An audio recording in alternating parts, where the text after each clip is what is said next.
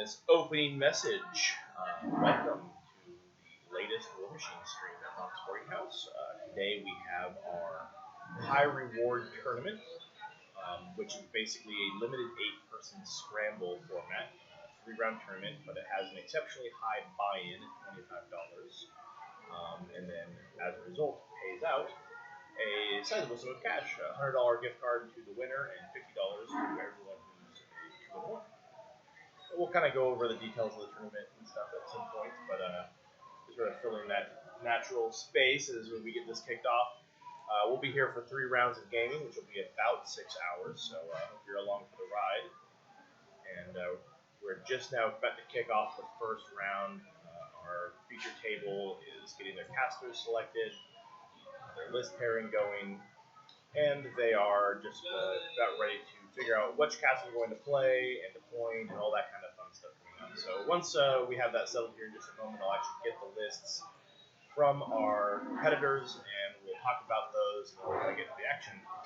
So today it'll be myself here, sort of quasi-solo casting here at the caster desk, but I'm joined by the one, the only, the incredibly handsome Divvy the Loots, Mr. Eric, who is unfortunately spent a lot of money on some very nice headsets, but we kind of got a little burned because they're not USB headsets, so we have sort of an awkward audio solution going on today. So it might just be me talking a lot. And then Eric and I will have some conversations, but I'll probably have to repeat that into the mic just for the benefit of you, our wonderful viewing audience. So I do have our lists here. So this is an 8-person tournament. We are, as you may or may not know, Mock Sporting House is located in Bellevue, Washington, the suburb of Seattle, just a few miles away. And we have competitors coming in today from the store itself. So you actually have to pre-register your ticket for this tournament. You do have to. We have 8 slots, and the ticket sales go on about a week prior to the event, and they usually sell out pretty quickly. So today we have 4 competitors from within the store. We have 2 competitors who came from our sister location, Card Kingdom, over in Ballard, which is sort of on the west side of Seattle, kind of opposite of us. And then we actually have 2 people who came up from Tacoma, which is a rock solid about 40 minutes-ish away. Sound about right to you? Yep, about 40 minutes away, down south from Seattle a bit, if you're not familiar with the area, down the freeway. So we have a fairly diverse field. Some people you may have seen in the past in our Warmachine streams, / people, if you continue to follow our Warmachine streams, we'll see again in the future, as well as some faces you might not quite get to see quite as often because we have some traveling folks. So, at the feature table right now, and I'm going to get their information up here once I have their final caster selection ready and stuff, but on the left hand of your screen, you have Mike Dana, and on the right, you have Alex, Store Champion Belte, who will be leaving us shortly forever, unfortunately. He's moving off to New York at the end of the month, so this is sort of his last hurrah, big chance to get a big tournament under his belt before he leaves me forever. So I'm actually going to spend just a second getting their names, positions, and their casters and stuff up on the stream for you guys. So, because I always hate fiddling with the stream, I feel like it's going to just explode the whole thing on him.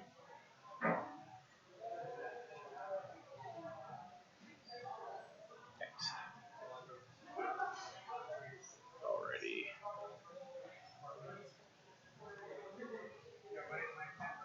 Just do Mike. You're trying to spell his last name. Oops.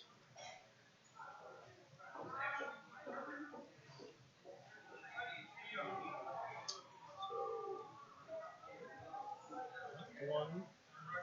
It's already there. And let's just change. This is left over from our stream the other night. So it is Mike playing Circle. And don't know his caster yet, but I'll find out in just a hot minute. Something else I plan on maybe trying today too is I would like to see if I can't get some text up on the screen of what units are on the table. That way I think it will help once they've got their forces deployed and they're kind of getting into the scrum here. I'm going to try throwing text out to get an idea of specifically what units and models are out there on the table, so it's not just you and I sort of peering at the screen, desperately trying to consider what's what. We'll have some valid and good information out there. And then let's get the right hand person.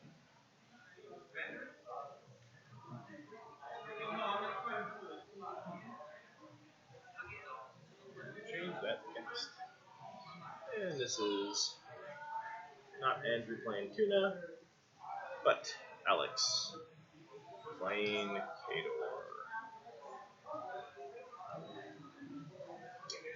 And make sure all of my sweet bells paint is going. There it is. Hooray! Change the color. Pretty ugly red. Still very ugly red.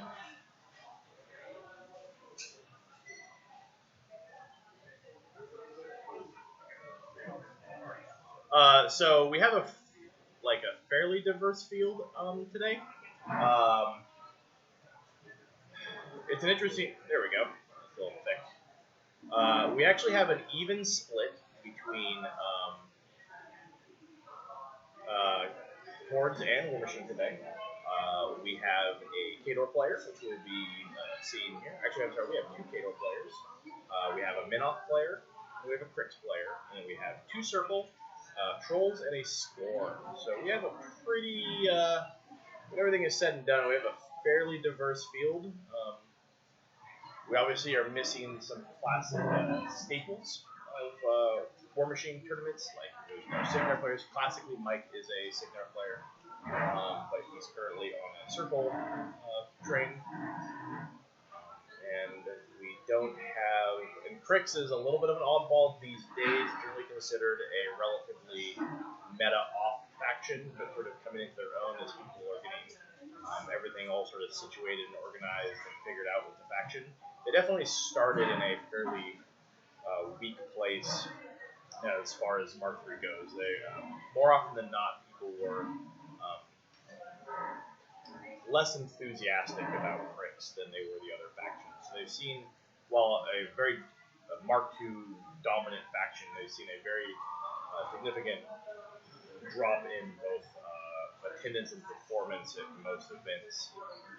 But that has been sort of on an upswing lately, and more people are kind of pulling their Crix out of the shelves and the drawers and getting them back on the table and realizing that they actually have a number of useful tools available to them, to make them valid on the tabletop. And I think a big part of that is, as we're seeing more and more like spam of models, as far as like jacks or beasts on the table, a pretty decent counter to that is being able to throw out X amount of huge swaths of infantry.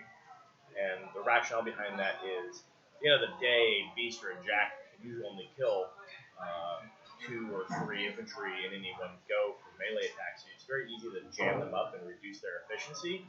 And then specifically in Crix, you have so many models that hit so hard, like Bane Warriors, and on the charge, Bane Knights, but obviously they lost their Weapon Master, that allows them to after your Beast, your Jack is killed, 2 or 3 of my infantry, the rest of them come in and just cut you down real easily with their Weapon Masters and stuff.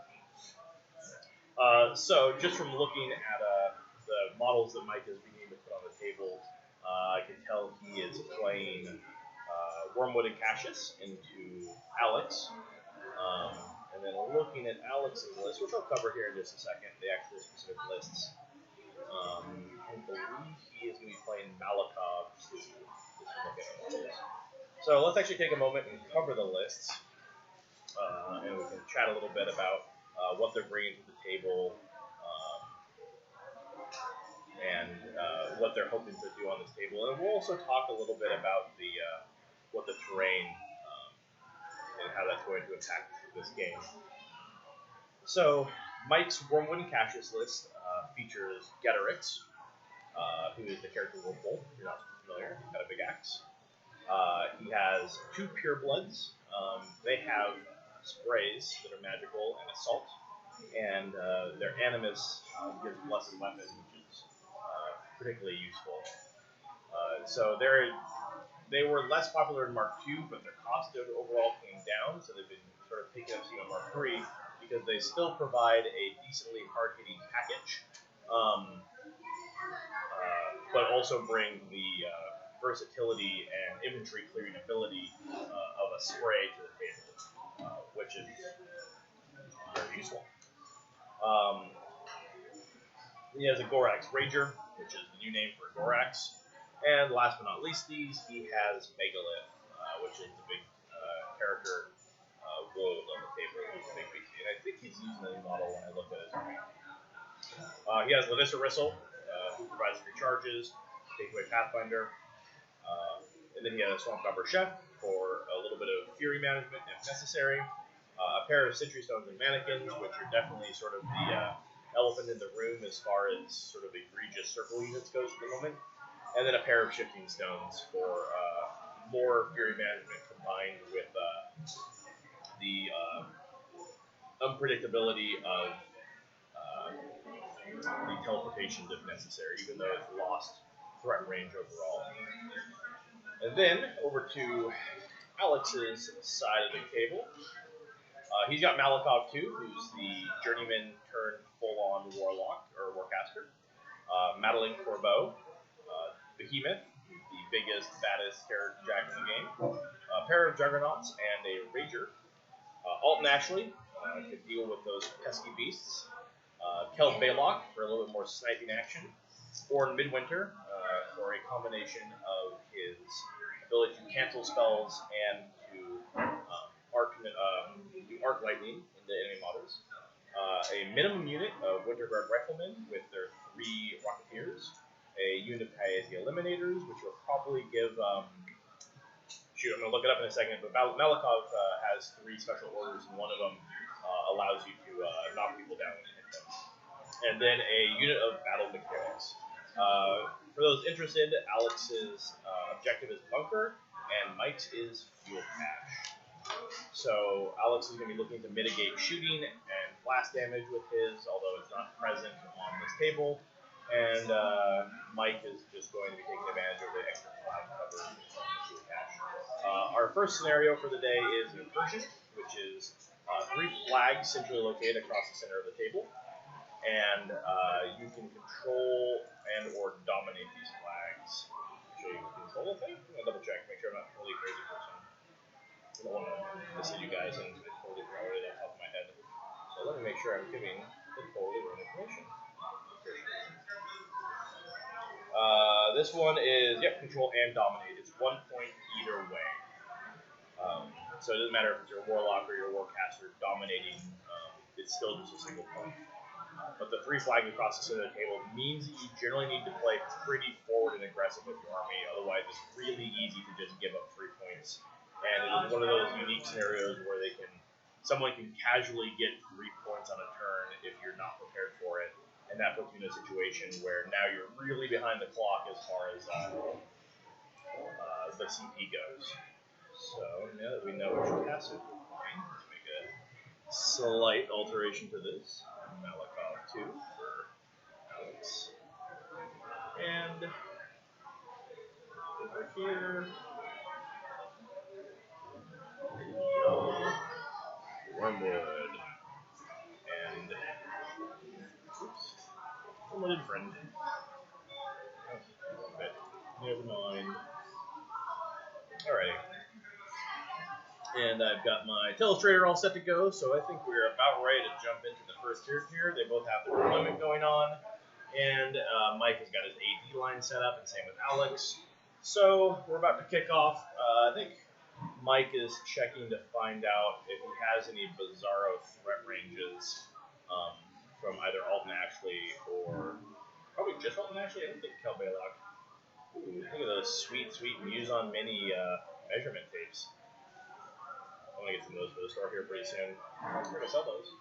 Well, not the Muse ones. I'm going to sell the cool Boxborn House specific ones. I'm going to get that mic a little bit closer. It helps at all. So it looks like he's seen if he has some weird threat ranges straight off the AD line to each other's AD line.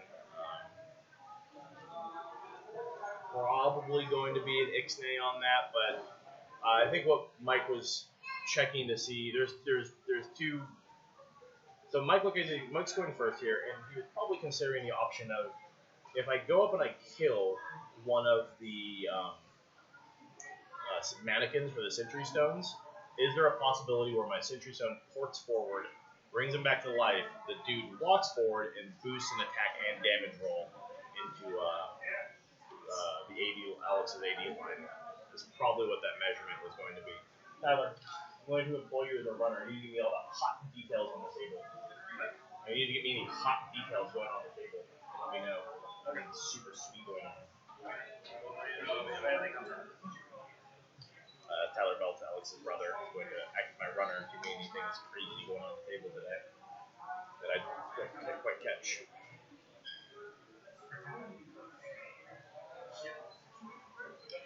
So for those who aren't super familiar, Wormwood and Cassius is definitely the big circle caster who has caused the biggest swing in the meta.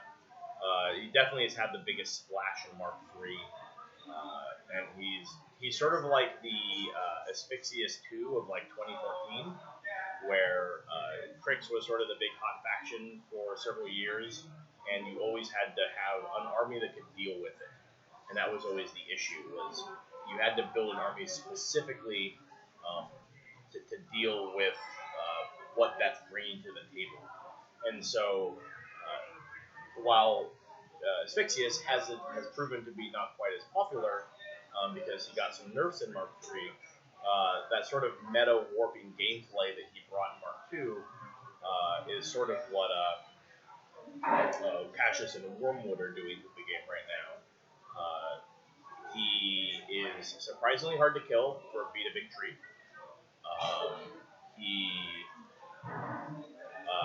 He has an extremely effective spell list, which we'll go over here in a second. His feat is just crippling, and the moral story is he brings an extremely effective package all around the board that just affects things so heavily that everyone has to eventually sort of build a list to play around it. And so what his spell list is, yes, Stranglehold, which is a spell that forces, if you damage an enemy Warjack or Warbeast with it, it forces them to have to sacrifice during their next activation either their combat action or their movement. And so the end result is with the amount of focus he has, with the amount of fury that Wormwood has and his fury stat, he can very easily hit both Warbeasts and Warjacks without bothering to boost. So he saves the boost for the damage rolls, which means that in any given situation, easily 2 of your Jacks or your Beasts effectively aren't just going to get a turn, basically. And so and there's no way to shake it or anything except for Frenzy, basically. So that has it just really impacts how you play the game, because you have to assume that at any given time, a pair of your Jacks or Beasts, or even potentially 3 of them, just don't get to play the game, basically. And that alone right there just does a lot to impact how people inevitably approach the matchup and the fight. And it's just blah. Like, blah is just the word you can use. He also has Curse of Shadows, which is a generic armor debuff, which is always useful. He has Hellmouth, which is sort of like the big secret sauce to bring the whole caster together. Effectively, you cast it at a model, and then it takes every model within 3 inches and slurps them into the model you attack, and then it deals damage to all of them. And so, what's crazy about that is the obvious, implication is you use it, to kill enemy models, and it clumps up their infantry to kill them. But you can do some really wacky things, like move your own Sentry Stone forward just 3 inches ahead of your War Beast, cast it on your Sentry Stone, it slurps your War Beast forward and gives you 3 additional inches of threat, and then you kill the Sentry Stone with the actual damage coming from the Hellmouth. So you can do a combination of a pair of Hellmouths to slurp your own beast forward while simultaneously slurping so you slurp your beast forward and then slurp your own models forward, and suddenly you just added 6 inches of threat to everything you're trying to do.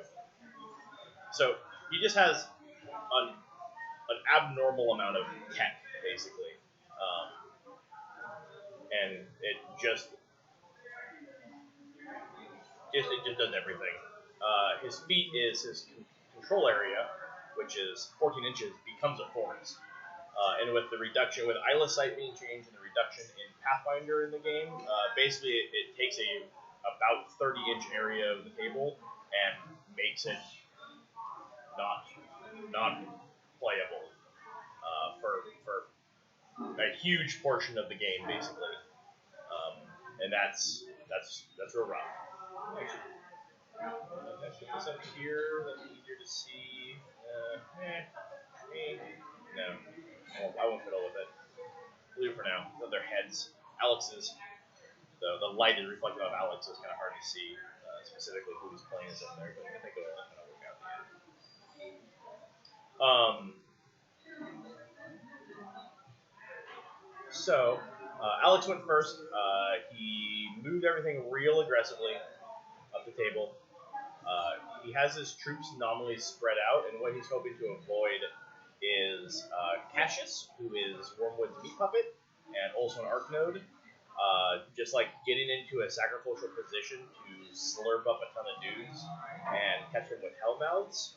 Alternatively, he also wants to make sure that these Sentry Stones, of which Mike has 2 units of them, aren't just going to get crazy free sprays and mow down tons of guys with casual attacks. So and then on top of that, Malikov, who's sort of in this pocket here, is just trying to be well protected at the moment to make sure that there's no weird jankery going on. Because, like, there is a world in which Wormwood can arbitrarily assassinate you off of Arc Nodes and stuff, so you gotta be very careful, be very mindful of that kind of stuff. And while he tends to play more of an attrition-y focused, slow game, the combination of, like, Hellmouths and free charges and boosted charge ranges from those Bristle, all of those things mean that Mike's models can cross the table surprisingly fast. I'm going to make sure everyone knows the stream is live as well.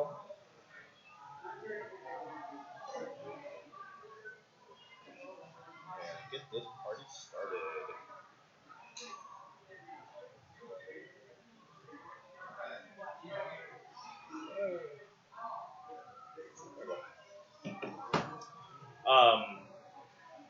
So the big hitters on Mike's army is he's got his Getterix in here. He has the pair of Ferals. I'm sorry, the one I just put a box around it. That's Megalith. His head right now. There's the other Feral right there. They're all on that back line. Mike has a couple options here. One of the popular things to do with the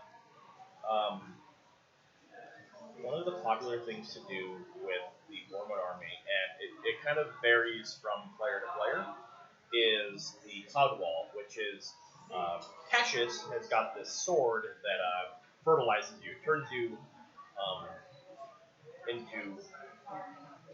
pops you into a forest, basically. It's not actually a cloud, it does turn you into a forest, but for most instances, it's a similar effect. And so what you do is you have your the Sentry Stone mannequins, who are very expendable, walk up into a delicious line. Cassius gets behind them, and he bonks them, turning all 3 of them into a forest, and you kind of repeat this process, and you generate this giant wall of forest across the table, and you sort of just advance behind it. And what that does is it just slows down when and how your opponent can engage with you. And yeah, it looks like, let's see. Okay, so Mike has moved one of the Sentry Stones here. He's put a forest around it, or a cloud around it, giving it stealth. One of the things it can do is it can spend its fury on it to make a forest. And it has prowl, so it has stealth while it's in the forest. These other mannequins are just kind of up here doing things. I'm not entirely sure what Mike's plan is, except maybe just to feed bodies to Alex and speed bump him. But I think the end result of that is it might end up just being like a Mario Kart speed booster for him. So what I'm going to try and do right now is add add a little bit of text. We're going to play with this. I'm going to fiddle with his OBS, make life difficult.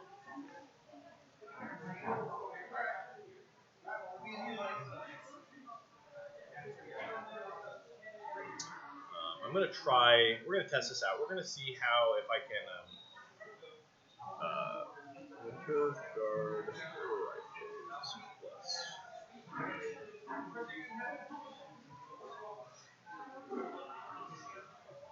If I shrink it down a bit, I think it might be beneficial to be able to actually see the actual units out there a little bit, so people have an opportunity to see specifically what's on the table as opposed to trying to discern what the models are just from the overhead view. I think that might help, especially in a situation. We're gonna need to zoom in on the action as we get closer and closer to the table, but from this really pulled out perspective, it can be very challenging to see what the actual models on the table are. I'm going to continue adding a little bit of text here and seeing if we can get a kind of a nice layout on the table of where everything is, so we can sort of talk about what it ends up being. And we'll see if it looks good, and if it looks like butt, we'll just get rid of it, and if it's helpful, we'll keep it.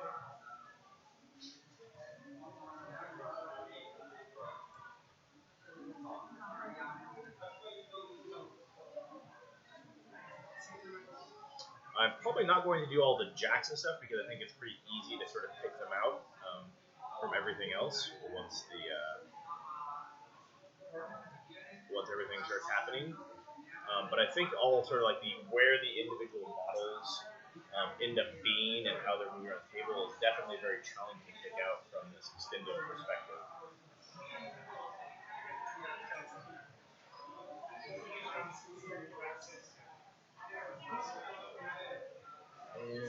Alright, so it looks like right now Mike is trying to figure out where he's going to put down this AoE.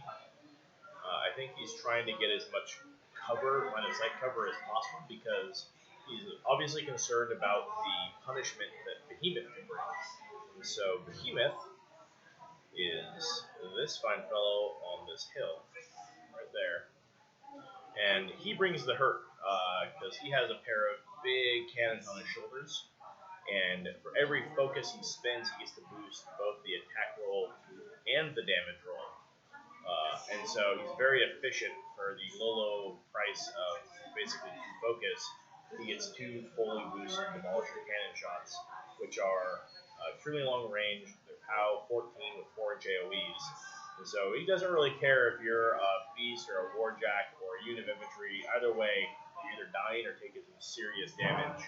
And then once he finally, after he spent a couple turns just sort of dirtling at you and firing off these big shells, he decides he's going to charge you with his goofy, super goofy armor-piercing fists. And it doesn't matter what you are at that point, you're dead.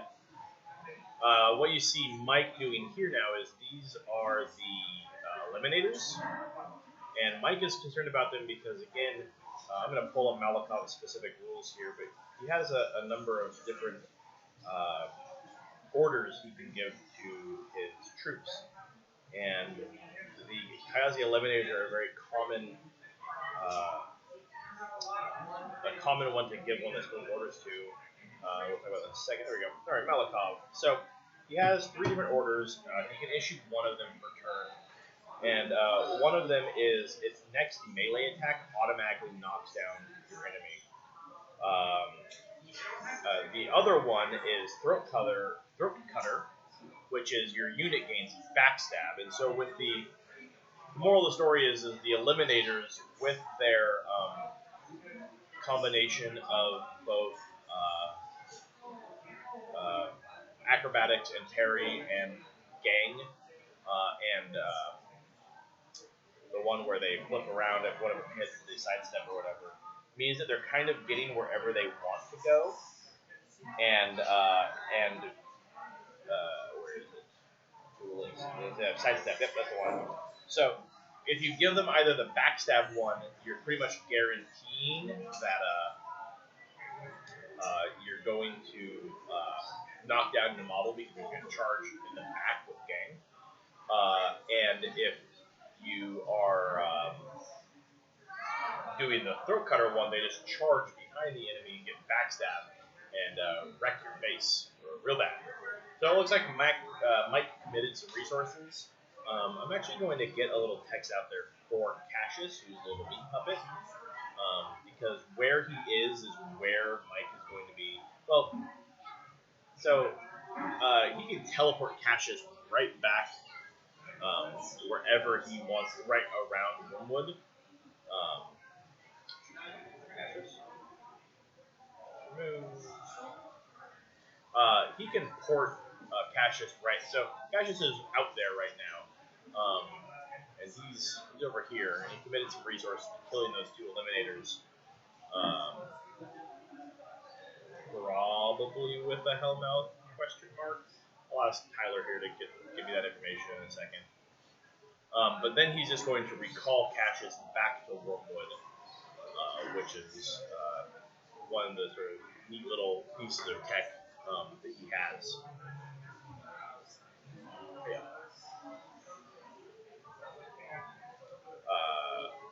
And he's gonna, even though he ran him way out there, he's going to end up having him be very safe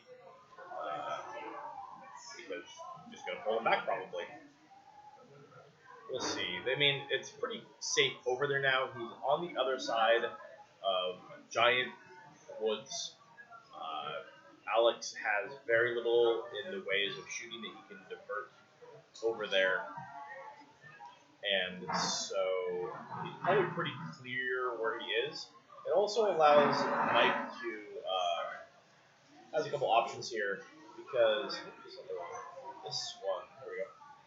So Cassius is here. It allows Mike to very easily threaten this flag because he can just sit Cassius on the back half of the flag, the backside of the flag in those woods, and it's going to make him very challenging to remove.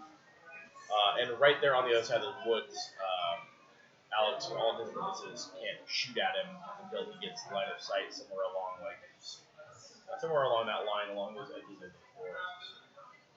And so until that happens, he's actually in a very safe position. I'll be interested to see if he ends up. So it looks like he ended up porting Wormwood over by Cassius. So Wormwood's actually playing up here, and again, probably a pretty safe spot, so it's not much of a big deal. The big question, and I'll get this from Tyler here in the very near future, is I'll be curious. I want to know exactly when Cassius or Wormwood beats. That's when he'll be locking down a big portion of the map, and that'll be interesting to see if he does it really early and aggressively to really stymie Alex's movement, or does he hold it off for a more of a late game feat and use it to really attrition Alex once all of their models have been off the table a little bit? And that's sort of the flexibility that Wormwood gives you, is you can pop your feet real early and really like deny your opponent the ability to move up the table, so you can really play aggressively as far as the scenario is concerned. Or you can wait until you both kind of hammered into each other a little bit, you've lost models, and you punch into your opponent, you shoot some models off the table with your sentry stones and all that kind of fun stuff, and then you go, cool, now I'm popping your feet, you just cannot retaliate against me pretty much. And now I get another turn of just free shooting at your models following your opponent doing nothing, essentially.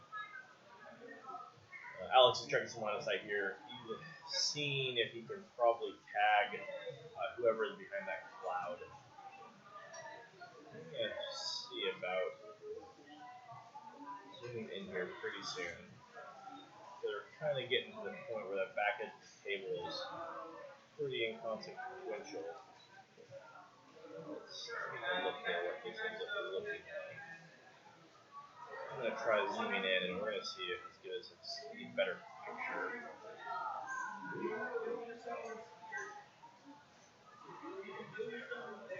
Kind of cool. I'm going to pull it in, push it in just a little bit, just so we can get a little bit better idea of what ranges and models are scrubbing up against each other. Let's see what I'm going to go left middle. Probably not. It's pretty quiet over there. This is a little bit of our sweet resolutions. But as the action gets closer and closer to the center of the table, we'll continue pushing it in just so we can be talking about the significant interaction a little bit better. I think he might be just swinging for the fences with Behemoth here. It looks like he's pointing at the Sentry Stone. Maybe just to clip it with the blast damage and hope that ends up even with the boost because it is high explosive rounds. So the -8 boosted.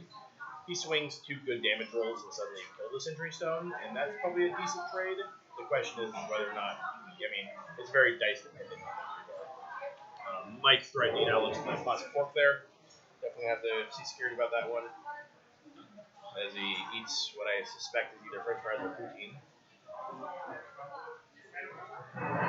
Alex is a little bit in the tank here, trying to figure out exactly what and when he wants his models to go. I think he realizes that his big threats he's really concerned with are the Sentry Stones, and he really wants to figure out how he's going to pull those off the table, which I don't disagree with. The interesting thing about the Sentry Stones is, like, for a unit that is so, like, silly cheap, they definitely swing way above their weight class. And the end result is you have a unit that has a pretty abnormally high amount of flexibility on the table, recursion that is the good kind, and then they bring a boostable spray. So, it's more like what don't they do? They generate a random amount of free fury every turn.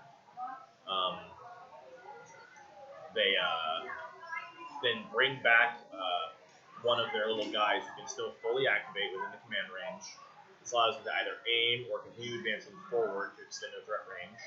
And then they bring a Spray 8, this POW 12, that while they're only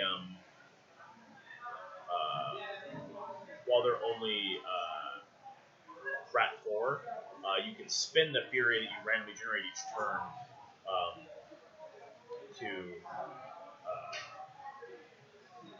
spin the Fury you randomly generate each turn to boost their attack rolls and boost their damage rolls. And so, like, when the chips are down the table and models are really light, if they're still around, they're still projecting as much force as they were coming in the game because they're just remaking the guys. Boosted POW 12 into a Jack is still going to add points of damage, and when you're late game, your Jack has 5 or 6 or 7 or 8 boxes left. That can literally be the difference between that Jack dying or not. If suddenly you go like, oh, I got these 2 mannequins over here. Who knew? I was gonna walk over here and put a boosted POW 12 into you with a spray. Oh, hey, your Jack's dead. What are the odds? Looks like Alex went forward, by the way, with Elton Ashley. He did a little bit of his reposition stuff. So Elton Ashley is right here on the hill. It's a pretty dangerous position for Elton Ashley to be in, but he walked forward.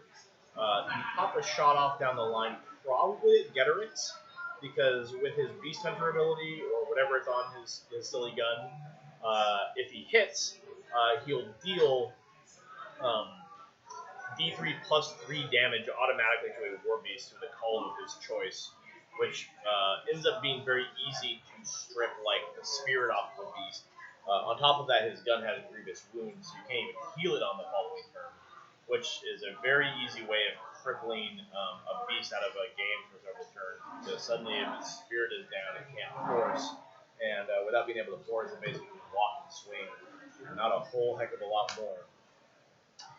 Winter Guards are running right up. I think Alex is considering putting himself into a potential scoring position, and try and keep the ball in his court. Make sure that Mike is always on the back foot as far as points are concerned. Sure. Maybe. I'm not sure all those models are 4 inches, so it might be irrelevant. The irrelevant elephant. As far as whether or not he's going to be scoring off that flag. I think the unfortunate byproduct of this is that most of those guys are just going to die to Sentry Stone Mannequin Sprays. Is pretty much what's going to happen here. Because he's going to line up like a Sentry Stone spraying here. He can line up a Sentry Stone spraying here. I'm sorry, I keep saying Sentry Stone, that's the unit, but it's the actual mannequin that sprays. So while I made sort of like a Strange Machine almost horse there, the moral story is there's a lot of potential spray lines that Mike is getting that could just be devastating for that unit. So either Alex is sacrificing those guys, or he's hoping that, one, they're either a better target so that the Sentry Stones don't bother going after Alex's mission critical units, or he's just hoping that he uses the Sentry Stones and mannequins to worry about the big BPS coming in and will nominally ignore those guys in favor of putting damage on like jacks or things like that.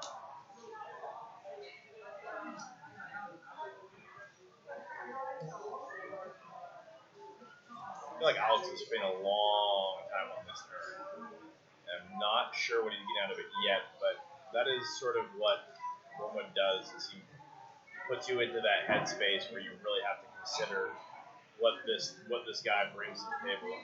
There's Brohemoth. It looks like he possibly dirted within no stealth or within stealth range, so he can fire at that Sentry Stone. And he's gonna put 2 of his shots into it. And again, this is all fully boosted, so if he can wipe one of those off the table, I think it'll be like a big victory as far as like the overall attrition battle. Unfortunately, he's like got the whitest dice ever, and like impossible to see on the camera.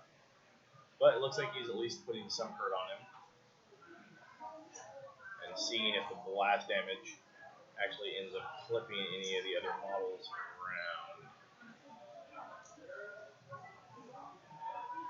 I'd be pretty surprised if he doesn't kill the Sentry Stone, but that just could be some bad dice if that is not happening.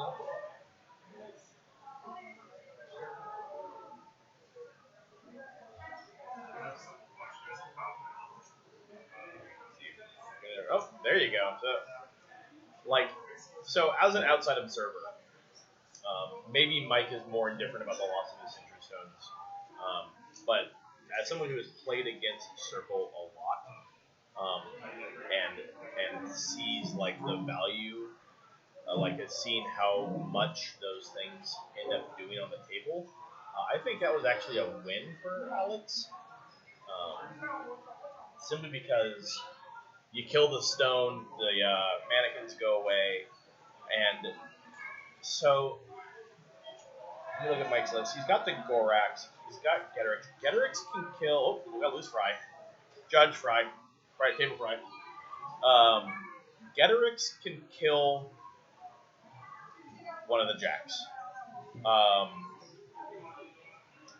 However, if Alex pops Malakov's feet here, his jacks will be pretty impervious to Mike's counterattack here, and I think that's a good thing. Now, do you know if Alex's caster is feeded yet? I don't think he has. Okay, I'm hoping he does. I think it's important for him to do so here.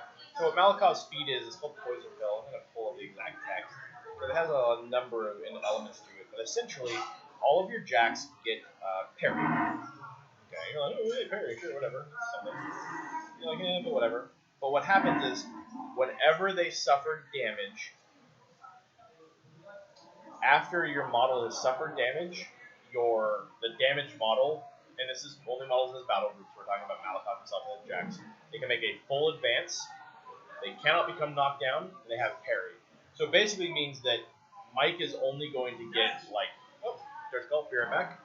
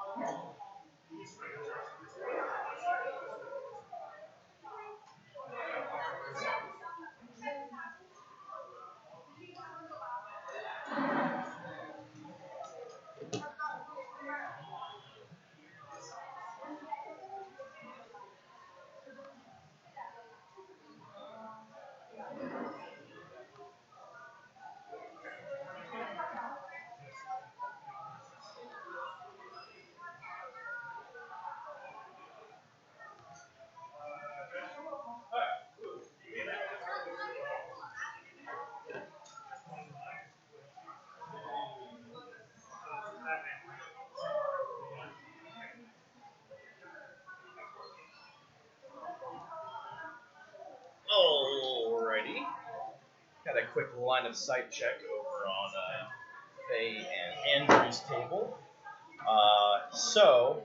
As I was actually walking past Alex's table, he mentioned that he meant to feat with Malikov and and passed on it.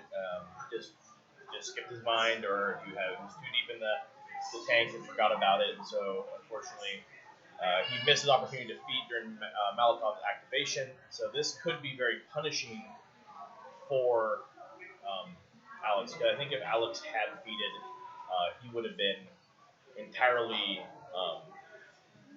protected against Mike's retaliation in that Century Stone. So essentially, and I'm going to talk to your benefit here as well, what I was talking about was how, here's my boy, my quiet friend who is unmiked, unfortunately. Essentially, getting rid of the Century Stones, Mike's Century Stones, is very important because they just pop up, he just makes them, and then they have a spray that he can boost because they generate a random amount of fury on the actual stone. Very powerful attrition and just overall tool. So I was commenting about how I think it was very important how Alex moved Behemoth. Moved Behemoth up here, popped a shot, and killed the Century Stone and mannequins that were here. But then failed to feat. And so the reason I think that's significant is because what Malikov's feat, for all intents and purposes, does is says, oh, when Geterix runs up and hits this guy, after he hits him once, this guy's just going to walk away. There's nothing you can do about it. Right. Which means that Geterix and his other beasts and jacks or beasts are really only doing an extremely limited amount of damage to these Khador jacks who are extremely hardy. And so I think instead of that, like, Alex had his opportunity. Unfortunately, he sort of biffed it, and that's just unfortunate. And that's just how it goes sometimes. You get really caught up figuring out how your turn's going to work out, and the end result is you forget a crucial detail that happens to the best of us. And I think this is really going to punish Alex now, but I think it's also going to be very dependent on how well Mike rolls. So I'm actually going to pull out. So he does have access. So Mike has access to Primal from his Gorax. So with Primal, Geterix gets the dumb levels of how, I think he's like 22 or something. So Geterix is going to be a beast. Yeah, so Geterix's base POW 17 goes up to a 19 from Warping Strength, goes up to a 21 from Primal, and then something will be -2 armor from Wormwood's armor debuff. So he's effectively a POW 23. So he's +3 on any of the Khador jacks. Even That's wild. Yeah, he's going to totally kill a Khador jack by himself very casually. The ferals are a little, or I'm sorry, not ferals, but the purebloods are a little more weaknessy. They're only POW 14, but they're going to go up to a 16 from Warping Strength, an 18 from Primal, and then effectively a 20 against whatever the armor debuff target may be. So if we do a little bit of rudimentary math, 2 initial attacks, the charging one will be about 10 damage. The second initial will be about 7 damage, 17 damage, 34 boxes on a Khador jack. Or is it 32? Let's say 34. He buys an attack, he's up to 24. He buys an attack, he's up to 31. He can buy one more attack and finish off. So the whole story is a pureblood should be able to kill, a primal pureblood should be able to kill a Khador heavy if it's also under the armor off of strictly average dice rolls. Right. So I think at this point, I think Alex's hope is, I'm going to put Alex's text not on his super gotta bite in his face. There we go. I mean the Seahawks blue. Yeah. And maybe we'll do the same with Mike. We'll move it down here to the bottom so it's more of a shirt. Over the Mox logo. We don't care. We're all good here. Yeah. There. Anyways, so I think this is bad for Alex. Is the moral of the story. Right. If he had remembered to pop feet, I think he's able to walk out of this, and suddenly he's really got Mike on the back foot. and instead we're in a situation where I think he's going to be playing on the back half of the inning as opposed to the other way around. What I think is interesting is that it can. Every game I've seen, a lot of the games I've seen lately have all come down to one misplay. Yes. And it completely changes the tide of the battle. Yeah, but if you didn't quite hear what he was saying, he was talking about how quickly the game can swing with the result of like just a single misplay can radically alter how you end up having to approach the game, which is very true.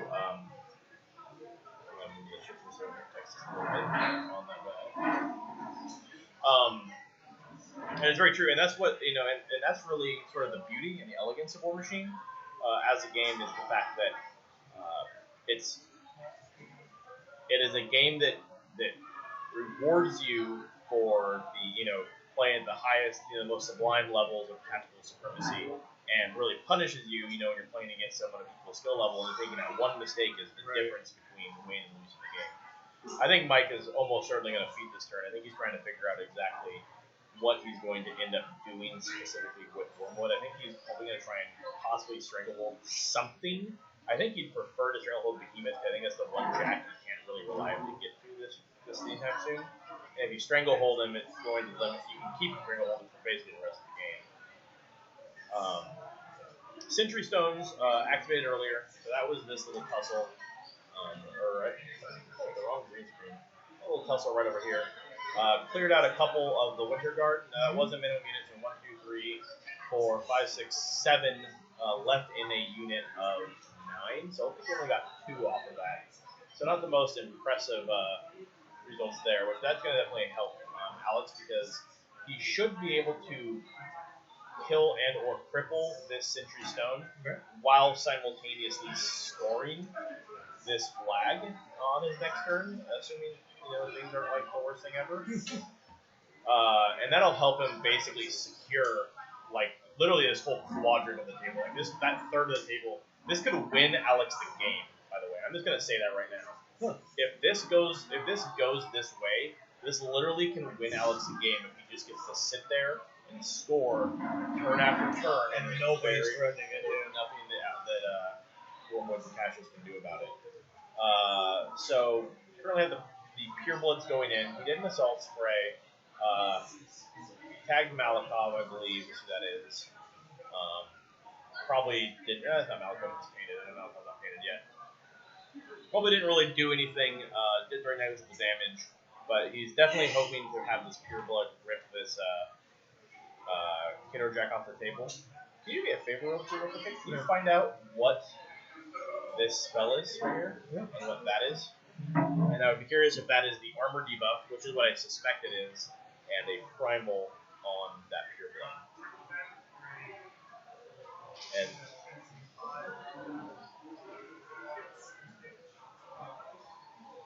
Hunter's Mark and primal.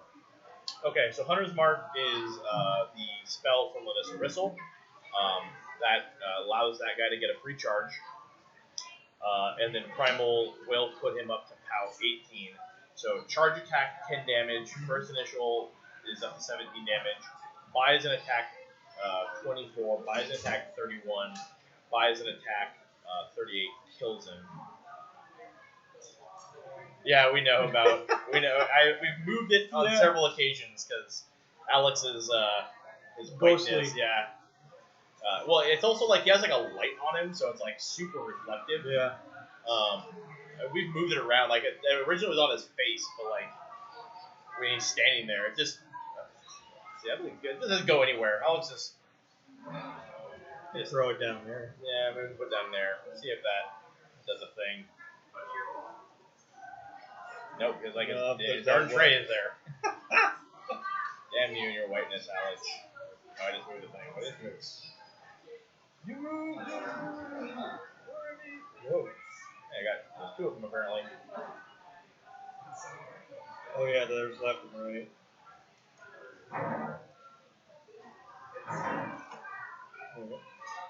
Here, we'll put it below. We'll put it below the stream. It's gonna go right here. There we go. He's gonna put the white text on the black background. You can actually shrink it a little bit. There you go. Wow, look at this. Technology. Yeah. There we go. There we go. We're going places now. Yes.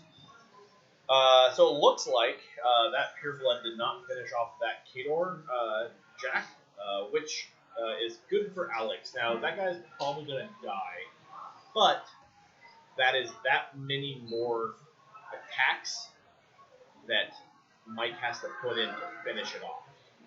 He might not have also, he also may not have ramped up that Jack to like. Yeah, we'll get him. We will get him a tanning a tanning monthly certificate. subscription. Well, he's also going to New York. He's moving there at the end of the month, forever.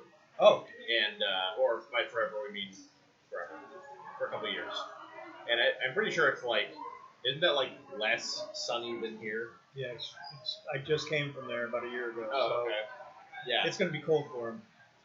Really cold. Yeah, his long-term girlfriend is there, finally a doctor, and so she's working out of something there, some sort of hospital thing, cancer or pharmacist or whatever she is. So he's going to go follow her there. But yeah, somehow he may even be whiter, and when he comes back in a couple years, he won't be able to be on the stream at all at that point. Yeah. It's just going to be. We'll just see his shirt. Yeah.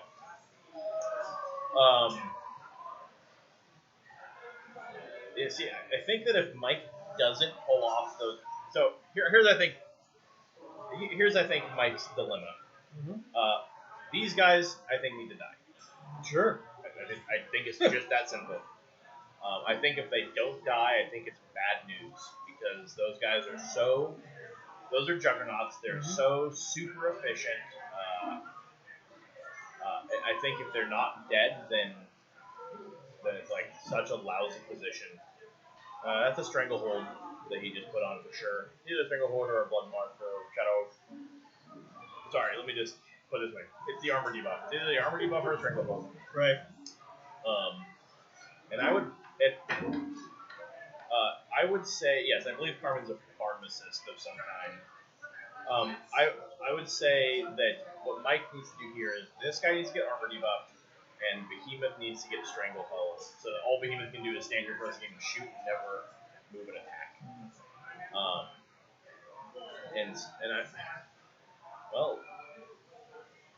Okay, that's another. So I'm looking like I think I'm batting 1,000 currently. Is my guess. But I do believe this is the armor debuff, and I'm pretty sure that's the stranglehold of Behemoth. Now the big question is I'm not seeing Saxon Auric, and I thought he was in this list. Sorry, not Saxon Auric. Oh hey, that's really cool. I like that a lot, actually. Thank you. Let me double check his list here. Malakov. I'm sorry, when I was saying Saxon Auric, I meant excuse me, Orin Midwinter. So I'm not seeing Orin in anywhere useful position because so what Orin Midwinter is he's a Wizard. From a story standpoint, the old Signar King guy Venter with a huge douche nozzle, and he had a whole inquisitorial gang, and he was like a head inquisitor, so he was a kind of a jerk, and so he went into hiding after.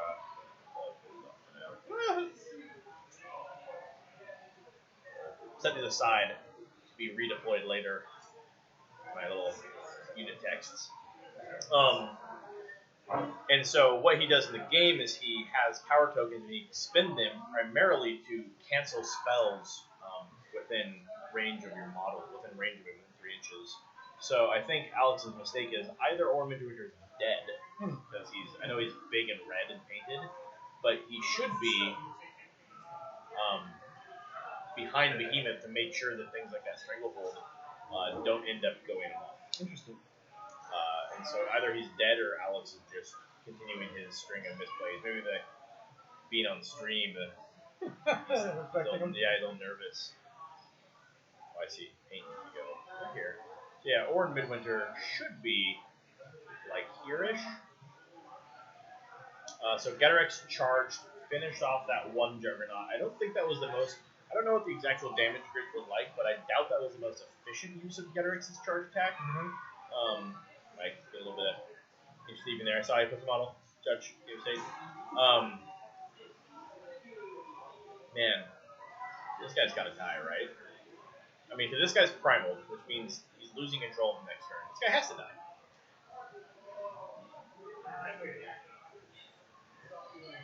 Mike is trying to figure out what his spirit situation is like. See if he's happy. Yeah, so there's the feet. You can see he has feeded. And again, Wormwood's feet is everything within 14 inches of him becomes a forest. Right. Which is super unpleasant. You know what we should also make is we should probably make an overlay thing that says like commercial break basically, like waiting for the next round, yeah. We'll be back in X amount of minutes or whatever. Mm-hmm. That way we're not just like leaving like an awkward big blank slate here. Mm-hmm. That's something we can fix really easy in the future too. I think what would inevitably be really cool is if like the camera mounts and stuff was a lot more portable, so that we could like after a game ends, we could like move it to the other table. Yeah. And be like, oh, let's go jump into the action in the back half of this game that's still going on. But I don't, as someone who hasn't invested hundreds of dollars, I have no idea how feasible that is. Yeah, we'll figure it out. I'm just throwing wild ideas in there that are probably not even remotely. Hey, you never know. Yeah. You get big.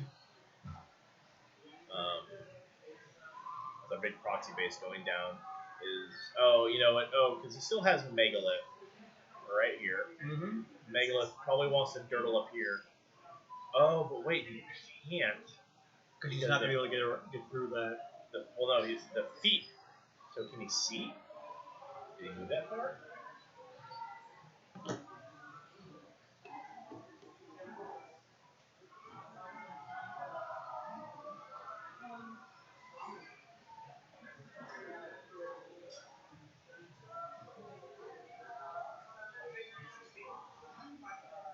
I'll be right back. I'm going to go check on that, actually. Okay.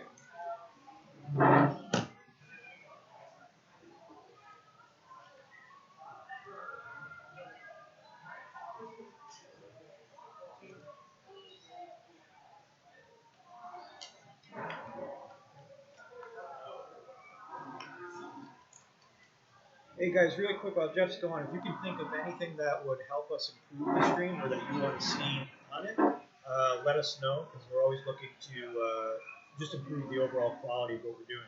So, here you go, Jeff. Thank you. Our microphone situation definitely has to. No, we'll be fine by the next time around. Yeah, we unfortunately had Eric purchase these gorgeous mics. I forgot a plug. So, no, it's not his fault. No, I forgot the plug. He purchased these gorgeous mics for the I forgot the plug. Don't worry. Anyways, they're great. Yeah. They'll be greater once we have two of them going. Yep. Anyways, what happened there is he trampled up, which makes sense. So he couldn't see that dude. And instead, he, because of the feet, makes everything a forest, right? So this giant area is all one big forest. You can't see him. So what he did is he trampled to that position, the only line of sight for that, and then spent his extra fury or bought attacks to finish off what little was left of him. So I would say if Alex loses this game, it's definitely going to be a byproduct of forgetting to defeat himself on that previous turn. This is a nice, that's a great angle.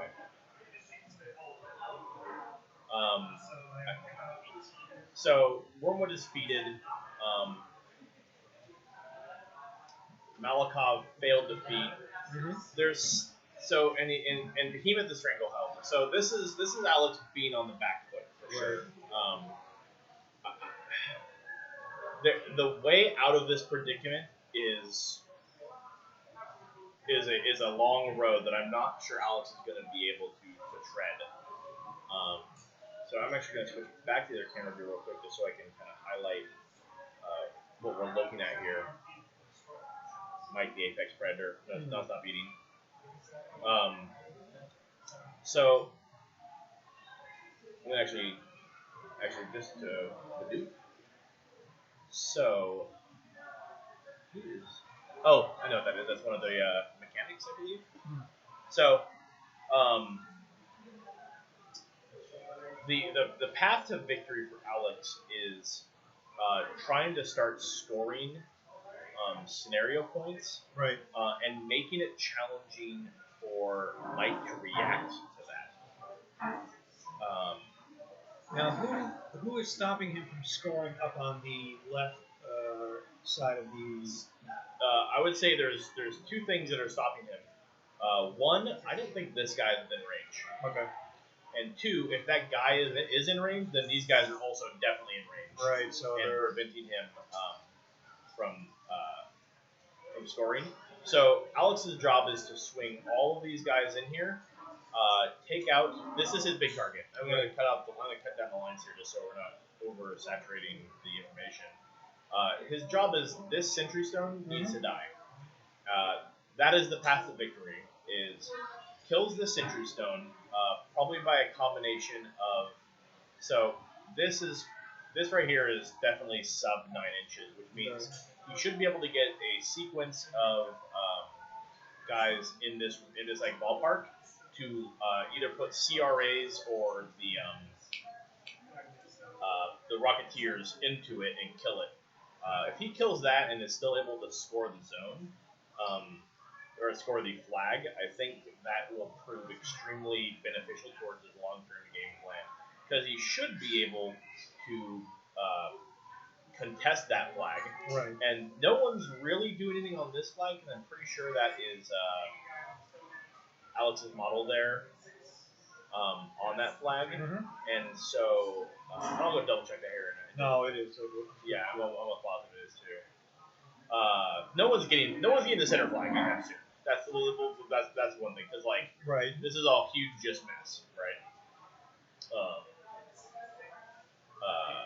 So this is a huge mess, and no one's just going to casually get that center flag. Darn it! There we go.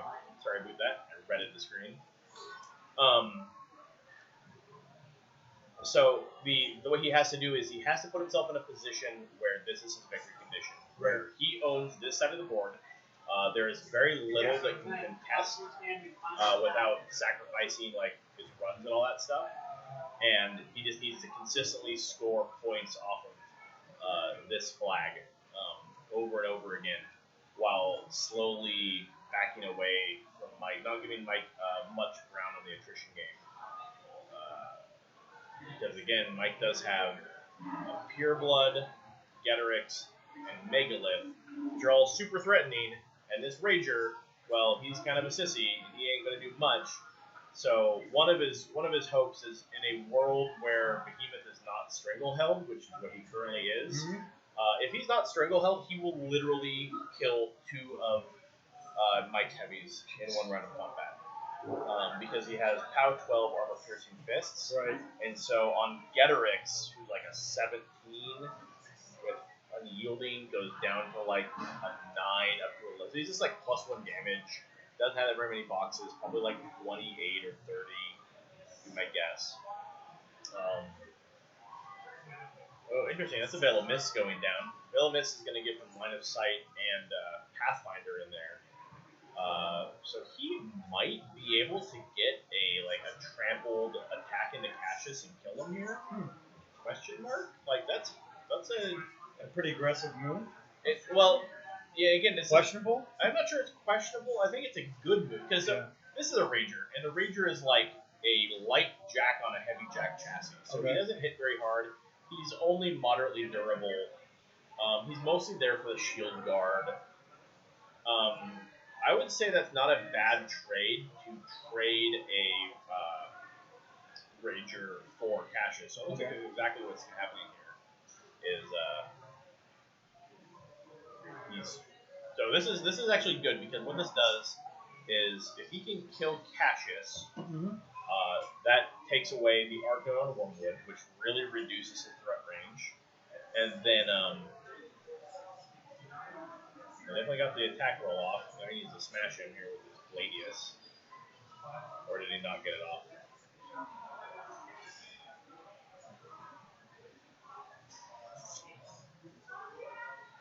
Looks like he didn't fly, otherwise he'd be rolling that damage. And he also gets to contest this flag with like a big body. Okay. that Mike is gonna have to put like a beast or two into.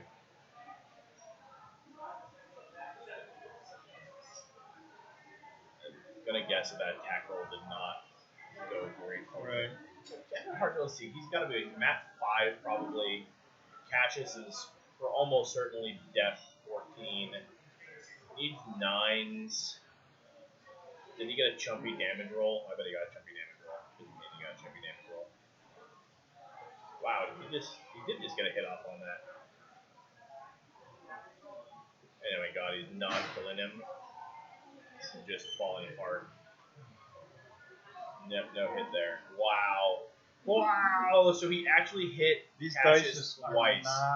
He just hit Cassius twice with the Ranger, and then didn't end up killing him. And Cassius is like just some dude. Where is he? Cassius, where are you at? There you are. Cassius. Defense 14, armor 16, 10 boxes. God, that's not. 10 boxes is something. I thought the only something in there though. What is a Rager's stats like?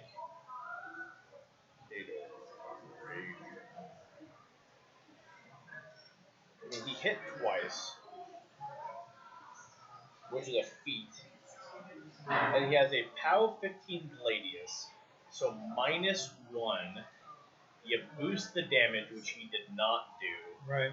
He was hoping he assumes he rolls a 7. He does 6 damage, and then if he hit with the shield, which is POW 13, he would need to roll 9. So I think that was a mistake for Alex not to boost the Gladius attack.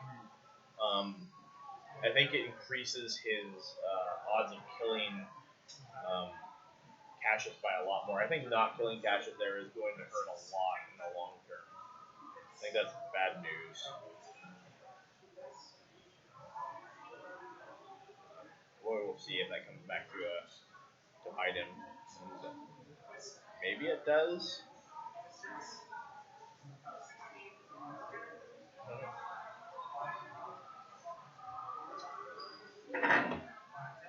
Definitely was Mike's model apparently over there.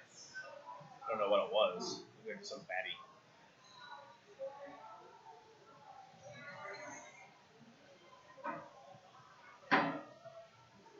Behemoth. Probably just drifting some shots. This is going to be, so Malakoff feats this turn. He has to, because at this rate, right? It's only his battle group, so it's only those 2 remaining jacks. At least make it as hard as possible to kill those jacks tonight. I think he can do it as often as he wants. Every single time they get hit. Let's find out. On Malakoff's feet. Komendar. On Malakoff's feet, every single time they are hit or take damage, they can make a full advance. So that should mean that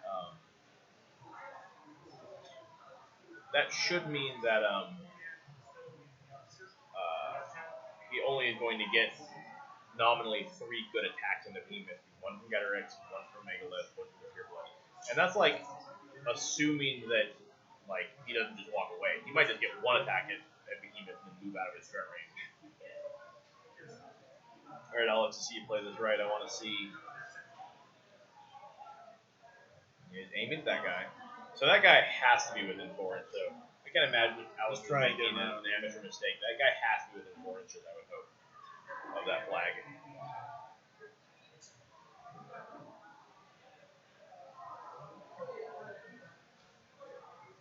He's making sure he's moving everyone to within 4 inches. So this is the right place so far.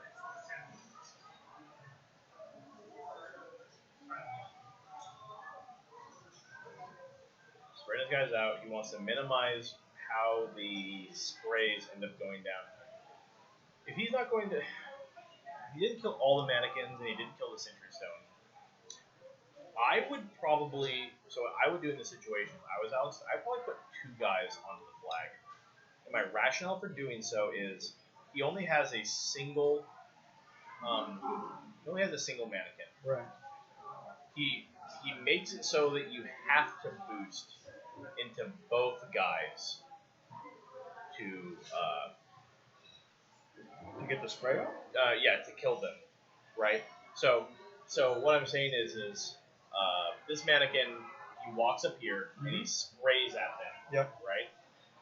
Well, they are defense 13. He's only rank 4. You're forcing him to boost both to kill him. Okay. And maybe you don't roll it well. Maybe you know. But now he's in a situation where he has to only boost and hit 1, then boost to kill him. He's giving Mike the opportunity to minimize his dice rolls, which is the best thing to do. You should be forcing Mike to roll as many dice as possible and hope that one just doesn't go his way.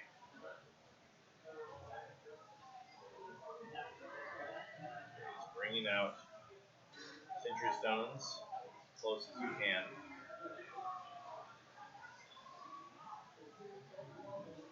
I mean, it's very easy for Mike to just bring a Sentry Stone, mannequin. Just bring a mannequin out and walk it into contest.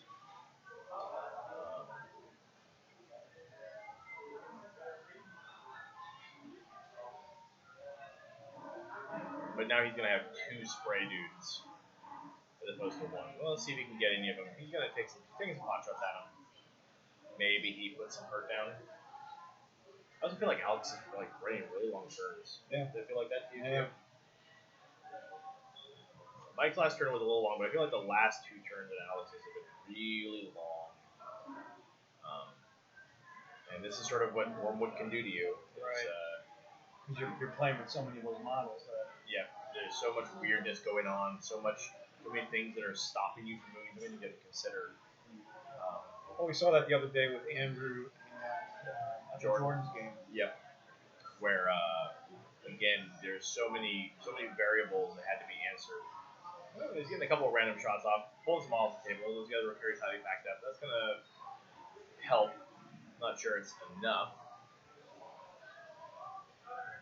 Alright, well, this is nice because the Pure Blood is going to really affect Gerrix's charge. So what happens is the Pure Blood does have Primal on it, which means he frenzies automatically, nothing you can do about it. And when he frenzies, he must target the closest model he can see and make a charge at them. Interesting. The attack roll is always boosted, but it's only a boosted damage roll if you actually go the full 3 inches per charge. So I think what's interesting about this is now this is sort of a weird charge line for Gerrix to get out of there. And then what happens there is so he needs to Megalith needs to go over to here, open up a route from there, but Malakoff did feet, so Behemoth's just going to dirtle away somewhere, however he wants to go. But will that give you control over the center? I think actually what the smart thing to do is if you assume that Megalith goes there, what Alex would want to do is he'd probably want to walk Behemoth here because he has no charge line there because of the proximity of the Pure Blood base. And this allows him to... now, Mike could do some weirdness, by the way. This is what we were talking about Hellmouth earlier. So, and I explained earlier, and I'll repeat again for your benefit, but Hellmouth is a spell that Wormwood has. It's a very expensive nuke. But what it does is you can target a model, and after you hit the model, all models within 3 inches get slurped towards the model hit. And you can use that to both extend your own threat range and so an interesting thing he could do, for example, is maybe this shifting stone just shifts over here. Wormwood Hellmouths it, and as a result, this guy would get pulled back into it, suddenly opening up this lane for Gerrix. Interesting. There's lots of weird, you can never account for what Hellmouth can do. Right. Because it's so strange in that it interacts with basically everything, affecting your own models, affecting enemy models. It's maybe he Hellmouths this guy right here and pulls Behemoth, over into that area, right? I mean, there is the possibility. It is a spell whose possibilities are literally endless. Definitely not the best spell in the game, but I would say it might very possibly be the highest skill cap spell in the game. people who are true masters of Hellmouth are taking advantage of things that most ordinary players literally don't even know like can happen. Right. You know, as a beginner, you would never think you'd use it on your own. Exactly. For your side, you would think it would only be an offensive spell to draw the enemy in. Yep. Sentry stones. Our Lincoln Guard are right here on this flag.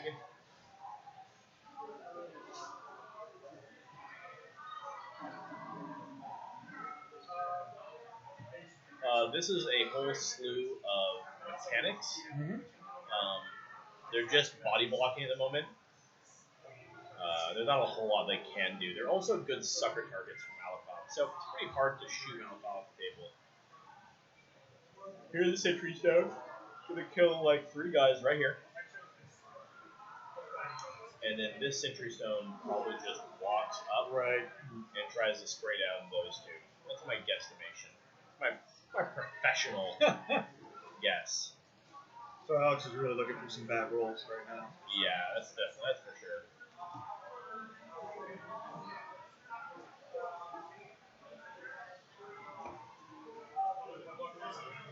This is like potentially 5 models that can pull him. Now, that's probably what happened because you have a really bad rat. But he does get the benefit of boosting a couple of these attack rolls. So go Alex. Says Joel Presto. He messages me on my phone. Rooting for Team K-Door here. Yep. 2 of them come down. Here comes this spray. And this is going to really cut Alex's sort of Hail Mary, pass to win the game strategy out the window, because suddenly the unit is under 50% strength and can't contest the flag. Right.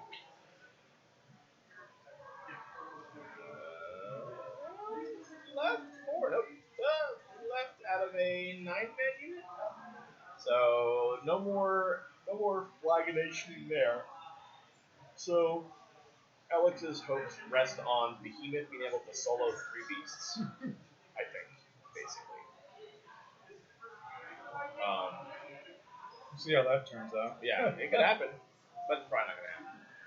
I think this one's pretty much in the bag unless Mike has a really egregious error where he just like puts Wormwood out there and allows Behemoth to shoot him a bunch. Malakov doesn't have any weird overly charging, I don't think. Let's see. He's got Escort. He has Veil of Mist. He has Tactical Supremacy. So Escort does give Behemoth an extra 2 inches of movement, which is nice.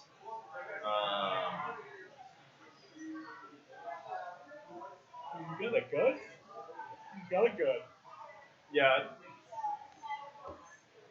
This is a really not great position that Alex is in. I think this one is sort of like this. It's that 8th inning, 6-2 is kind of the score sort of thing. And people are sort of leaving the stadium. Still has another Pureblood there. Probably going to spray down some more. Or does he hit that Rage? Probably hits the Rage in the back.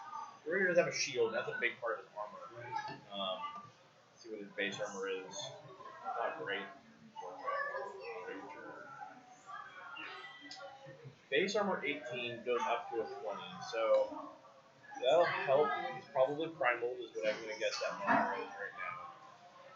So he's going to be pretty much straight damage in the back of his Rager. Needs to probably do about 30-ish damage. He's going to take his move. Oh, he's got thrown. Gotcha. Interesting. So, who do you... No, that's not Malakov is. Who was... Let's take a look here. Yeah, Malakov is on that hill. Mm-hmm. So did he just throw the Rager? To throw the Ranger? I think just why not? I guess. I mean, he's not going to knock him down. Now he still gets to advance. Sure. So, this is interesting. The cloud is still there. So, I'm not sure Mike was really expecting that kind of event. That was I mean, so what he gets out of this is he does at least get to like randomly pull some models who got a jack thrown on top of them. Mm-hmm. But the net result for Alex was that the Ranger still got to he not knocked down, Yeah. and he just gets to walk right back to where he was standing. So I feel like you could have done the same thing by just walking up and having to with spray maybe, but there's also might be some great plan here that Mike Hatter does not seem totally possible. He is a very competent player, so. Yeah.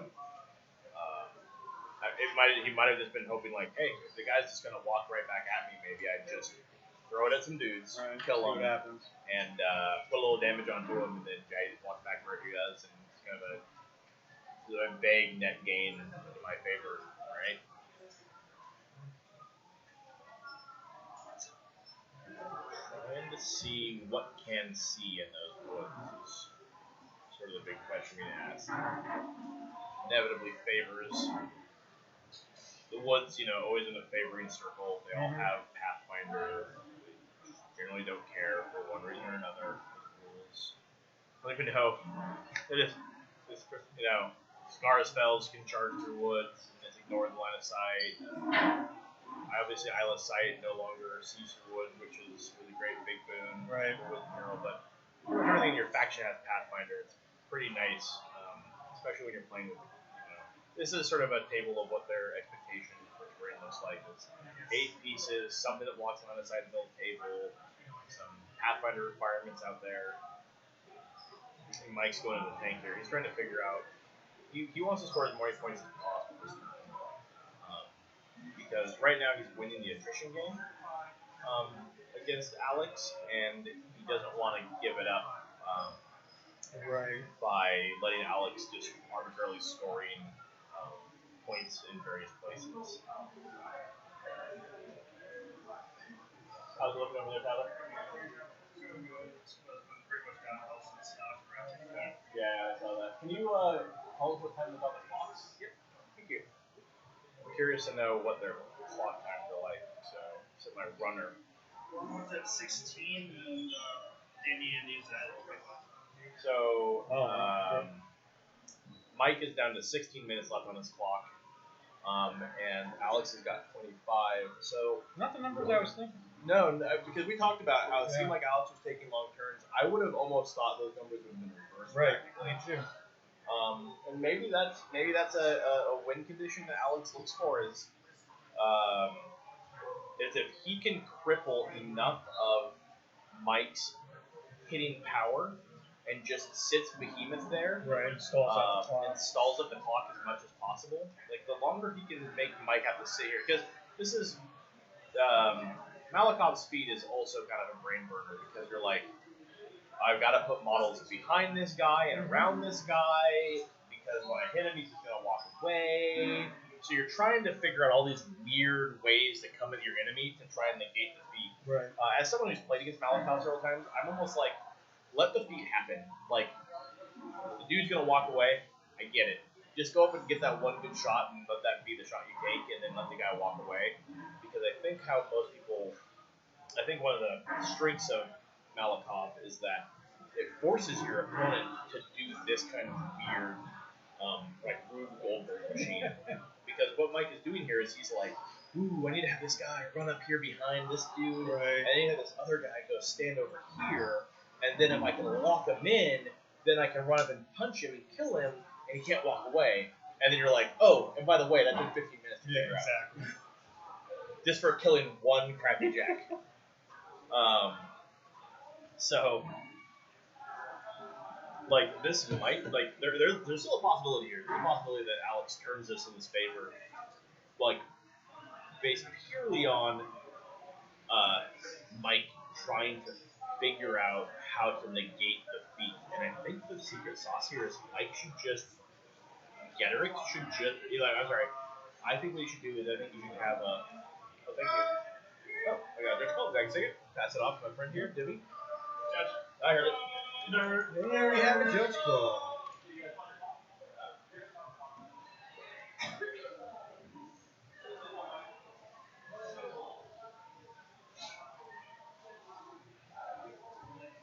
switch up the camera and see what.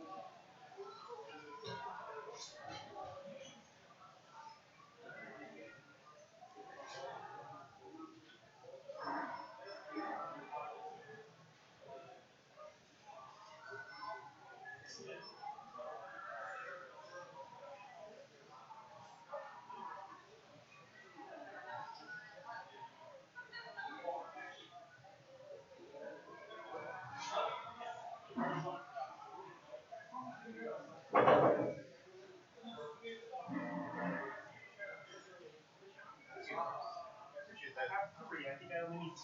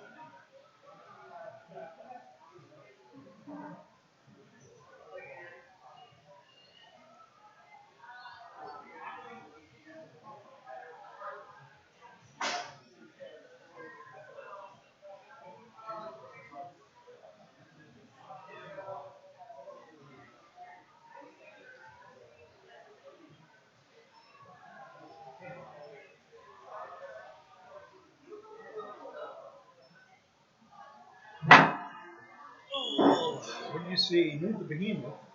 Yeah, I saw that. And Mike is still going. Didn't catch if this is a whole. If it's so they had to pass the clock at some point. It was on Alex's clock for some reason. So I was curious. Did he just pass it back to Mike? So something of note, by the way, that I just wanted to talk to is this guy down here is actually not part of the unit. It is Kel Balog, the sniper. So there's still a dream alive for him just to run up there. Take a couple points. Yeah. Getterix is dirling over here. He's swinging away. Still has to be Mike. Okay, so what happened is he must. Okay, I know what happened. I was confused because when I walked over there, it was on Alex's clock. Oh, okay. And Mike was still moving, so I said, well, whose clock is this? And they passed it back to. So what happened is he probably passed the clock to Alex while Alex was making his move with Behemoth. But he's still. Now it's probably Mike's finishing out his turn.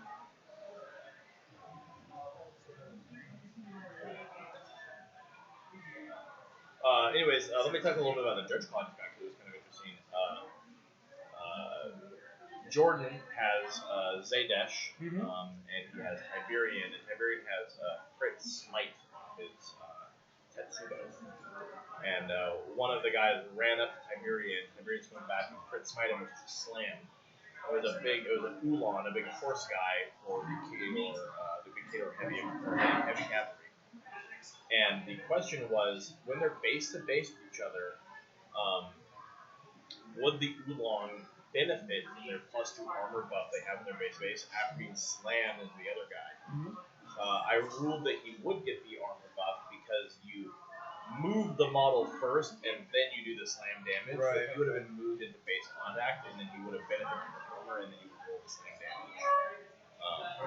And the interesting edge case, I could still be wrong on that, but I think I'm pretty right. And it's just a matter of, again, it's interesting because of interplay of how the slam sort of plays out over the course of its interaction, which is the model becomes knocked down, he gets moved a distance, and then you roll the damage. And there are things in there that can probably visually alter its state. For example, you could slam it into, for example, Scabrous, Lord Exuminator Scabrous and Crix has an AoE that reduces your armor. You could slam them all into that, and then they would hit them harder because their armor is reduced. We did get results for one of our tables back. Andrew Swedberg has beaten Faye. Andrew is playing Circle. For his first game, he played Tanith. Into Faye, who's playing Trolls, and played Ragnar Skysplitter. So I'll be interested to hear a little bit about what's going on. So Faye's lists are Talandra and Ragnar versus Andrew's Wormwood and Tanith. And looking into it, just looking at their lists, there's some interesting stuff here. For example, the Ragnar list has the War Wagon in it. It's primarily it's very battle group heavy. Mhm. This is a whole long list of beasts. The Calandra list is also a big long list of beasts. So we'll probably see possibly one of those folks on the camera at some point. We'll definitely try and we're gonna try and keep it a winning table. Right. But we'll always try and hopefully, obviously, let's say Mike or Alex goes to the final table, they'd be on the camera again. But in general, we'll try and make sure it's always a winning table and someone different, unless it's one of these two gentlemen who make it always the final table. Then it might be them on there again. So, Andrew is a possible target for next round's featured match, but we still have 2 more tables that still need to report besides this one. It is Dave playing Minoff versus Chris playing Crix. There's a lot of K-Lord today. Yeah, 2 of them, yeah. And then, when you're a field with 8 people, right. Well, there's also 2 Circle. Yeah. 2 Circle, 2 K-Door. Both definitely the factions that have proven to be extremely popular in Mark III. Mm-hmm. They were popular factions, if only from like an aesthetic standpoint. Right. Last edition, Circle had a strong competitive presence. K-Door was very middle of the pack, bottom of the packy sort of. But Wormwood is so meta warping, and K-Door has become an eccentric powerhouse that now we're very commonly seeing them present in most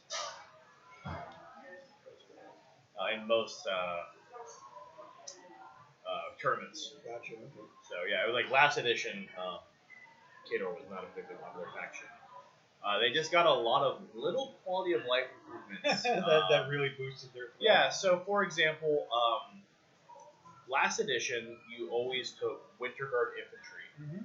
which are sort of like, are basically like your trenchers for Sigmar. Same deal. A dude with a gun, also has like a knife. Right. Very sort of generic. You can put a bunch of weapons and stuff with the unit. But they had a whole bunch of very powerful layered defensive buffs. Mm-hmm. So the primary reason you took them was because you could make them very hard to hit. Right. Well, they got nerfed and they lost that ability. And on top of that, the weapon attachment, the Rocketeer guy, can now also be taken into Winter Guard rifle units. You can choose where he goes. Right. And so what you have is this Winter Guard rifle unit, which was very overpriced last edition, now is competitively priced and puts out accurate long-range shots.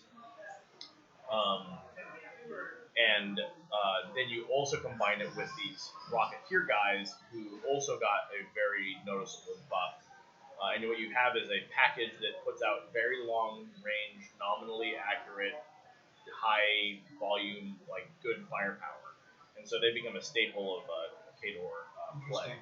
Part of the fact that their jacks all got really cheap and better, and then the new power up will mean they get free focus.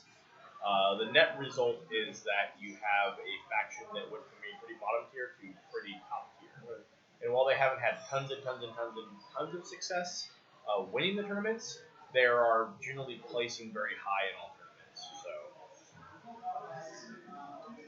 Behemoth got a big buff too. He's just really just the best guy to take all the time for the most part. This is real good. Looks like Malikov going in for a Hail Mary on Getorix. And he's going to need to get some fiery dice rolls here to try and kill this guy.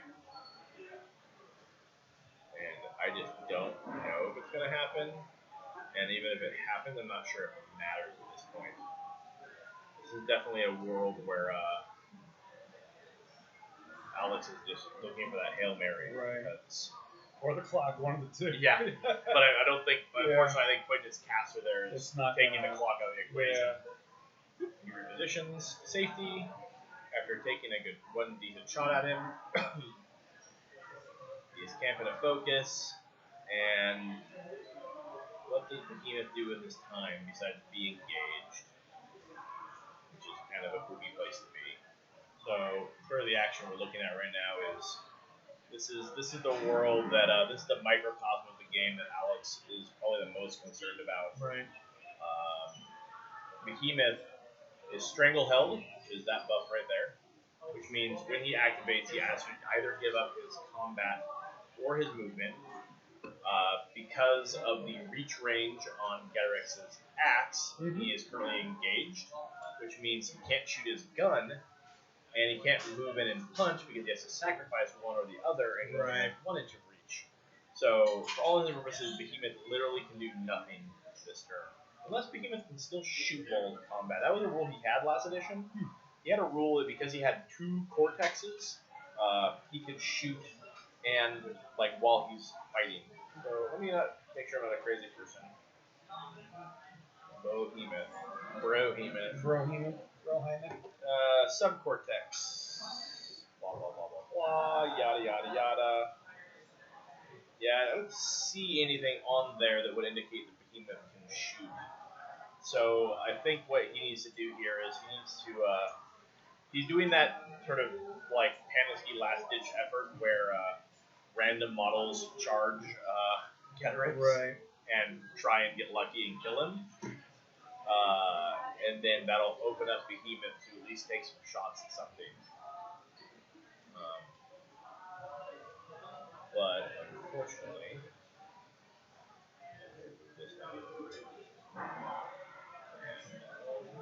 kind of getting down to the final turn or two of this.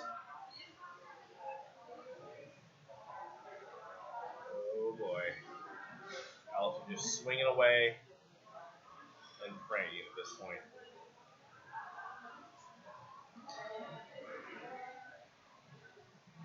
He's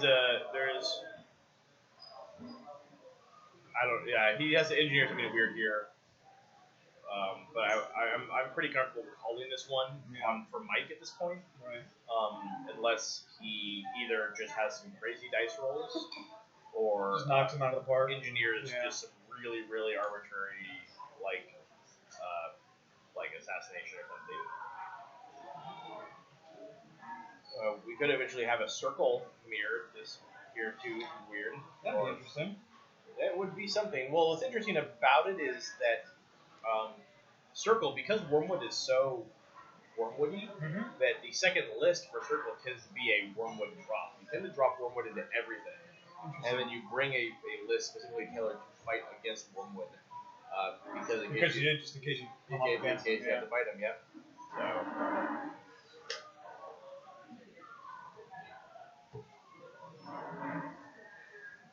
Pulling some random models off here. I mean, at the very least, what's interesting about this is if Mike doesn't kill Malikov here, that Rager is standing there and being really scary at Wormwood. Now, that Rager shouldn't be hard to kill, there's just Megla just standing there.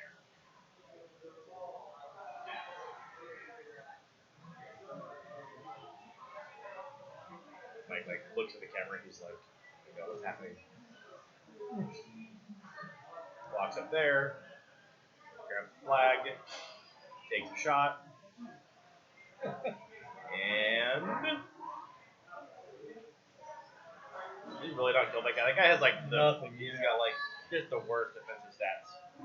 He should not have not killed that guy. And he's putting the second model in the flag. See what happens.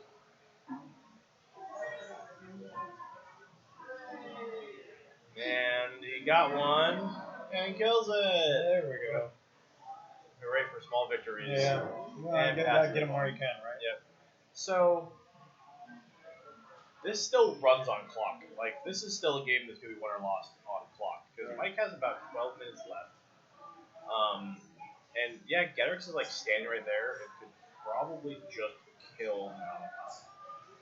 But I think Mike needs to set it up in such a Mike could play real sloppy here, and he could just walk Getrix over there and swing away at Malachi and not make it happen. Right. And then he's in a real Tourney position.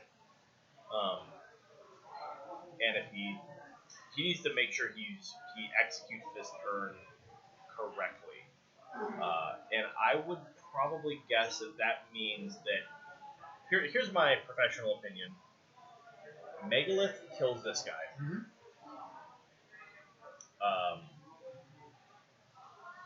Cassius walks over here.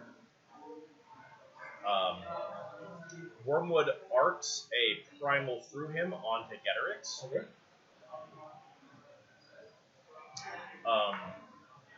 The stones teleport the pureblood, who can then kill these two guys blocking further away.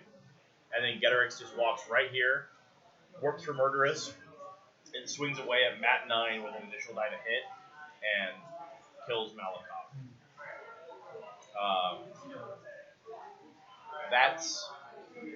I think that's the most reliable sequence of events that sets him up in such a position where if he fails that run, Alex doesn't just arbitrarily win the game because he's left himself, with the other hands swinging in the wind. Yeah. No outs at all. And we talked about that, where sometimes people just have really sloppy assassination runs because they either get nervous or they see it and they don't want to set it up properly, and then they lose the game. So here's the other southern pureblood, the one in the forest here, killing the Ranger. Yep. So Megalith is still open. Didn't even need Megalith to do it. But he opens up. I still think that he's going to walk over. He's going to primal Getrix in some way. So here we go. Yep, here we go. Here's Cassius. Set himself up into arc noding position.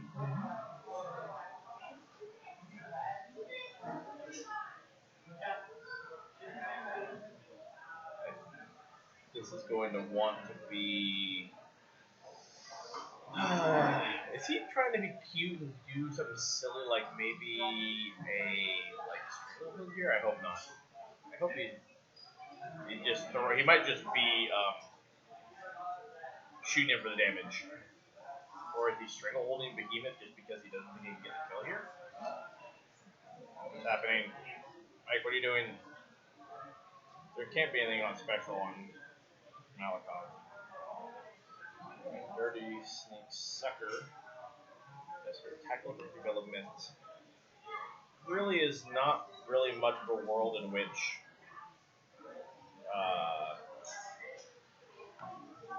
Malachi doesn't die here.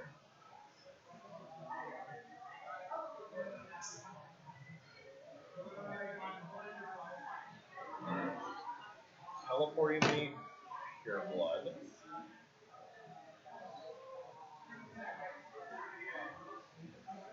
I feel like the more sure way to go about this is you have Getrix do it. Right. Because Getrix is a work from Murderous to get additional die on attack rolls, which means pretty much guaranteed to hit Malachi, and if he hits him once or twice, he just explodes him. And this is like, I don't think he put a primal on him. It could be that thing, but I mean, you put a primal on him, it's Dunzo. Dunzo after 2 attacks. Yeah. And there goes Behemoth. And he's down. Yeah. And Mike's about to make probably the final activation of this game, which is going to be Getterick going somewhere and doing something.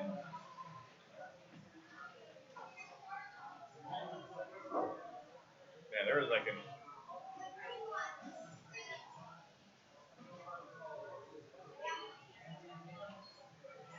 what in the world is... Getterick might have a system down that's preventing this from happening. Huh. The only reason I can conceptualize this happening this way. There's Megalith charging that guy. Does Megalith have feedback on his fists? No, he doesn't have reach.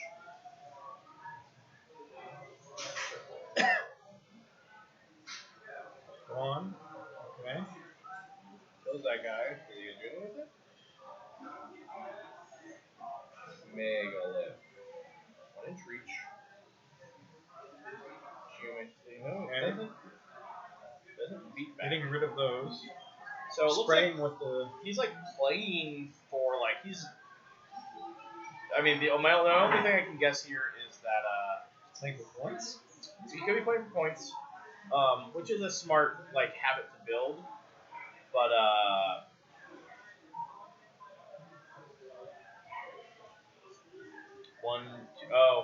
he must have been going for C. Okay, so he must have gone for CP. So he cleared everything out that was contesting those 2 flags, and he scored an additional 2 points off those flags that were present, which must have taken him to 5. Interesting. I'll have to go. I'm gonna go find out here in a second why Getterick. I'll have to ask at some point why Getterick didn't just kill Malakov there. Yeah. Because from at least from our perspective, which is a little remote sometimes. Still, it seems like. I think if you just layer the correct buffs on the Gettericks, you should be able to just kill Malakov. But there always must be a piece of the puzzle we're missing. So bring Mike in, see if we talk about it. Yeah, I'll go see if they want to. I'll go give them their list. So I'll be back in a second. Yeah.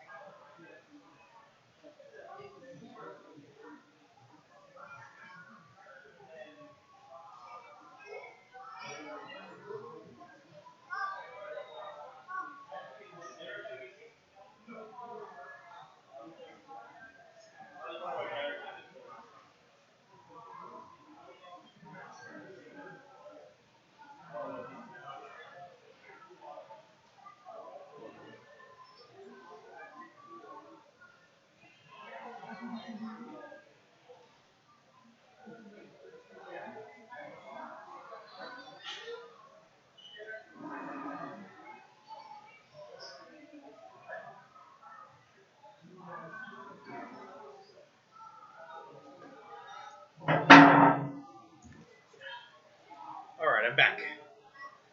And I'm going to talk a little bit about how that game sort of panned out while they're their score sheets and everything all finished up for me.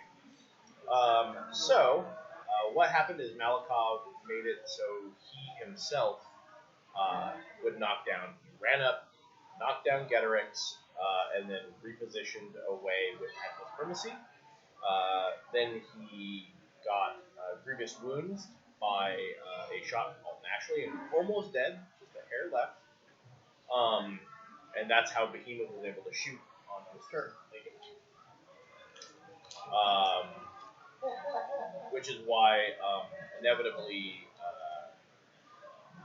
Mike, who his spirit was down on Getorix and he was knocked down, so he couldn't shake the effect, which is why he had to sort of engineer killing Behemoth and scoring points to complete the game, finish the game out.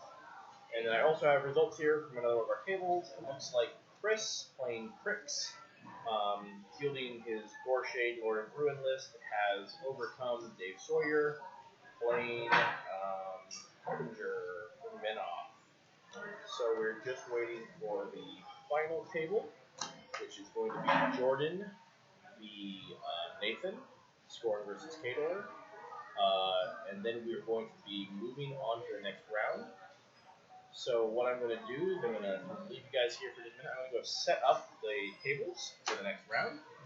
And that way we'll just try to minimize the delay between rounds. So if you don't see me here jabbering away into the mic, and if Dibby doesn't take over for me, then just expect us to be back in a minute. We'll just kind of set up the next round, getting things going, so we can sort of continue on with this list is the least amount of interrupted play as possible. So I'll let you guys go take a break from my dulcet audible chocolate and go grab yourself a sandwich or prime up any questions you might have. And we'll see you back here in about 5 or so minutes, and we'll continue on to the second round of our hardware tournament. Thanks, guys.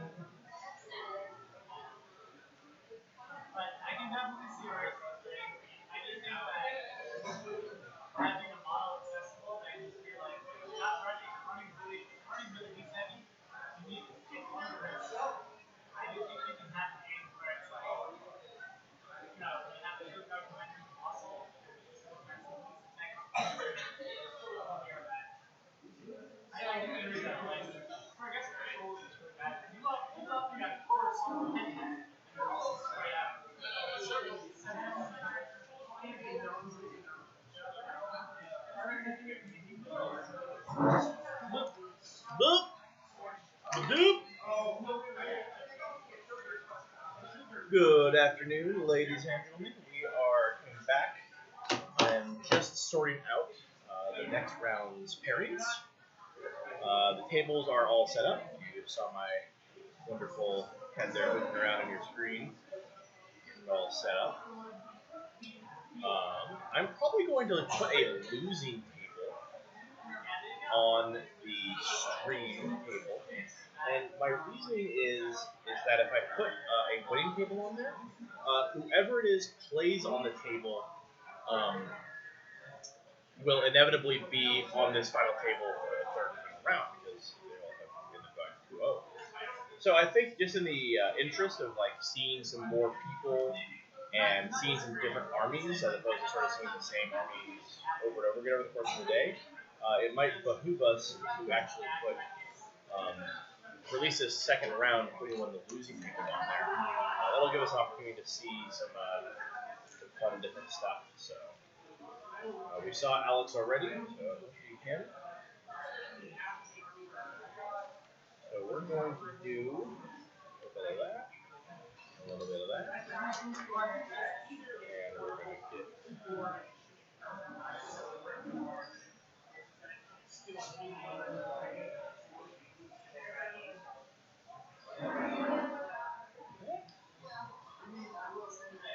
All right. So I have my next round pairings right here. They're basically just randomized.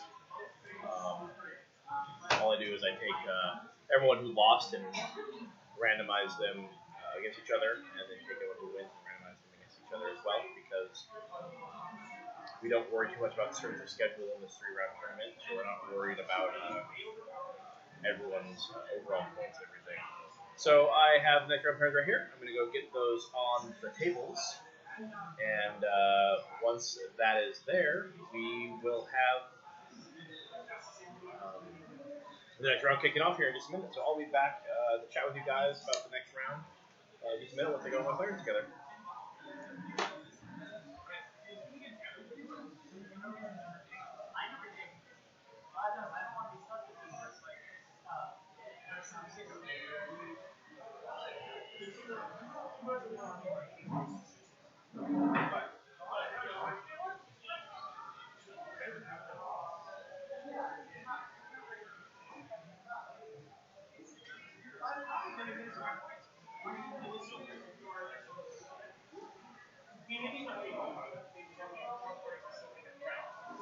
Alright, friends, we're not very collecting peoples.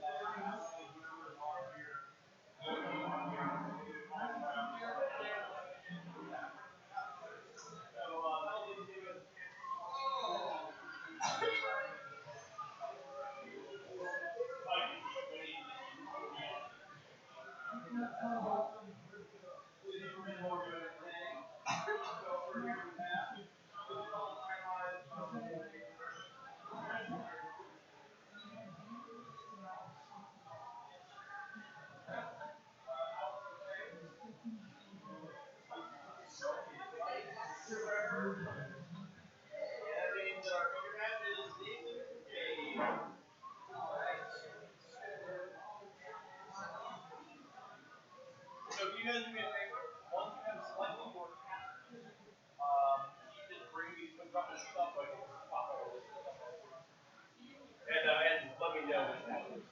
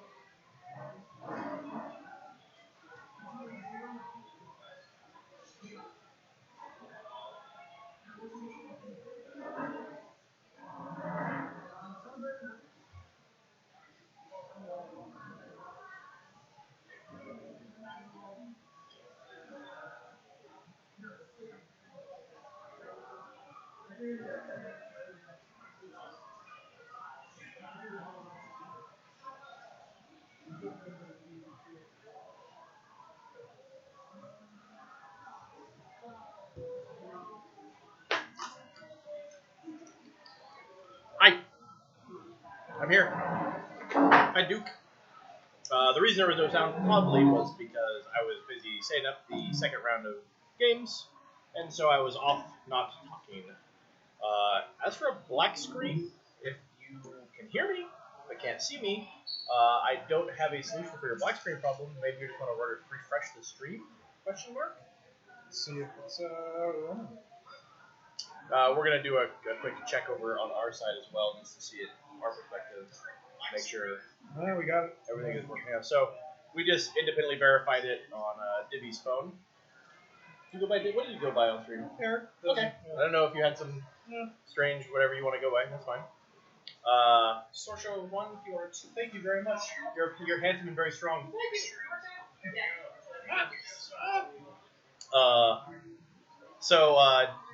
Today on our feature match for round 2 of the high reward here at Mox Boarding House, I'm going to change some thingies here. So change some words. Let's see. We got Dave. Not Dave. Not Divi. Dave. He's playing Minoff. Oh, keyboarding. Keyboard struggle. Minoff. And he is playing Fiora. Alright.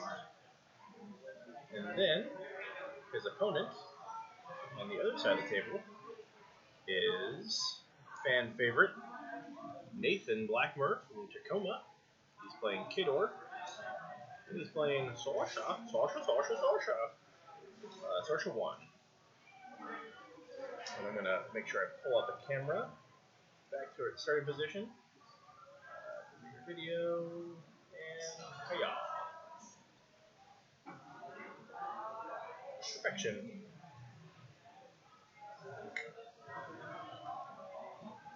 Alright. This is for those who are maybe just showing up or looking for a refresher after the previous 2 hours of gameplay. This is our high reward tournament at Mox Boarding House. We do one a month. It is basically limited to only 8 people, and it is sort of there to help provide an outlet for our more competitive players to grow and compete against each other in a very limited format, so that it takes place in a very short span of time as well, so Right. it's very convenient in most schedules because it only ends up being 3 rounds. So we actually pre-sell the tickets. You have to buy into the event, and it's limited to 8 people. So what ends up happening is that very often the tickets sell out within just a couple hours, sometimes even faster. And then it has a steep $25 buy-in, but the payout is pretty extensive. Whoever goes 3-0 gets $100 in store credit. The 3 other players who go 2-1 all get $50 in store credit. So there's some incentive to play your darnest, basically, which is, cool stuff. What's going to be nice about this game is that both generals are fielding European armies, so hopefully that'll help us pick out some of the models. Again, one of the big struggles as a commentator for this is we obviously have a physical separation between us and players. We don't want them to hear us talking about what they could or could not do. Right. And so what inevitably that means is we're sort of staring at the same picture you guys are, which is this sort of 4 feet away, helicopter view of the table. So it's an awful lot like trying to read traffic sometimes. But on the left hand of your screen and at the top of the table, we have Nathan. Second round of the tournament, Duke. Yep. If you didn't quite catch Eric there, because we only have the one mic right now, it's on my face. He said that we are on the second round of the tournament. We're just now starting off of 3 rounds. So after this, we will have the final round of the table. This is actually the losers bracket currently. Both these gentlemen lost their first round, but I made the sort of executive decision. Typically, when you're hi Joel. Typically, when we like to show off like the top table and stuff, but I realized that with being limited to 3 rounds, Right.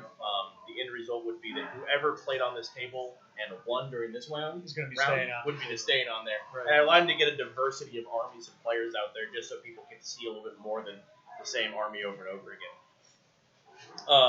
So we have Nathan, who's playing Kador. He's on your screen. Got all the nice red faces that kind of pop out. Pretty cool, actually. And then on the right hand of your screen, with the bottom half of the map is Dave playing Minoff, and Nathan has brought Sorcerer 1 to this fight, and Dave has brought Fiora 2. And you can see Dave has his double Colossals out on the table, so this is like straight out of the Joel DePresta book of being the best Warmachine journal you can be. So this will be interesting to see because you're not seeing a whole lot of meat and potatoes on Nathan's side of the table. Mm-hmm. I see like 2 big bases, Right. and then a lot of dudes. Conversely, on Dave's table, I feel like I see equal number of dudes, and then And 2 bigger bases. So we're gonna go over the list here in just a hot second too, so we can sort of figure out exactly what's going on. So Dave playing Fiora 2. For those who aren't too familiar with her, basically her deal is fire. She has an ability where fire will never go out around her. And then her feat is she effectively sucks in all the fire and turns it into focus and then can redistribute it out. She's featuring a pair of adjudicators. Got some flashing for the audience there. He's got a pair of adjudicators, the Covenant, which is the big book guy. You probably not too familiar with. Have you seen much about stuff? No, I haven't. Exposure, so we'll talk about it. But okay, link for sure. Vassal Mechanic, 2 units of Flame Guard, and a Choir. So a lot of expendable dudes, and then 2 big faces. Nathan, conversely, is playing Sorcerer 1. You got Reinhold, a Behemoth, and Juggernaut. So a very similar jack package we're all kind of familiar with at this point. Widowmaker Marksman, Alton Ashley, Iris 1, Kel Baylock, Hovnik Joe, Widowmakers, Rifle Corps with Rockets, and Ayana and Holt with Valachev. So he's definitely going for, like, he's hoping that a combination of Ayana and Holt increasing the damage you are inflicting, and just a whole bevy of shoots is going to hopefully cripple one of those adjudicators. I think he can probably rip off about half of this infrastructure, but he's not going to be able to do the whole thing. So you're not super familiar with Minoff, so I'm going to talk about them to you, also for the benefit of our viewing audience who are not familiar. So from a storyline perspective, basically Minoff is the god of man, but he's not like He's not like the Christian. He's more like Old Testament God, who's kind of vengeful and wrathy, as opposed to New Testament God, who is way more chill. Sure. And I'm not trying to say anything offensive to any of my religious viewers or friends out there. But God in the Old Testament, he definitely had burning bushes, and then floods, you know? and then but when Jesus came, dude was way more chill, chill dude. So Minoth is sort of like Old Testament God.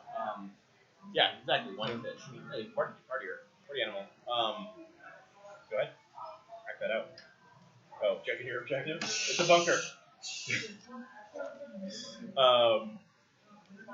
But essentially, he's locked in eternal conflict with the Devourer Worm, and so the whole kicker is the Midnight people believe that they rock it out here on Earth, and they do good deeds, and they fight in the name of Minoth, and then they go and join him in the afterlife to fight against the Devourer.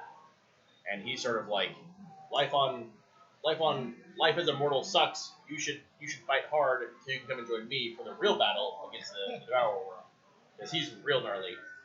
So they're very fanatical and very driven, and a lot of their effects and things. Also checking your objective. Both players come over here to double check their lists with us. So they're very fanatical. And they have a lot of purifying flame, all that kind of fun stuff going on. So they have different sects of castes of devotees, and Fiora is like the high priestess of the fire people. Loves the fire and the cleansing flame. So her and the people that she associates with are all about flame. So, for example, she has the Flame Guard, who are totally generic dudes with spears, and they're super cheap, but like their spears can like light people on fire sometimes, depending on if you have certain buffs going on. And then the Judicator spreads fire all over the place as well. So that's sort of like what Minoth is in general. And then they have parts of their faction that are about collecting the souls of their fallen and doing things with it. So they have a couple of different gameplay things. Dave's army is definitely specifically going to be extremely fire-based. Right. But there are other armies where it's about bringing your guys back to life, infusing souls, and yada yada yada. A lot of different tactics you can play. Precisely. Lots of multiple different ways that can end up playing on the table. Jolker made a comment in chat that I'm going to touch on here about list chicken. And so people who aren't super familiar with Warmachine, when you actually sit down in a tournament, you actually bring your army, your specific faction you're going to play, but you actually write out 2 lists. Right. And that is so you can cover multiple matches. The game is very matchup, very rock, paper, scissory. And so what it allows you to do is, when you and your opponent sit down to play, you actually take a look at each other's lists, and you decide which list, and you blind pick your caster into. You don't know which one they're going to pick. And so what Joker is mentioning here is, and I agree with him, is that Nate lost list chicken, which is that he thinks that Nate picked the wrong caster for what he thought Dave was going to pick. Right. And I agree with that, because I just don't think that Nate has the volume of attacks and the quality of attacks to deal with the 2 Colossals. On top of that, like, Nate can shoot the Flame Guard, and who cares? I mean, like, what can he do? So it's like, what does he shoot? Does he try and shoot the Judicators off the table slowly? And then eventually he gets gummed up by the Flame Guard? Or does he shoot off the Flame Guard and then have these 2 Colossals sit in front of him that he can't do anything about, basically? And it's definitely one of the interesting strategic, like, things that happen in a tournament is negotiating the list picking process and trying to make the best choice. So a very challenging prospect, and I do agree with Joker here that he lost that. So okay, Duke's curious if the social list would have been any better. So, I'm sorry, the Erusk list. So Nate's second list is Erusk 2 with a Behemoth, Widowmaker Scouts, a Kayazi and Underboss, Uhlans, which are the heavy cav, a mortar, and a rifle core with rockets. And the answer to that question is probably because he would have had a full unit of Uhlans, which is the heavy cav, and if you combine an Ulan charge with Widowmaker shots and rifle core shooting, you can and behemoth shooting. The combination of those models working in concert over the course of an activation, chipping away at the damage on Adjudicator, and then seeing Ulans finish it off, could probably finish off the Adjudicator. He has Behemoth in both lists. To answer your question, Duke. So Behemoth is present in both lists. So I think the moral story is I think the other list would have been a little bit better. Right. And the interesting thing is Days of the List is a Harbinger list. And well, so another part to consider here is this is in a Masters event, you do need to play both lists. So they might have been in a situation where they didn't want to lock themselves into what list they have to play in the third round. Right. Okay. And so they both played the list they didn't play in the first round. And so that definitely that's part of your that is part of your decision making process. Now I've asked people who are much better tournament players than myself, and I think opinions vary on this, but the answer I got from at least one very well known tournament player that I asked this question to is, do you pick the list so that you don't list lock yourself, or do you pick the list that is the best list into the matchup? And everyone says you pick the list to win the game. Right. And if you get stuck list locked, then that's just the situation you have to work. You have to you have to figure that out when you get to that point. Right. But it's better to get to that point by winning the game as opposed to have nothing. Right? Yeah, exactly. So I'm gonna make a lot of playlines like this because I'm not really sure what the right or the wrong answer is, and I think there's probably a lot of people who feel one way or the other.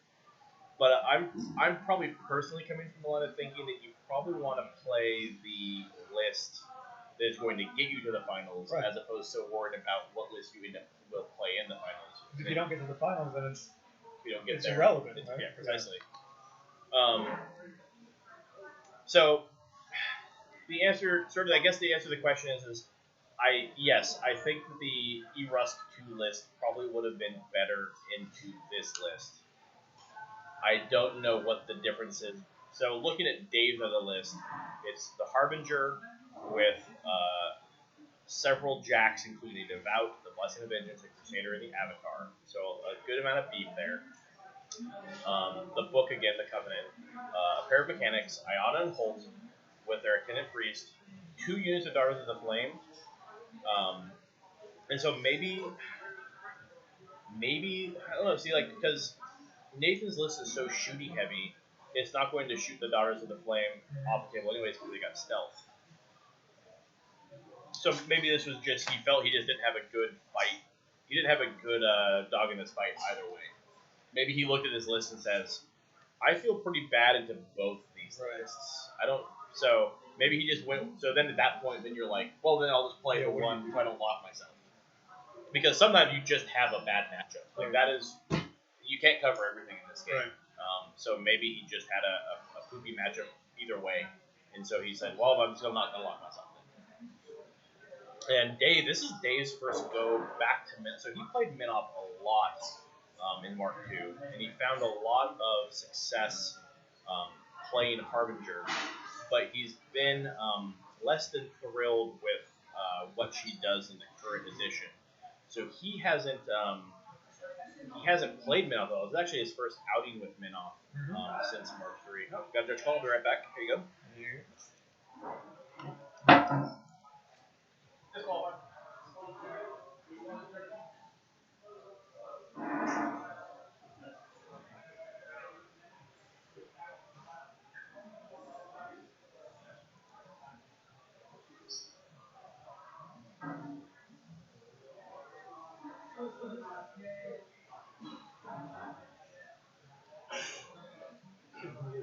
view on this.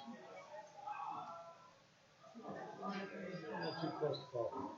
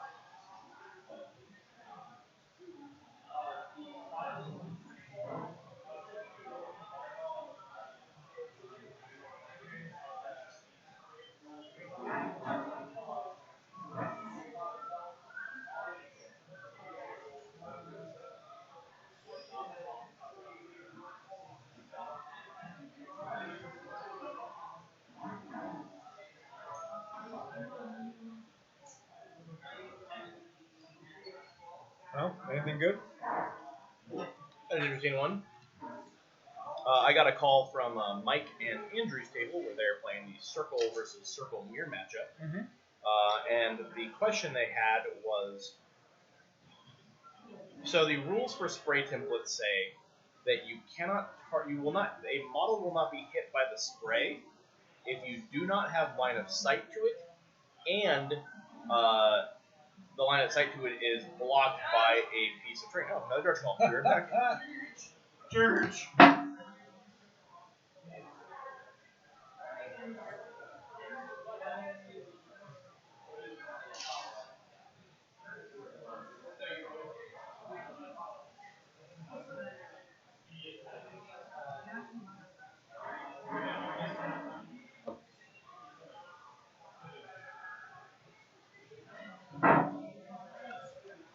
That was a much quicker one.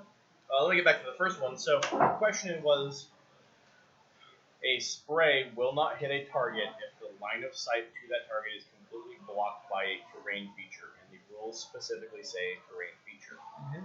Which means, for all intents and purposes, a cloud will not block a spray, even if you don't have line of sight to it. Okay. The cloud is not a terrain feature, it's just a thing that exists.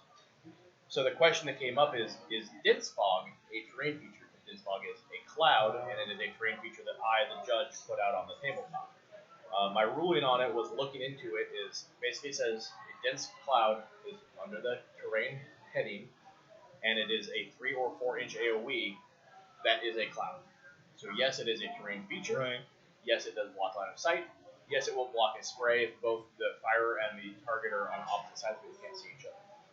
But a cloud normally will not prohibit someone from hitting you with a spray. Well, it's just not as dense. Exactly, it's precisely. If it was a little bit, if I thought it was a little bit denser. Yeah.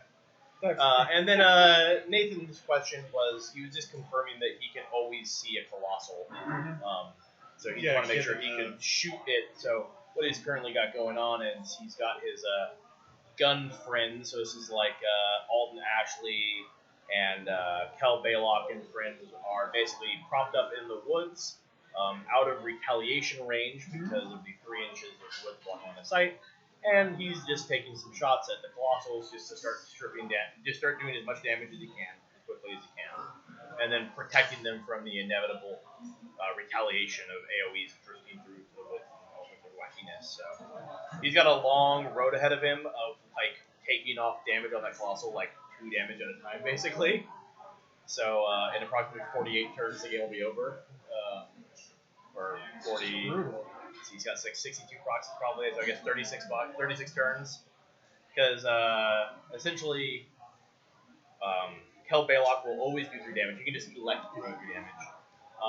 But Alton Ashley is just swinging away with his POW 12, so like he's probably -7 or 8. Brutal.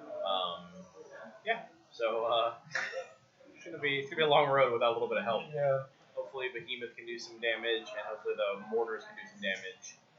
But if he gets like average or sub-average rolls, it might just not matter, basically. So how often do we see 2 Colossals on the table for a side? So the question was, how often do we see multiple Colossals? The answer to that question is Joel Presta. But the real answer is less so now than in the last edition. So in Mark II, seeing 1 or multiple Colossals was very common, and the reason why is it took less focus to power up a Colossal who was, for all intents and purposes, 2 heavy jacks strapped together. So you basically got 2 heavy jacks worth of damage output, but only having to power 1. Right. Now, because of the rules for power up, it's more efficient to just have multiple jacks. So you get a lot more flexibility on the table, where your guys run off to, who they end up attacking, where their guns go. Right. And so you end up getting more things to do. The power up means you generate more overall focus. So that is why multiple Colossals have become less popular compared to the previous edition, and why more jacks is a thing.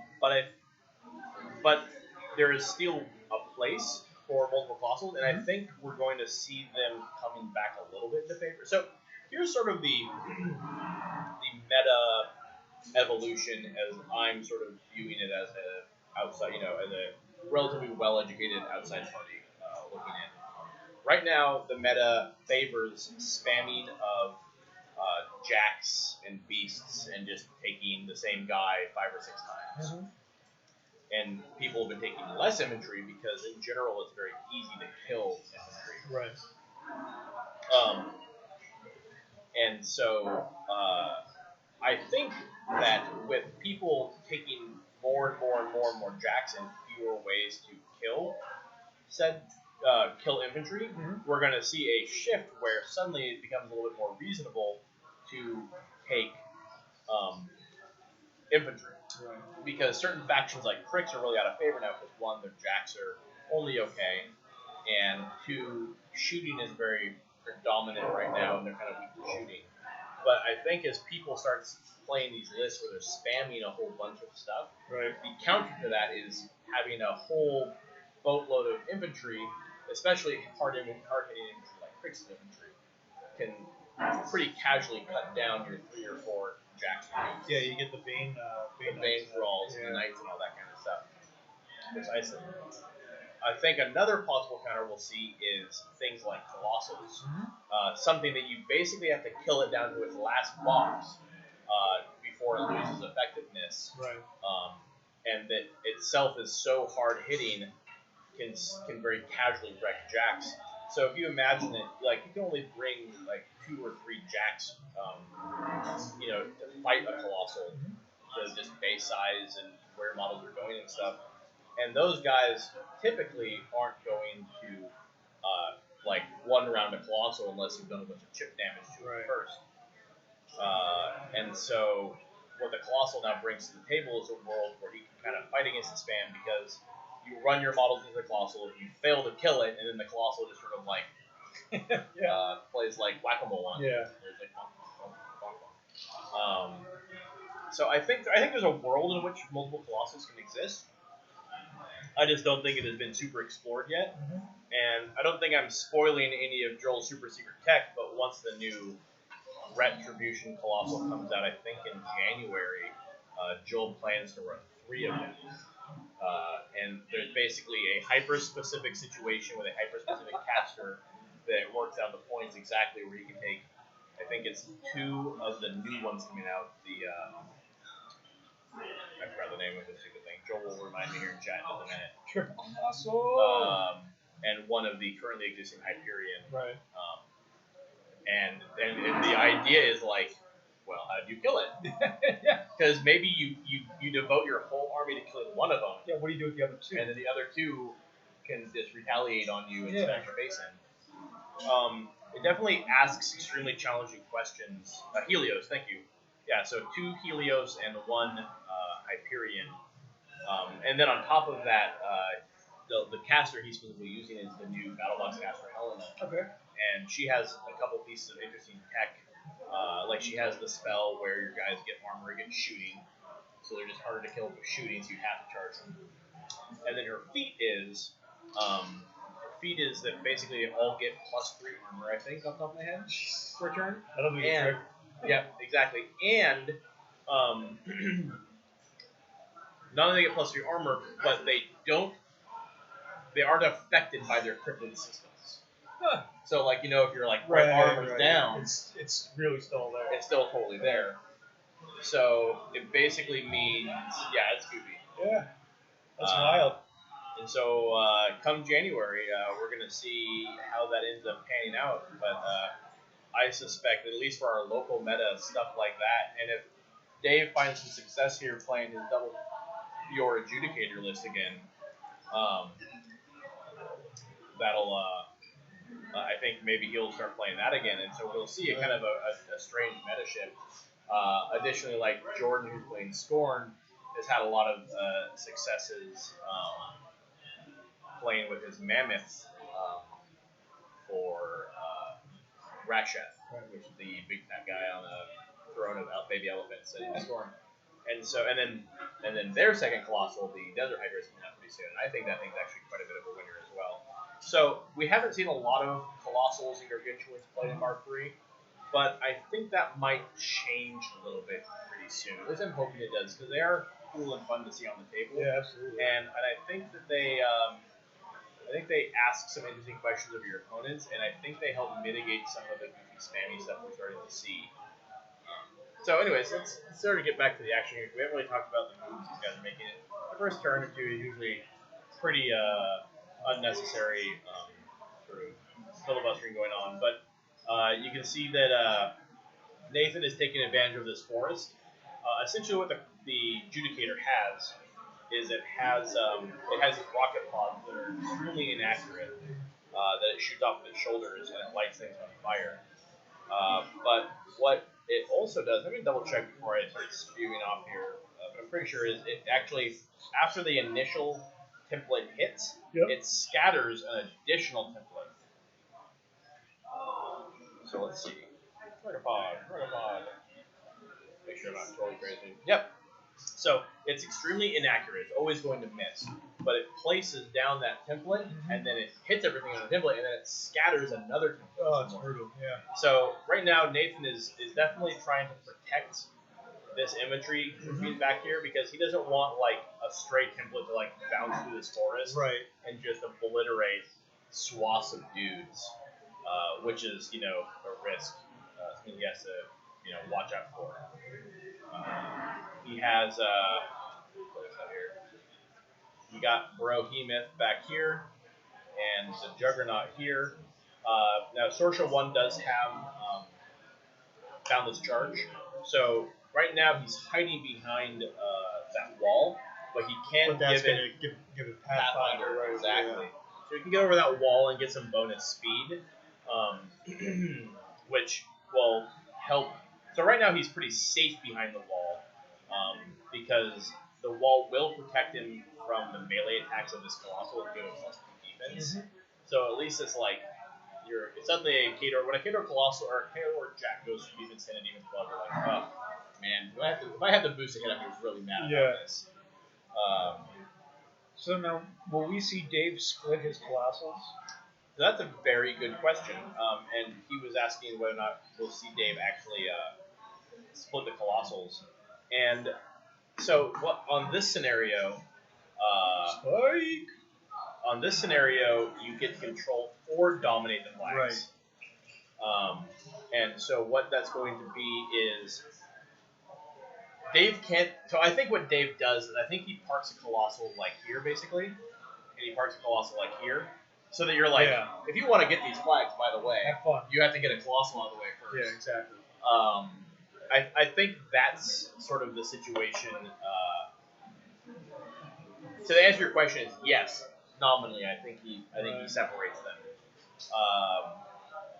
because he's going to put them just so like he's just gonna sit here and Intimidate.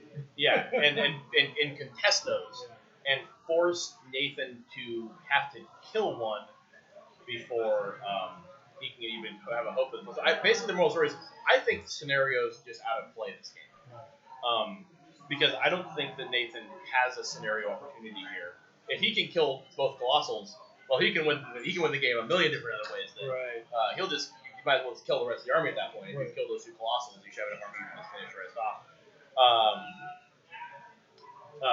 So I think scenario is just like out of the realm of possibility here, unless he like just has like the swingiest goofiest dice rolls where he just like accidentally pulls one of them off the table and goes, oh, I guess this solo is just gonna walk up to the flag, I guess, and get a point off of it.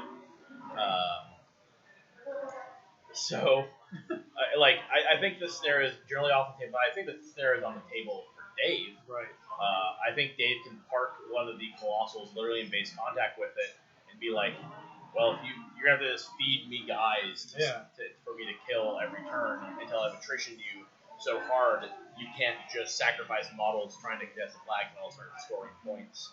And while they're sitting there, they can just be firing rocket pods at the objective and eventually kill it. And that'll score some more points. Yeah. I think actually what's going to be the biggest enemy here, and it's funny because we had this big talk about this last week, the other tournament, was the clock. Right. And so I think what's going to come down to is Nathan actually lost by clock last round. Mm-hmm. He hasn't played a whole heck of a lot of Mark III, so he's a fantastic player who plays a ton of armies. He knows everything. He's extremely talented. He's an all-around good player, but he's not super duper mega comfortable with Mark III, so he's slow playing himself to death at the moment. And so he's just still trying to figure all of this stuff out. And so he lost on clock just because he spent too much time analyzing his options and trying to figure out what to do and just kind of being not comfortable in his own skin that last game. And then Dave never actually ends up playing you. Dave's always playing the clock. Yeah. Well, he's the chess player, right? Yeah, he's a chess player.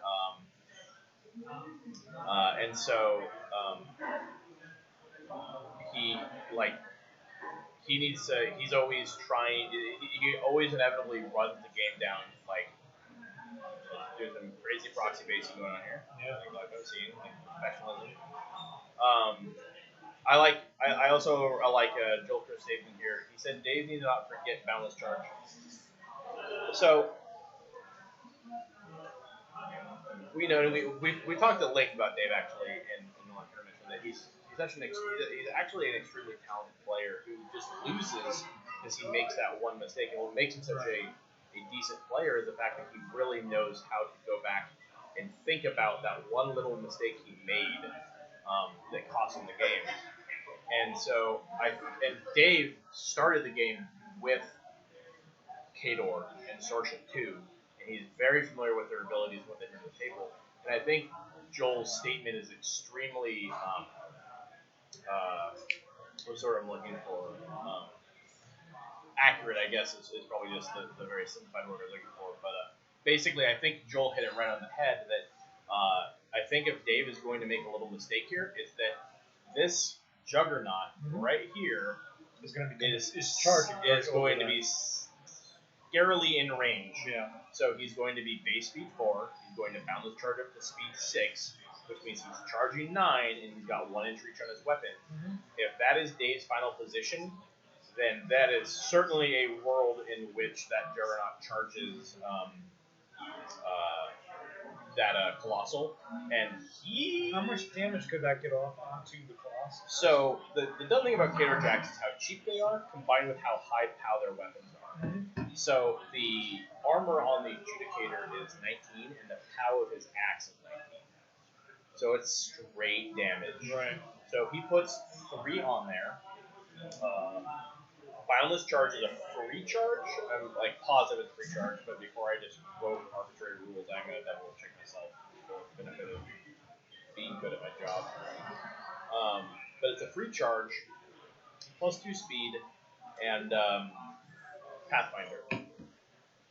So free charge, initial attack, straight damage is about 10 damage. You assume an average dice roll is about 10 on 3 dice. He'll have his fist, which is like POW 15 or something. So some amount of damage, a couple more damage. Then he gets to buy 3 more POW 19s, which are going to be 7 damage each again. Right. So he's getting at least one side down. Yeah. So that's 21. That's about 32 close, to 35-ish damage. Right. Question mark dice rolls. Then you factor in Behemoth dropping 2 boosted POW 14s. So that's going to be like another 5 damage. Now we're talking about like 40-something damage. Then we talk about every single one, every other gun in the entire table shooting that thing. Right. And you live in a world where, pending decent dice rolls, you actually could kill that Colossal. And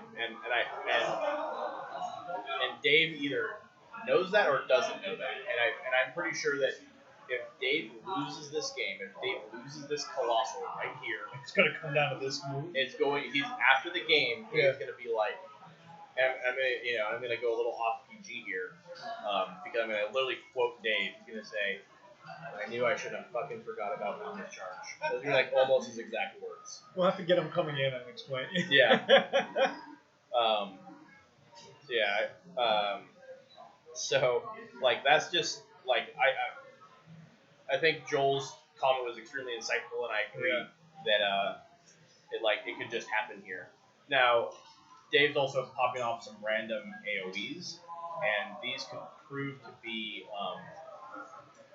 these could help, because if he gets a sufficient number of Nathan's guys hit with the AoEs and lit on fire and die, every model is that much less potential damage that's going onto the Adjudicator. So then it comes down. So then it's like, well, can all the random solos with their goofy shooting tech take care of it? I'll be right back with that joke. Must have been oh no.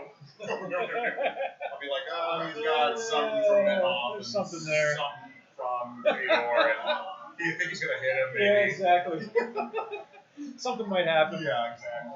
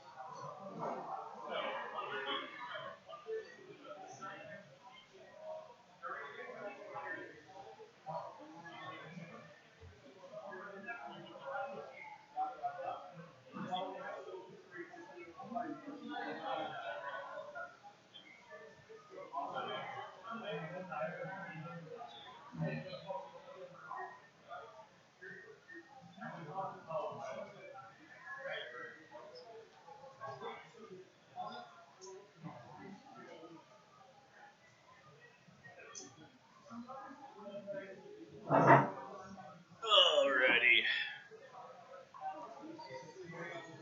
Hello, friends.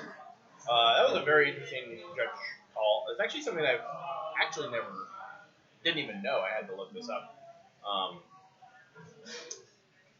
Basically, at Chris and Jordan's table, Chris is playing Lich Lord Benethrax, who is a Crix Warcaster. And his feat is that models cannot leech Fury in his control range. Okay? So, it's basically sort of like saying your Jax can't gain focus. It's basically saying you can't recall your Fury from. Not a fun time. Yep. The interesting interplay about that is that one of the ways that warlocks get around not having enough Fury on the table to leech is they can leech from their own life force by cutting themselves. What I did not know is that it actually is leeching. And so Benethrax's feat prevents you from even cutting yourself to add Fury. So you have a turn where you might just have no Fury. Right. So Jordan was not aware of that. His opponent Chris was, and just needed my confirmation on that, since it was something that Jordan didn't even know was a thing. So that's definitely going to impact how that table ends up playing out. I'd say so. So Dave is playing very aggressively with Adjudicators. I'd say he's probably playing a lot more. We got 10s. And got a decent damage roll. Yep. Got a whole bunch of good holy smokers. Oh! So, basically, every single one of those dudes just, got caught on fire and died a horrible death, probably. He's going to be making tough checks for every one of them. There's 2 out of 2 tough checks. doesn't suck. So, it's hot dice rolls on the damage, and then the counter hot dice rolls for tough. Not that for him. Not so much, yeah. So, 50-50 is better than the 1 and 4 he probably should have had. Right. But if he gets a good scatter off of the second tip blade, I mean... It'll be interesting to see where it goes. Yeah, and if he tags a few more dudes with it, for sure. He's going to get probably at least another couple here.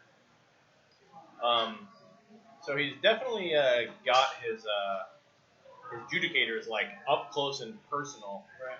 Definitely, ballsier than I expected, but I think Dave knows what he's doing here. I think he's I'm just going to get them up here, and his choices are deal with them or lose the game. Right.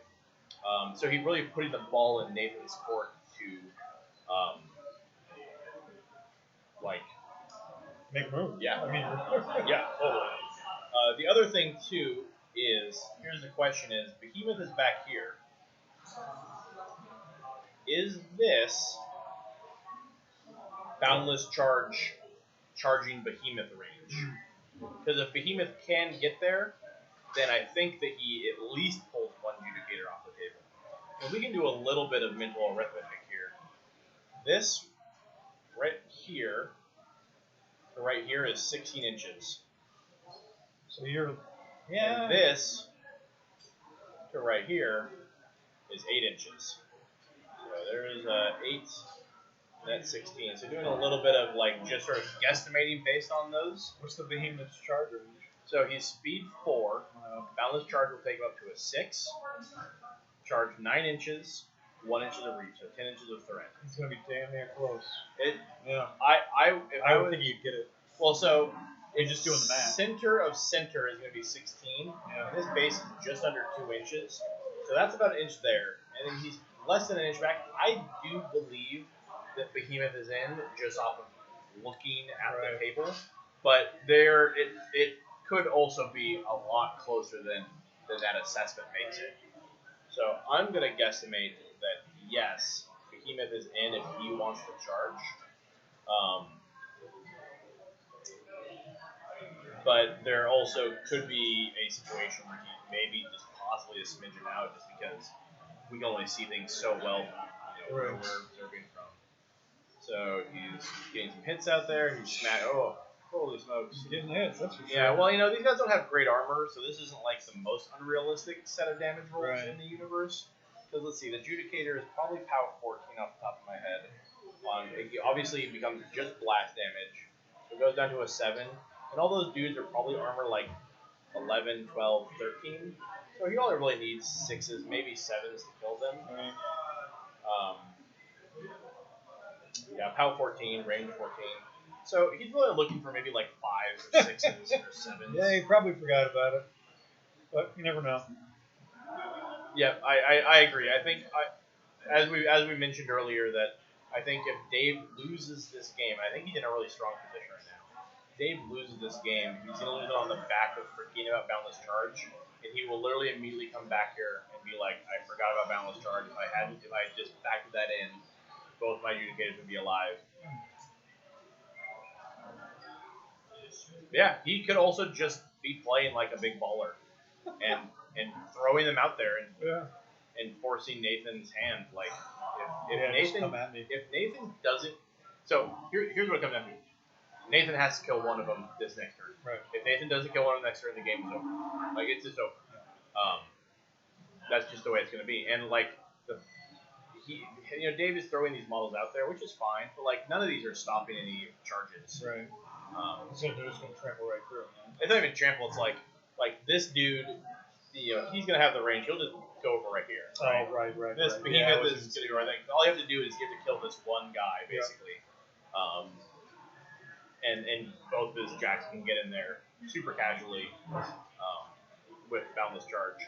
So the question is can Sorsha do all of that? Let's go find out. Boundless Charge costs 2. Sorsha's a 6. The problem is that she probably can't get everyone. So Sorsha's a 6. Boundless Charge costs 2. Nathan has to Boundless Charge both of them. They will both power up, which means each of them will get 1 focus, or more likely, Behemoth will get 3 focus, and the Juggernaut will just get his power up attack. So he doesn't have a ton of. It's not like both of them are just going to be maxed out doing wacky zany land. The Behemoth is really only going to put out a charge attack, a fist, and then bind 1 axe. So he's really looking at like 20-ish points damage is what the Behemoth puts out. Mm-hmm. Sorry, the Behemoth, but the Juggernaut. Have you thought about picking up the Signar Colossus? I've been thinking about it, and my basically the reason why I asked about 2 Colossus because I look at the Storm Wall and then I look at just 2 Storm Paths. Yes. Right, same point value, but you've got more control over the boards. Yep. You are asking the exact question that a lot of people have been asking. In last edition, that was less clear, and mostly because you didn't have power up, and because the point costs were slightly different. And I'm also running a lot of lances and sometimes sword knights. Another free focus. He's getting another free focus each time. Yep. The Storm Wall was the unmitigated champion of Colossals last edition. Right. But this edition, you're absolutely right that, frankly, 2 Stormclads is probably just better. Right. The only reason why, one of the main reasons why you might want a Storm Wall instead is, the covering fire templates are okay, and it's easier to put 1 armor, like Arcane Shield, on a Colossal than it is to try and get it onto 2 Stormclads. Right. But no, you're, totally right, in that 2 Stormclads are basically equal to, and/or maybe even just better than a Storm Wall. Yeah, so that was my big... I'm still going to pick one up just to have one. Well, so we have to wait for the new plastic kits to go like a Hurricane. I think the Hurricane's cool too. So that's the interesting thing that people. A lot of the big talk is Una 2 for Circle or Obero spamming all the Griffins is people are worried how that's going to work the meta, and I do agree that it's going to have some effects on the meta. But they're forgetting that the Hurricane, what's interesting about Hurricane is if you begin your activation within 10 or 12 inches of it, you lose flying, which is very interesting. Yeah. And on top of that, the Victor for Kador, his little underslung guns, get a bonus dice to shooting flying models, the anti-air flat guns. Yeah.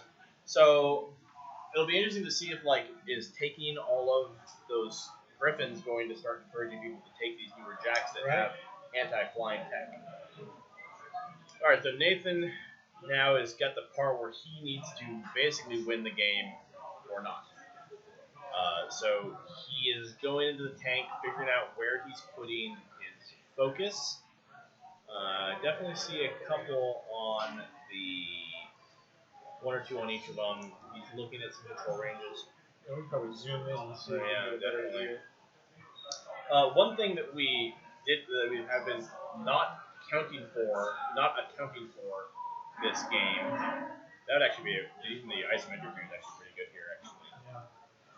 if we want to move that one up.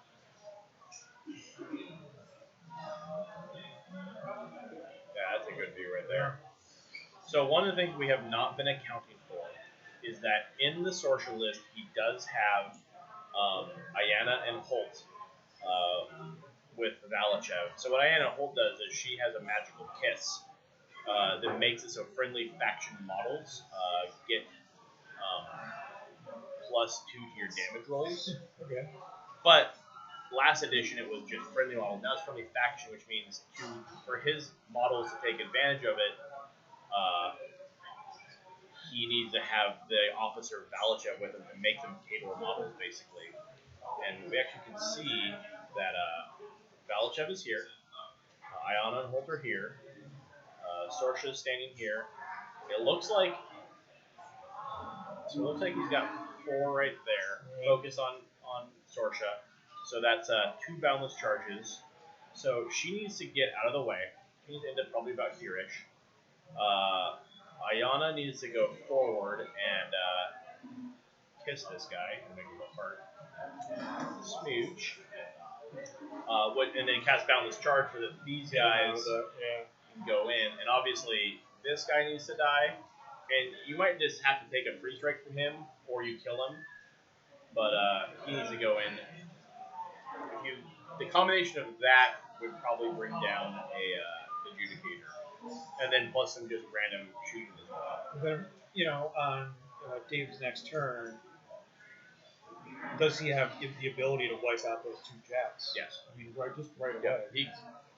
He can probably just she has a couple things. Spell wise, she has Ignite, which is a damage buff.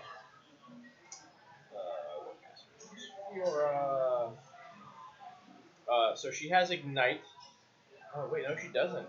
What? It must be Fiora 1 who has Ignite. 101, you have to have Ignite, right? There it is. Okay, it's Fiora 1 who has Ignite. Darn. So the only damage buff he's bringing to the party is the battle buff from the Choir of Minoth. Mm-hmm.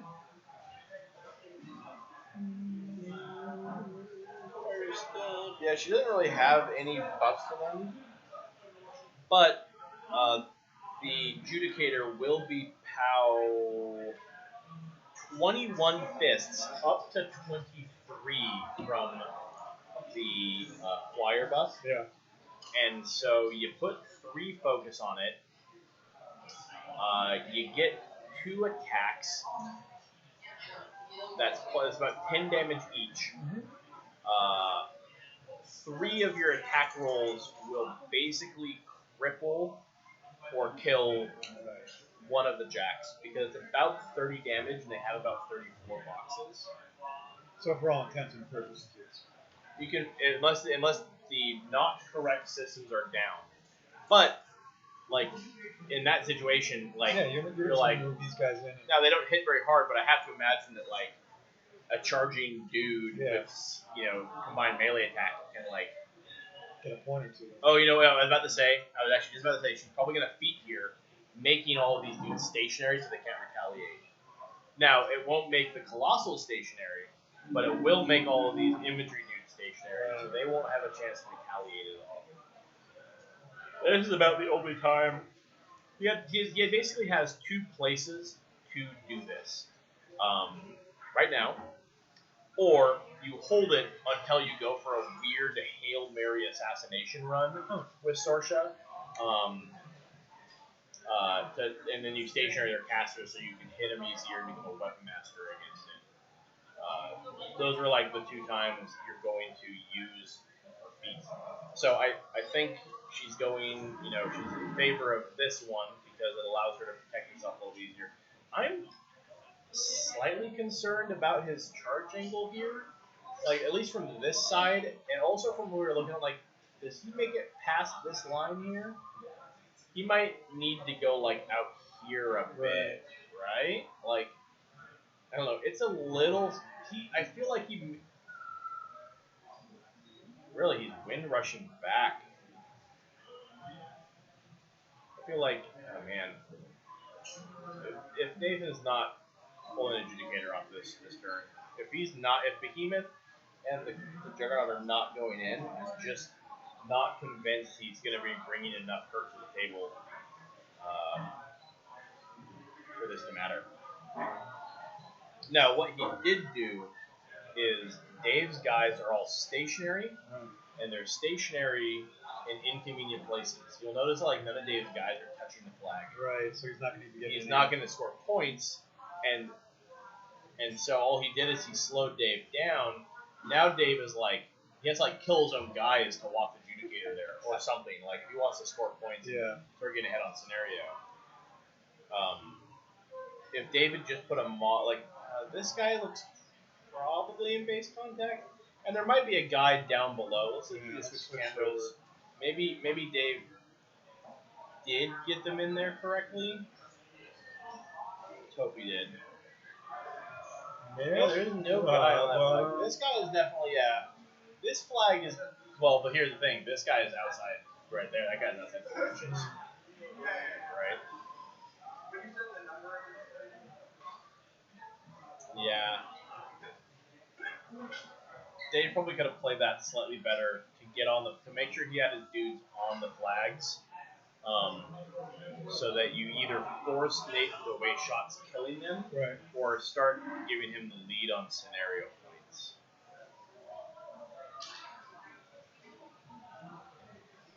No, they're just straight naked, Joel. They're two. Let's see. So they are. They're 11 points is what he has on the list, and I'm off the top of my head. That's just a full unit, I believe. So,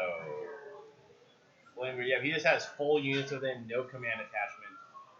And what the command attachment does is gives them Iron Zeal, basically. So a once per game boost to their armor. Oh man, Scrumbly, turning all that XP for Divvy Loots. Yeah. Where I have to go, Revla. I want to go see what can I see. I should just have my account logged in. There's so many points I probably have. I want to see what kind of. Cool. I'm gonna gamble some points. You can gamble? Yeah, I think so. Oh, yeah, commands. What? Yeah. So I'm gonna gamble 60 points. Oh, what? I lost 60 points. What do you have to roll? No, you just. You're gambling them, but what do you? If you rolled a 43, what were you trying to roll? I think anything over a 50, maybe. Let's try again. I got. Oh my gosh! What? You won 500 points. Nice. So wait, you gambled 100. You gambled everything you had. So why do you only gain 1? Oh, because you gambled 149 and then you gained. Okay, gotcha. Wow, big ticket. So let's see, at 200, you get a title out of your form name, title, steward, and Twitter shoutouts. Yeah, I've got to update the rewards. Yeah, you definitely have to get a lot of points for sure, but you get to I gotta start accruing those XPs. Yeah, we gotta figure out some more rewards for everybody to get to. So yeah, we could that'd be interesting. Whoops. Well, you were up, Scrum.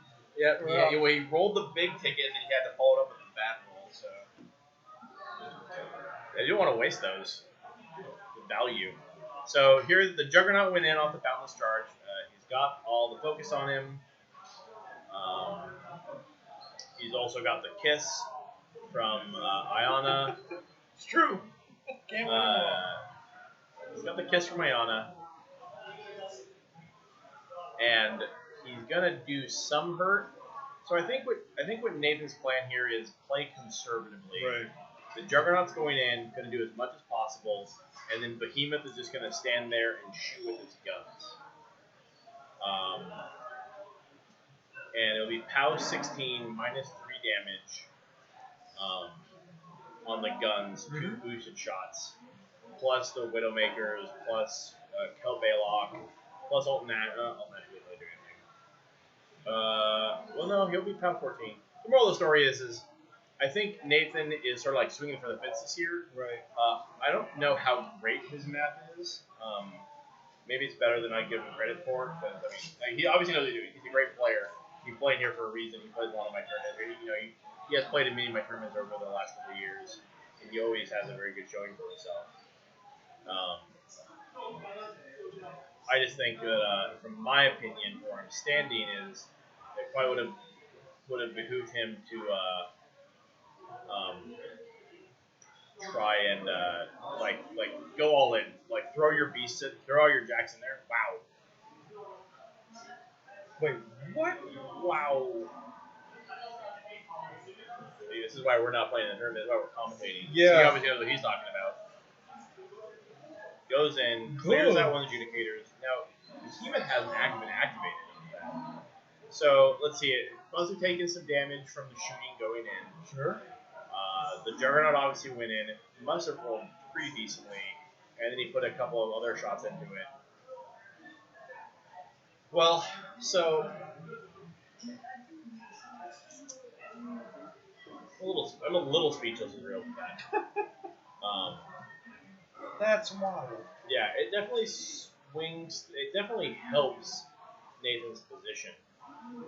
I have to assume that there was a decent amount of firepower that had to go into that. Unless he just rolled like just the hottest Dice. Yeah. Oh, yeah. I'll actually swing it back so we can see what some of these rolls are looking like. Well, that's a 1 and a 2. That's not very good. Whoa. Got a damage roll, probably negligible. Yeah, it's gonna be a couple damage, nothing major there. This is Behemoth's gun. Hits, boosted damage rolls. This is minus 3. Oh my lord. Oh. So this should be minus. Oh no, this should be minus 5. So that was like 12 damage. Yeah, that did not feel good. Yep. Who doggy. And I think that must have been everything. So he must have put a lot of firepower to the first guy, and then just did a little bit of damage with Behemoth shots to that. But still, it did what it needed to do. Yes. You got the job done. Yep. So the thing is so Dave's dudes don't move. He kills the Juggernaut with the Colossal. Well, there's another. I mean, like it's not like that bad or that simple. There's a couple interesting plays you can do here. Fiora is chilling back here. Fiora has a little teleporting spell. Man, she doesn't get to the rubble is the problem. I don't think Fiora has a line where she rolls on this Juggernaut and helps out. Obviously, like all of this is stationary.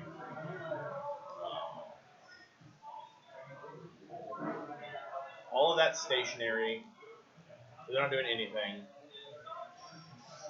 All of this stationary. So they're not doing anything. And nothing back here really does much. Yeah. So this is basically a turn where. So here's my opinion on what should probably happen.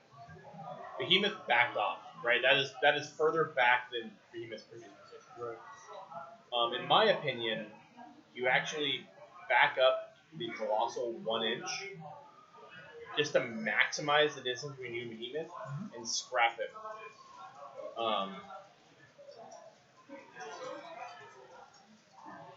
That's a good call, Joel. Yes, I suppose they look like moves.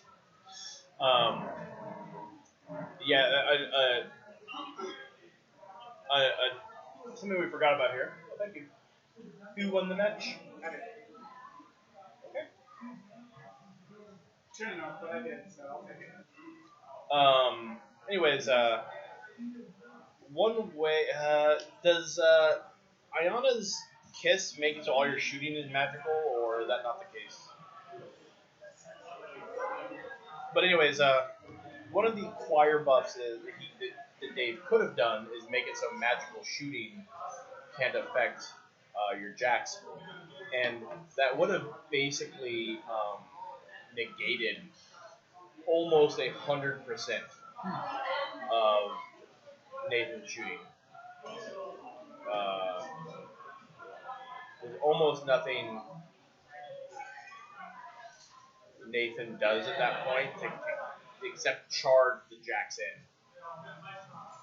I think this, if Dave loses this, which it's totally up in the air at this point, I think Dave needs to make sure he starts scoring those flags right now. If Dave loses, I think it's going to be on the back of him just not having played Minoth in like 4 months.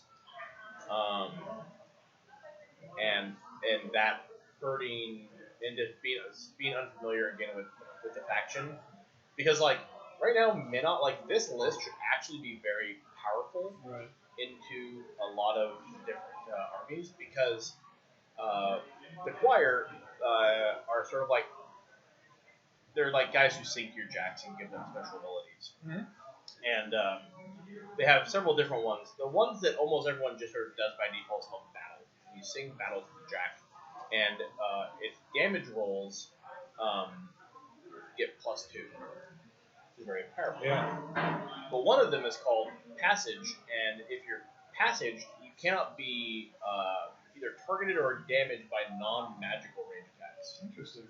And so what that is like, that means almost none of the shooting. Yeah, negates almost all the shooting in the army. I think almost all of it, basically. Like, Behemoth is not magical, obviously. All the random, like, it's basically like, what's her name?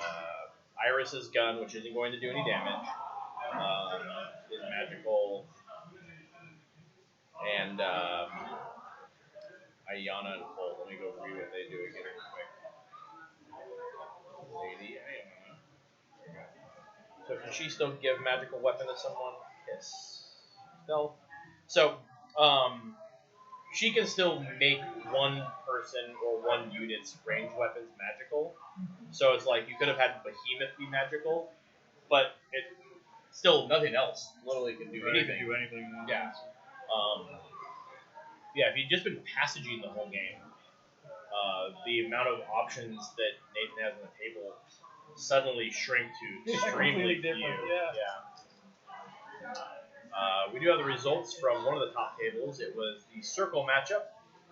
It was Andrew Swedberg versus Mike Dana. And Mike Dana, who we saw on stream last game, and we will now be seeing again in the final round, beat Andrew playing Una 2 into Wormwood. So he's playing the new Una 2 caster versus just the sort of standard Wormwood fight.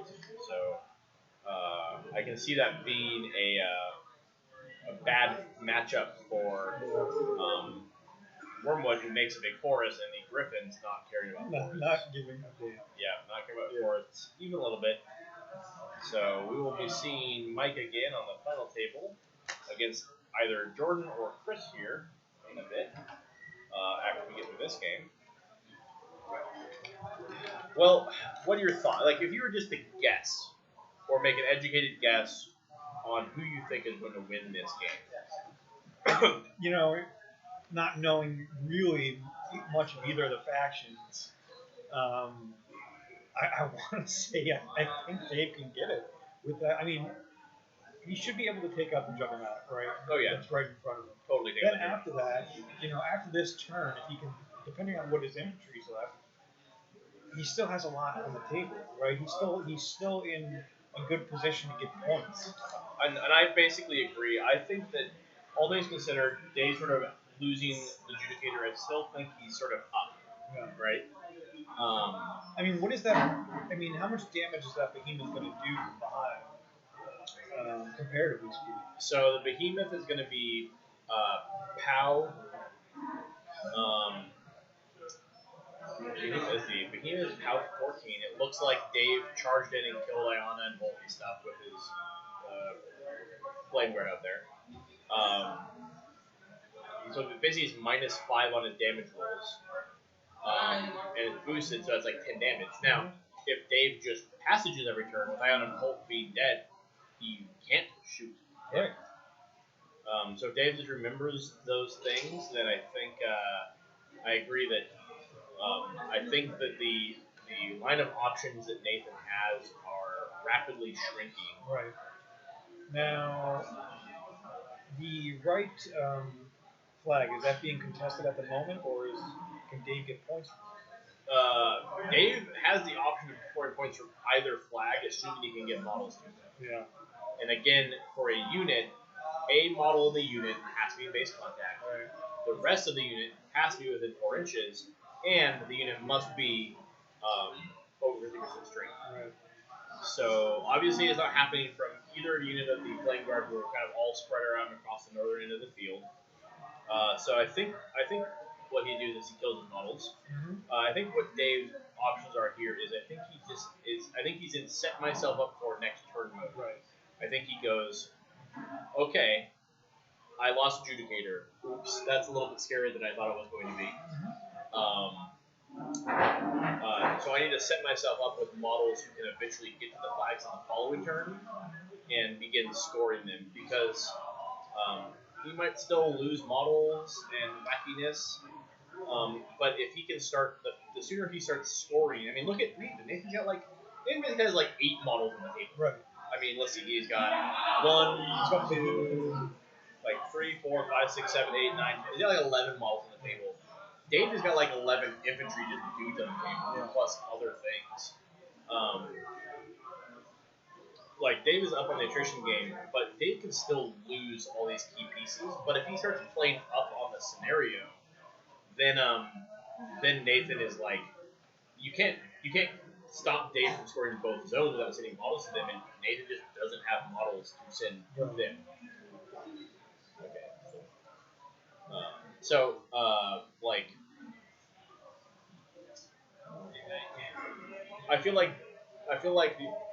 I think Dave's unfamiliarity with, he hasn't played Minoff. I think both these guys are a little bit uncomfortable. Right. And I think they're not playing the game either of them should be playing. I think Nathan's playing about as good as he can in a given situation. Like, he's playing into this fight as good as he can. I mean, he took that Adjudicator table. I think Dave gave him Adjudicator. I didn't think he didn't need to give.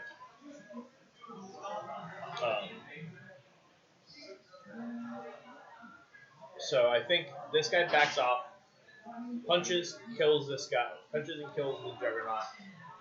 The Choir needs to passage him. Mm-hmm. Here he's just rolling his damage. Let's see what kind of get rolls. There's an 8, that's slightly above average, that's good. Now, hit roll. So, see a damage roll like that. Okay, there we go. That's like 10 damage, plus 1. Unless he's got Battle on, it'll hit. Can't not hit the Jack pretty much. So I got full focus. Yeah, there goes the Juggernaut. Wham bam. Now, here's the scary thing that, again, he didn't move him at all. Right. Is this 10 inches? It's going to be really close. Well, actually, I think it might be irrelevant, because looking at this line, can he get through that? I don't think he gets through. Like, the question is that 9 inches? And I can tell you right now that here to here is 8, right? Is 8. So I don't think he makes Might this. just be a little shy. I think he's shy. So I think the Adjudicator is safe. And this is a case where I would have liked to have seen Dave be mindful of that and pre-measure that, and taken that into account before he started swinging with Adjudicator, and that way you can reposition the Adjudicator as he needs to ensure that the behemoth doesn't just go all over him. Right. But I feel like Dave is still in a really strong position here. He just does not have the tools to kill. Nathan just does not have the tools to kill Dave's models. I'm actually going to go find out what he put on the Adjudicator. Yeah, absolutely.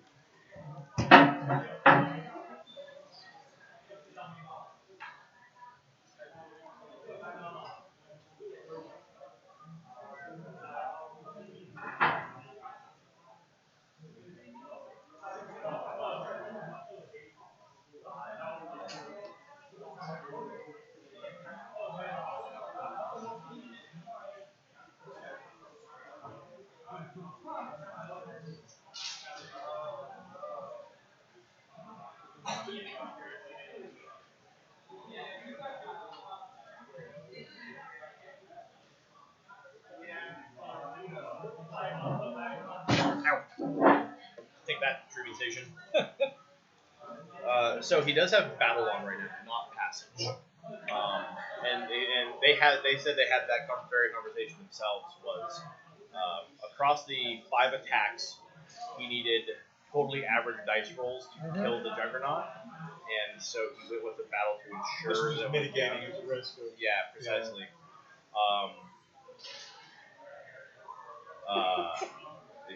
Well, so we'll talk about that Jordan game. I'll actually go check it out and see how it's going in a second. But I think it comes down to I think Dave being in the situation of the product. I think Dave battling or passing this round is irrelevant. I think Dave is in the situation where he didn't pass it for the previous round. Right. So he got too much free shooting in the adjudicator to add damage. Nathan's clearly watching the Rick's scoring game over there, checking over across the table, seeing how that game's going. Oh, Judge Goldberg back.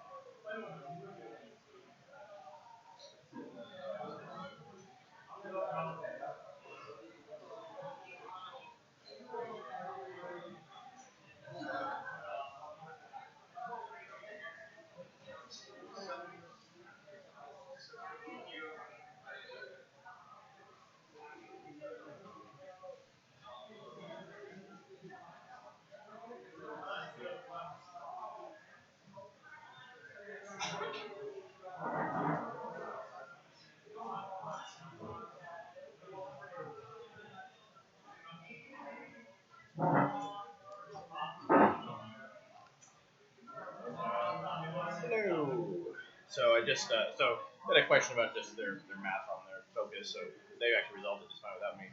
I looked at the score in the Crick's table and I didn't really know how it was going.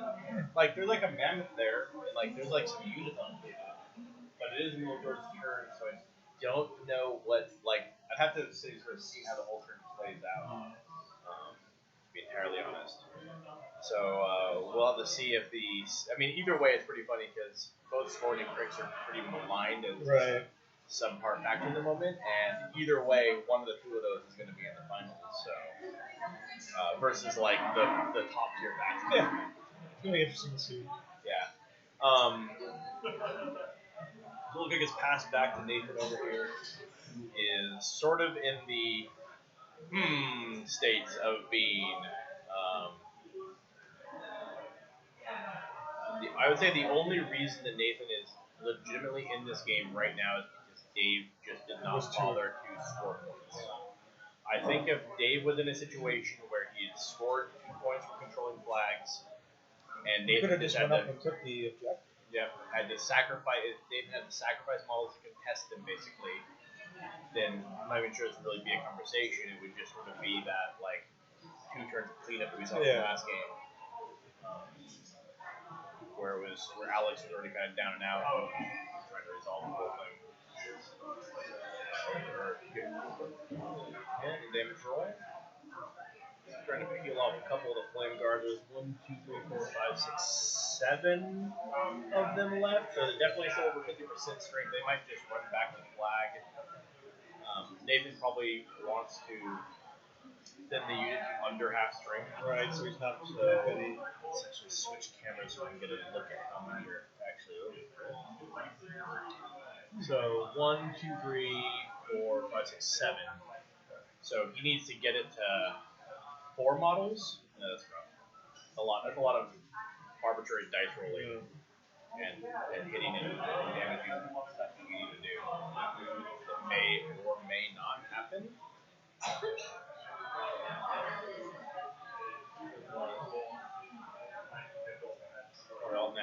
still got a shot or got to come up.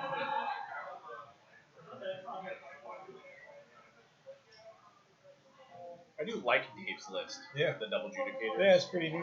It's fun to watch. Yeah. It's nice you can just get to see it. It's very visual, right? You get to see everything happening. So when we're watching from our traffic cam, sometimes it can be hard to distinguish. And the nice thing with adjudicators is it's very easy viewing. So Winterguard Riflemen are gonna do their darnest, kill some models. These hopes and dreams here. Let's go see how these dice rolls pan out. Pulling off a couple, that's not gonna do it. That's not gonna do it. That'll do it. Yeah. And I think one last shot. Yeah, no. So it does bring it down to like 4 models. Yeah. I think every shot on the unit now at this point is wasted though. I think that last guy doesn't shoot there. I think he shoots one of the other guys the other side because that unit's not going to score now. Now you need to get yourself in a position where the other unit can't score either. Exactly.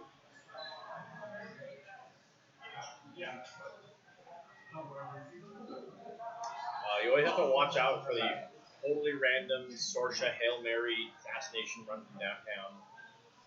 She has some pretty awkward vectors she can pull off. She has Wind Rush, which allows her to make an advance.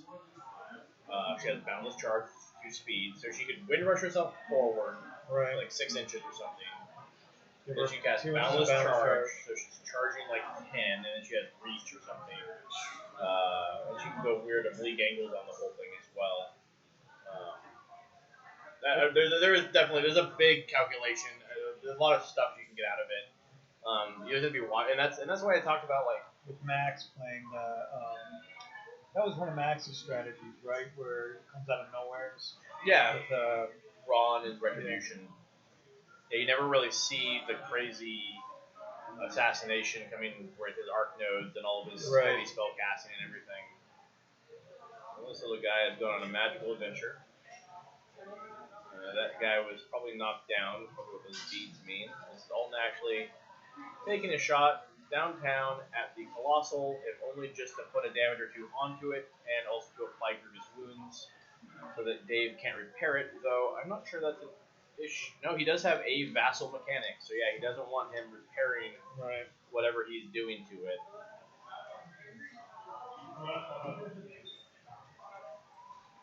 Oh, wow, and I think Nathan got on the flag with Alton, actually. That's the crazy thing. He did. Look at that. And that guy looks like he's out, so he's actually scoring a point here. And I'm not. I think the important thing about this is not the fact that he got the point. I think the fact that this changes psychologically what Dave needs to do on his turn.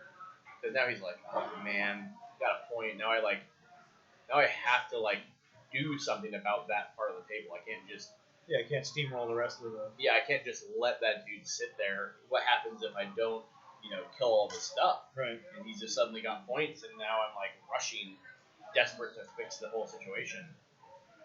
But I still feel like with the whole adjudicator, Dave is still in it. But I think Nathan is fighting the good fight, in all the right ways for the most part. I think the Alton Ashley play was pretty brilliant. I still continue to think that I don't think he needed to kill as many Flame Guard over there as he did. But at least it gives him control of that side of the table and makes Dave respond to him as opposed to him respond to Dave, which is what's kind of been going on the whole game. I also feel like he's sort of underusing Behemoth here. So let's put it this way. This base is slightly larger than 2 inches. Or, I'm sorry, slightly smaller than 2 inches. This Judicator, if he wants to swing with his 2 inches of reach, needs to come out to here. Oh, he's dead. Game over. Judge, game state. I'll go fix that in a second for him. No, I think he's got it. The Judicator has to go weird places so Behemoth can chill right back here. Or actually, and the Judicator can't get to it. Yeah. Because of this is huge freaking base. But then what he does is, while he's chilling, he sets himself up in a place where he can charge the Judicator, but can't really get charged back because of the base size differential. Well, looks like he pulled a little bit of damage on that for sure. The crappy thing is that Grievous wound shot and the damage he did is about the best he's going to get. Because from this point in the game, Dave should probably just put passage on. Right, no shots. Yeah. He just puts passage on, no shots. Even if the Judicator lost some systems from those attacks, he's still there. He's still a Judicator, and you can't retaliate against him in any way. Yeah. And then on the following turn, you can actually repair it. So Grievous Wounds only last for one. It lasts for 1 round. 1 round, okay. So basically, what Grievous Wounds says is you cannot remove damage from this model, basically. So the mechanic can't do anything right now. But the next round, it's... But if you put passage on so you can't get Grievous Wounds... man, I should play them. They're so good. Oh my lord.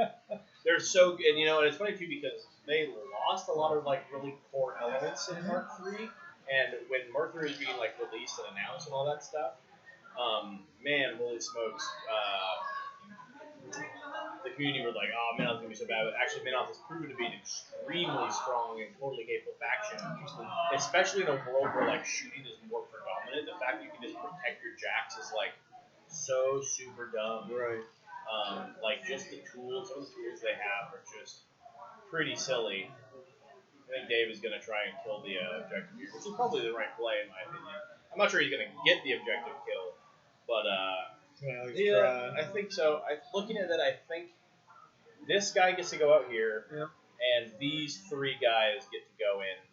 I'm not sure 4 dudes swinging POW 10 or 11 or whatever is going to take it down, but we've been surprised with other things this game. You could also have the Judicator shoot at it too. You probably want to do that first if you're going to do that. A little bit. But I think the Judicator... So here's what I think happens. I think the Judicator needs to... walk over here to contest this flag and go hey, guess what? Those guys, it's just not happening. Just forget it. Just stop. Shoots the objective a couple times, and then these guys go in to finish it off. And this guy just runs up to the flag and starts camping on it. Right. That I think is probably Dave's strongest play. Behemoth will not be able to attack the Judicator. Dave will score a point for killing the objective. Other flag will be secure. And he will score a point and be able to begin scoring additional points.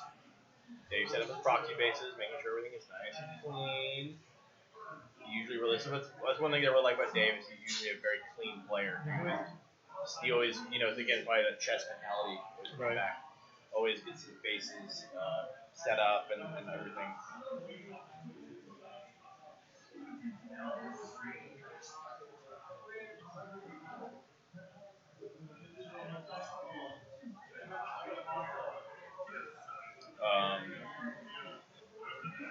I think the Judicator wants to go here first, personally, and just make sure you're outside the balanced charge range. And then I think you just win you win that slow, soul-crushing game. Where you're I scored a point, 5 more turns, 4 more turns to go. That slow burn of victory, where every turn, you just strip away that many more essential models in your turns. So let's just Nathan. So Judicator walks here-ish, right? He lobs a shell into the objective, boosts the damage roll. That's -4. So you're doing about 6 damage. It has about 12 damage left. So I'm going to mark this just for my record TV. About 12 damage left. A very good 12. Pretty dumb looking 12, but we all know what's going here. 2. 12 left. Lobs a shot, question mark, into this guy and maybe tries to kill a couple extras. Sure. Maybe.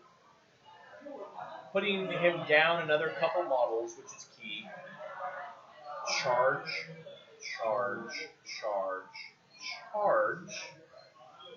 So these guys are These guys got to be pout 10. Let's find out real quick.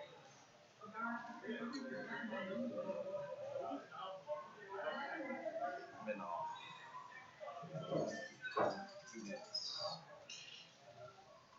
Flame Guard are pout 10. 4 pout 10s boosted is about 2 damage apiece into the objective. So it's not going to kill it. That only ends up being about 8 damage with 4 left. So you might have to put both of the Adjudicator shots into it. Right. How's he doing the math? Figure that out. Yeah. Well, and when I look at their clock, they've had a lot. Both of them had a lot of time left, actually. They both were like, that last turn when I was looking, they were both sitting at like 20 plus minutes. So time is on Dave's side to figure this out. The thing is I think at some point the Adjudicator rounds need to go into that. Well, again, Dave can play the long game. He can just send those guys into it. And then the interesting thing about that is they're standing there. And so now Nathan has to devote maybe Sorsha or Behemoth or someone into killing that model. And then Dave still gets to play the long game of slowly, killing that thing, basically. Let's see.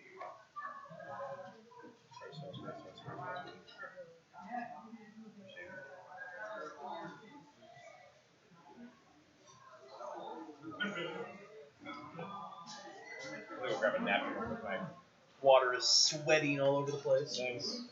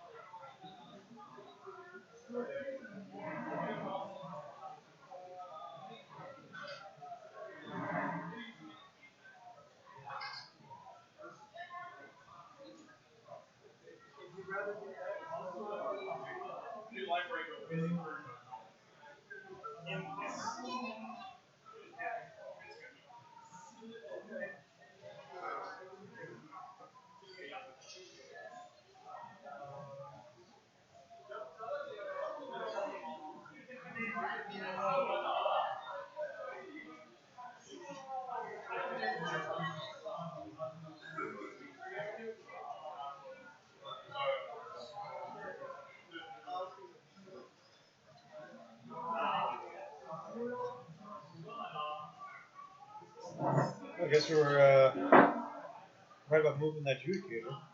Yeah, but it looks like he's okay. So it looks like he's walking.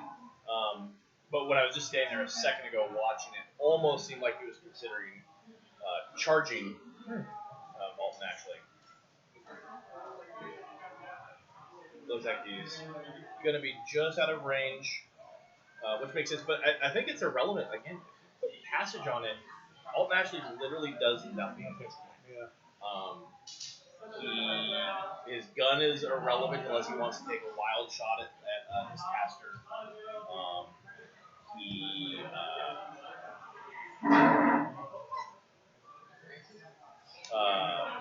He's just gonna stand there. I don't think he does anything except, I guess, stop 8 firing into. Oh, he's trying to take him out. It's probably the right play. I mean, he's playing like the longer game at that point, right? Right. It's the nutrition. So dice rolls are just not going to happen as far as hitting those guys.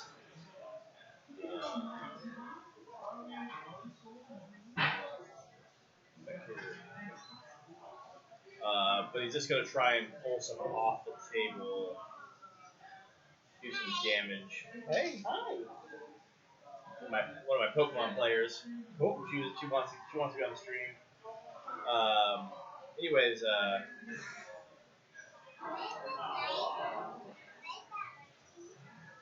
she's asking why the light's here. Because we have a camera here, and it makes us look more beautiful. If we weren't there, we'd be a lot less beautiful. That's Not why. really. We have a very fancy setup that Eric has set up, so it's actually quite. It looks it's very movie studio-ish. Yeah. It's a lot more movie studio than I've ever seen, especially just in a hallway at one birdhouse. So Dave's throwing out some of the AOEs, seeing where they're going.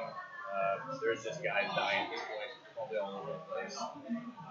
I think this is Dave basically playing the most soul-crushing version of like this game as he can. Yeah. Because he's, he could have been scoring points, and I think his plan is to literally move every single option Nathan has on the table, Just off the entire table, and to hell with the scenario. Yeah. He's gonna make it so Nathan has no models, and Dave's going to start sitting on points. Just the equivalent of slow rolling, Yeah, pretty much. I mean,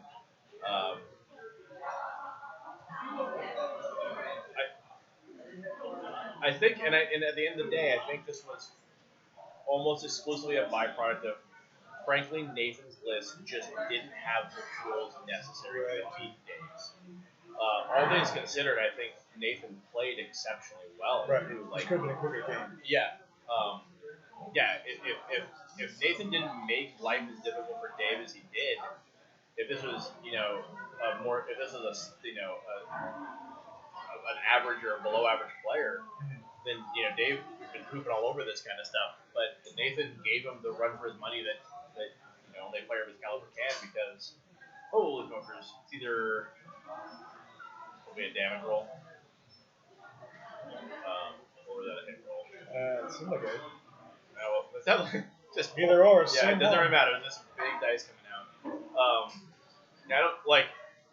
We can sit here and we can play nice with the people who are watching play the game, but like legitimately, without trying to sit here and be like, make it like, oh yeah, he was a good player because we're trying to be nice to him. No, like Nathan legitimately fought the best fight he could against this list. Dave gave him the openings that he needed, and he took advantage of them. The reality is like he just did not have the right material to pull those models off the table. And like when I walked over there, Dave was pretty surprised. He was like, "Killed a whole Judicator in one round." I'm like, I didn't say it, but we in the stream were like, "Dude, that you could have killed that thing. It happened, right?" And this is a good situation. Like if that was me, I would be like, "Book runs the flag," right? I mean, maybe Fiora gets over. No, that's silly. Go put Fiora even when we're close to Sorcerer. Don't even give him the opportunity. But if that was me, it would be like, Book goes the flag, and maybe maybe Dave is scared. Like maybe Dave's like, "Oof, man, he killed that stuff. I just don't want to give him. I don't want any chance." Yeah, let's not run any risks here. See, Nathan's like looking at any weirdness he can pull.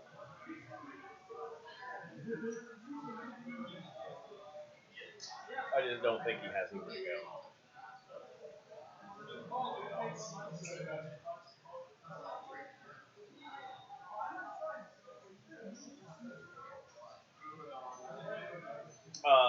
Let's also, real quick, I'm going to pull up over here. I'm going to figure out what our last scenario for the day is going to be by randomizing from rollfromscenario.com. Yeah. Take it home. Pretty average. I'd like to do another objective scenario. So let's find one of those. We've only had one objective scenario, and I'd like to have another. Maybe entrenched. I'll also let the if anyone in chat has a brilliant idea that's not line breaker, I know you guys are gonna say that before I even. Yeah, it might just be entrenched is where we're going with this. Alright, I'm probably going to do Entrench for the final scenario. Oh, or Recon.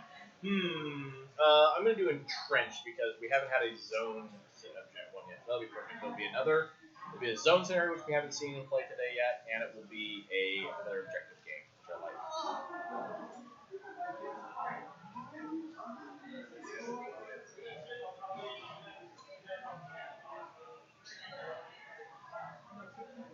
So now it's back on Nathan, and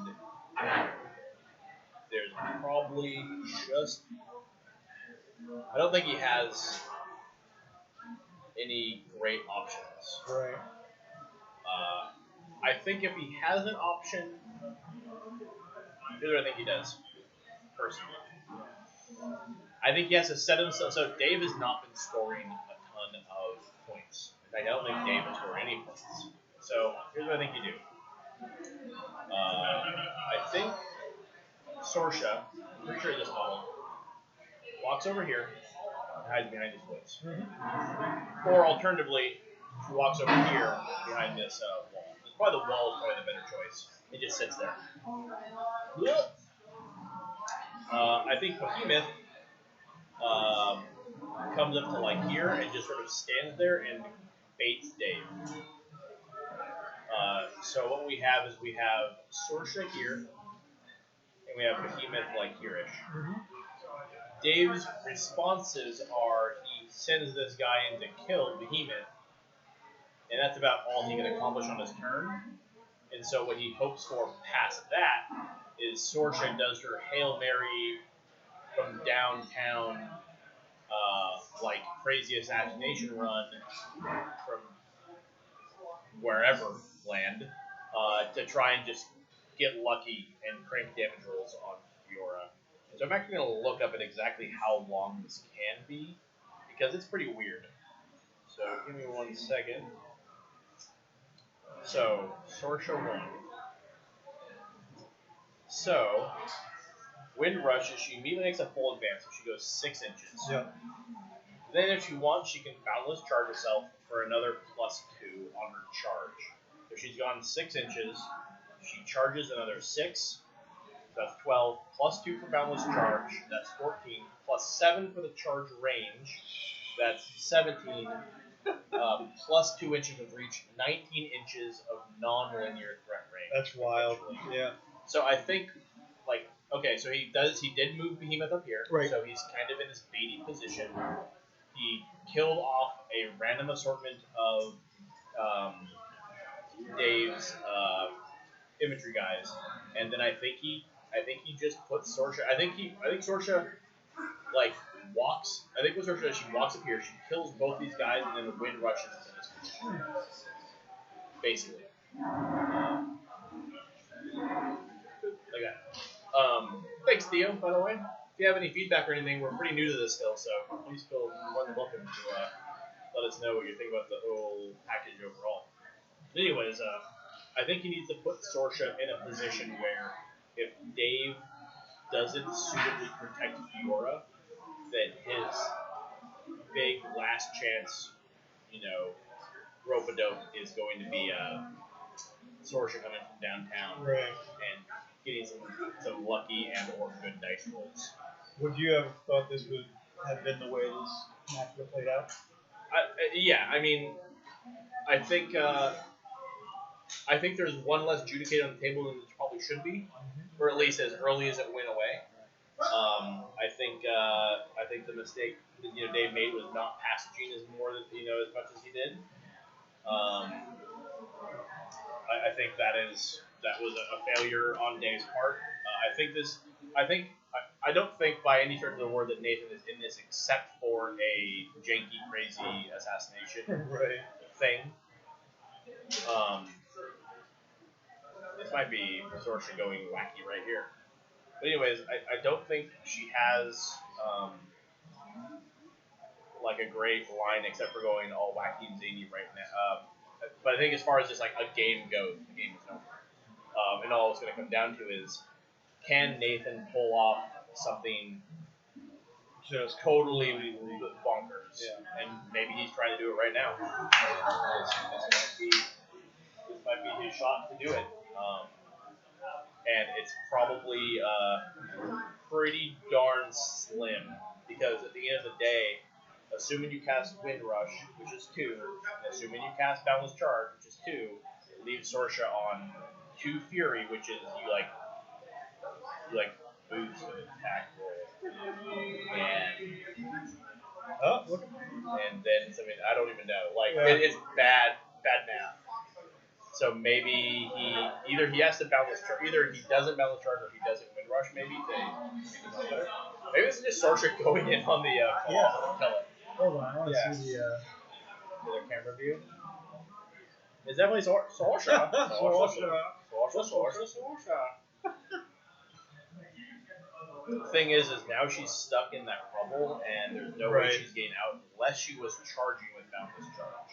Oh, wait, that's Fiora, though. Oh, I thought this was Fiora. Alright, so Fiora's back here. So, however, this isn't like the worst obvious thing. So, Dave is not camping any focus. I know, this is going to be interesting. Yeah, so Sorsha, she must have Wind Rushed, and she would have probably had to Boundless Charge. Now, she only has like the 1 Fury focus on him. Yeah. But so Fiora does have escort up, so she is plus armor. So she does have plus 2 armor. So stat wise, Fiora is she's a 15-19. Sure, which is real unpleasant. Yeah. And because of the other little catch here is this bad boy right there, which is no stationary and no knockdown. Interesting. So this is just some dice rolls, and I think he's just going to roll some dice and see what happens. Yeah, let's see move if he it out gets and lucky. see what they are.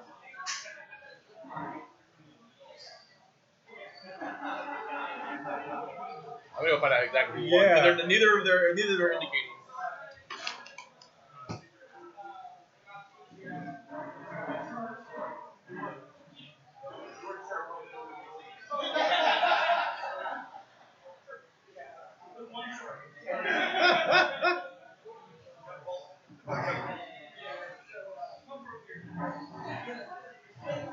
Well, he knocked Sorsha down for us, so we can tell. So go to the action cam, as it were. Dun, dun, dun. Oh, did I cancel it somehow? Yep, there we go. Cool. Yep, so Sorsha went for her little Hail Mary, long bomb, and tried to roll some dice at it, even though it was pretty slim, and just couldn't make it happen. Even Fiora camping 0, still had escort on, which is plus 2 armor, and the no stationary, no knockdown buff from the Covenant means that she's basically just hard rolling a bunch of dice, and the odds are pretty long, especially after you spent the hopes to get there in the first place. So, we have one more table that is still working on it, which is Texas Storm. I've heard a lot of laughing from Jordan. He usually doesn't laugh unless he feels like he's in a pretty good position. Otherwise, he usually gets pretty quiet and salty butthurt sometimes, unless he's just having a good game, which is also possible. But they've also called me over for an inordinate amount of judge calls, so I'm going to just psychologically assume that that's currently favoring Jordan. But what I'm going to do is I'm going to run out to the other tables, including this one. I'm going to set up for our final round, and then I'll come back, and while I'm gone, Eric can enjoy Eric's company. It's not that great. But I'll be back in a few minutes after I get the other tables set up for our third and final scenario, and then hopefully we'll be jumping into the final round here sometime within the next maybe like 15, 20 minutes or so. Sounds like a plan. I'll pass it off to you or whatever. Go. You're going with him. I was gonna.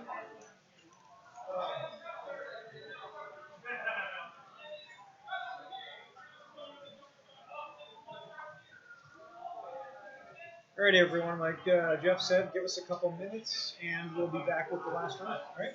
Good.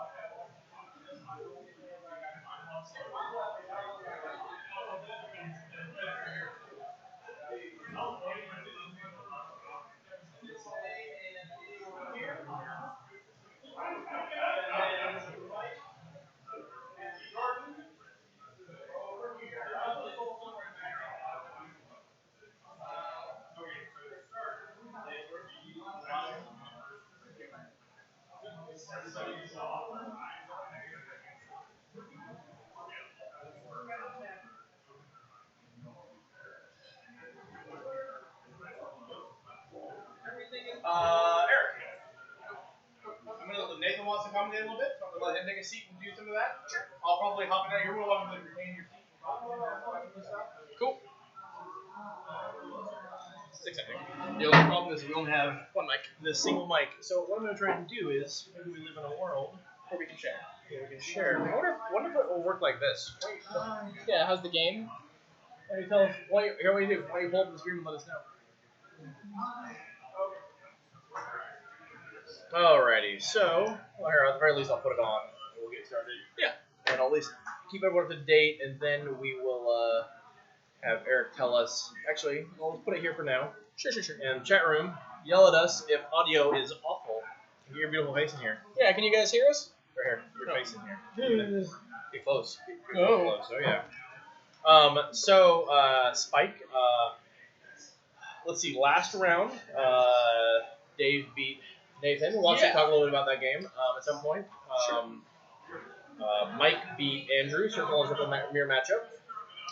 Jordan beat Chris, and so what you're guys about to see is the final table, the 2-0s, which will be Jordan versus Mike, and we'll update the stream here in a second with that. And Jordan's running circle? No, Jordan's running Scorn. Jordan's running scorn. Oh, pardon me. And Mike's running circle. Mike's running circle. Yeah. Right. And then Alex, and you were bowing out so that you can come and commentate, and Alex has got his back hurting. Yeah, he wanted to get going.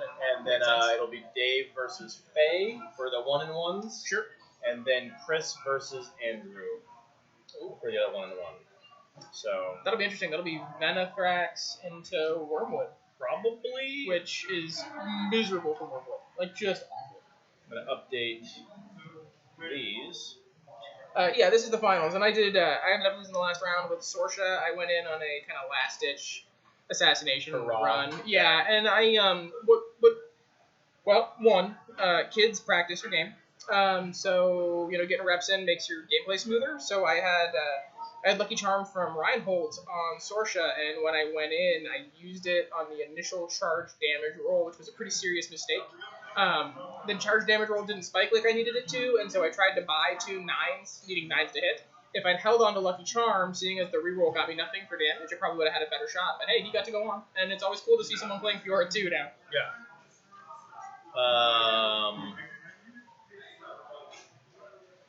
Yeah, Sweatberg. That's very true. I'm gonna change the text here. So we got Jordan. Oh, not Jordan.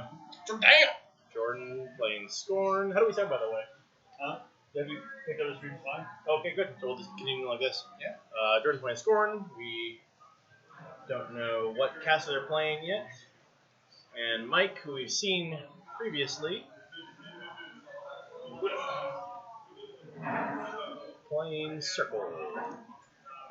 And once we figure out which casters are playing, here, let me move the camera. Yeah. So, while we're here too, and while they're kind of figuring out who they're going to play and all that kind of fun stuff, let's talk about your last game that you just had with Dave, because that was the stream game and we were watching you. Oh, sure. And so we did chat a little bit about the matchups a little bit, and then you talked about it post game on why you chose Sorsha over Rusk. Sure.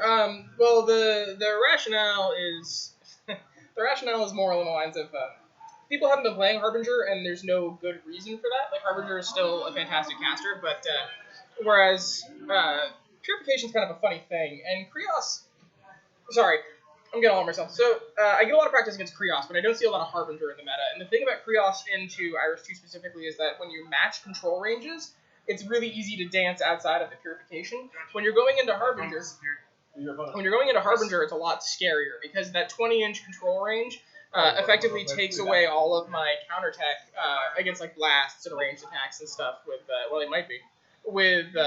Iris 2. So I was in a situation where the chicken into Harby was too scary. So I had to drop Sorsha because if my stuff's going to die to ranged attacks anyway, it doesn't. Sorsha is not quite as upkeep dependent, so she actually gets some benefits that I'm going to get to keep. For instance, like Wind Rush. And so I was also kind of hoping that he would.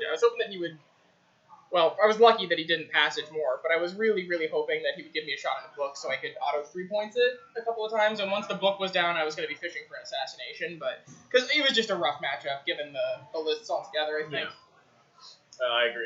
It just seemed like you were pretty down like 60-40 no matter who you took into it. Yeah. Yeah, I mean, looking at the fights. And his mistakes helped to cover for my rustiness, which is always a good place to be. But yeah, I got really fortunate when I put the Juggernaut into that Judicator too. Like my damage dice were on fire. We didn't see how it actually came to be, but we were teleprompting it all out and trying to teletrain it all out and being like, hey, he's gonna send Juggernaut in here and he's got some guns, but we didn't notice how much damage you must have done in prior turn for shooting and stuff too, or how much you done that round. So I had done about 12 to it the turn before, and that round I got another 6 onto it, with all the snipers that I had that had magic guns at that point. But it was more just the Juggernaut rolled fire. My charge attack was 665, and I got another double 6. And you're rolling straight at that point, right? Actually, no, I'm up 2 because I got Kiss on it. That's right, we talked about Kiss. I forgot about that. But I ended up leaving it on 2 with the Juggernaut. And then Iris walked up and took a shot and death bolted it, which, it's what you gotta do. Yeah, totally. So Jordan is currently store champion because he won the last Monday Night Fights, and prior to that, he won the Masters tournament. Oh, he's going for a triple crown, like a little local triple crown. Nice. Yeah, he's gonna try and be the Chris Davies of our hearts and minds. Good. And then we actually haven't seen Mike in a while, and we haven't seen you guys since Mark 3, I don't think. No. Well, we came up for the IG qualifier. I took 4th in that. Yep. But yeah, Malifaux has kind of swept us down there, and that's basically what we've been doing. So I'm trying to kind of drive interest back. Mm-hmm. And you guys know about the charity tournament coming up? We do, yeah. We're excited about that. We'll probably have 5 or 6 people come up for it. Awesome. That'll be great to see you guys. So once we figure out what lists they're playing, I'll go snag those and we can chit chat about those. Going into the whole tournament, we've seen Mike's list from earlier. He's running Una 2 with like 5 or 6 scar spells and Sure. like a pure blood, and then Wormwood. Right. Do you know where Chris went off to? I have no idea. You know where your Chris went off to? Imagine he's not going to smoke. That's not getting high. Okay, that's fine. He'll be back. Thank you, by the way, for this. Yeah. And then Jordan is playing Z-2, who he's had a ton of success with, and a new and improved Ratchet list that he's had a ton of success with as well. Yeah, it's hard not to have success with Rashad. He's pretty fantastic. So, this game, Mike opted for Wormwood. Right. So we saw that list in the first round on stream, but to reiterate, his list is Getterix, Double Purebloods, Gorax and Megalith, Lanissa Ristle, Swampcover Chef, Double Sentry Stones and Mannequins, Double Shifting Stones. So nothing too super up there. Did he get lucky? What did his opponent pick? He played Alex playing Malathon. Okay, I meant for this round. Let's check out his opponent real quick. Ratchet. Rashad. Oh well. That's probably who you would want to drop. Oh well, you would. I mean, I would from the Cassius's player or the Wormwood player's perspective, I would rather see the Rashef list with his list because Chris's list is it Chris? Mike. Mike's list is so it's so War Beast heavy that you're gonna have to go into the bundle with something, and when he has all those counterattacks, I'd be worried because like circle stuff's not terribly survivable. Sure. Yeah. I think a couple of the things that Jordan has here that is a little bit of the secret sauce is the Extoller allows the Candy or the Mammoth to rip a Sentry Stone off the board really Absolutely. Well, I mean, I think, yeah, but the problem there is that the Sentry Stones aren't going to be doing a ton of heavy lifting, although he's got tons of, well, he's got a bunch of guns. Yeah, okay. Yeah. No, so that's pretty good. I think that's a big deal. I think the Brigands with proper prey application Oh, they're fantastic. are can pull off like a pure blood real casually Sure. eventually. Well, because they get such a benefit out of Rashad's feet as well. Yeah. Yeah. I mean, if Jordan arcs like a -2 armor, even onto like Getterix, Sure. and then pops the feet, Getterix will just die to the Brigand. Yeah, he'll melt. Yeah. So Jordan opted not to bring his Zaydash list. So, which I would have been scared dropping Zaydash into Una 2. Right. Because you can trade up with a cheaper set of models. Yeah. Yeah, that makes sense. And her feet preventing melee attacks really Really stops counters it hard. Zaydash's feet and the counter charges and all that kind of stuff that Zaydash Sure. brings to the table. And neither of them were locked. Yeah, so they got the Yeah. pick and choose. I'm going to adjust their thingies here. So now we're going to have Mike will be on the right hand of your screen. And Jordan will be there. And Oh, Spike Bash. Mike's second is Una 2. yeah. Mike is playing Wormwood.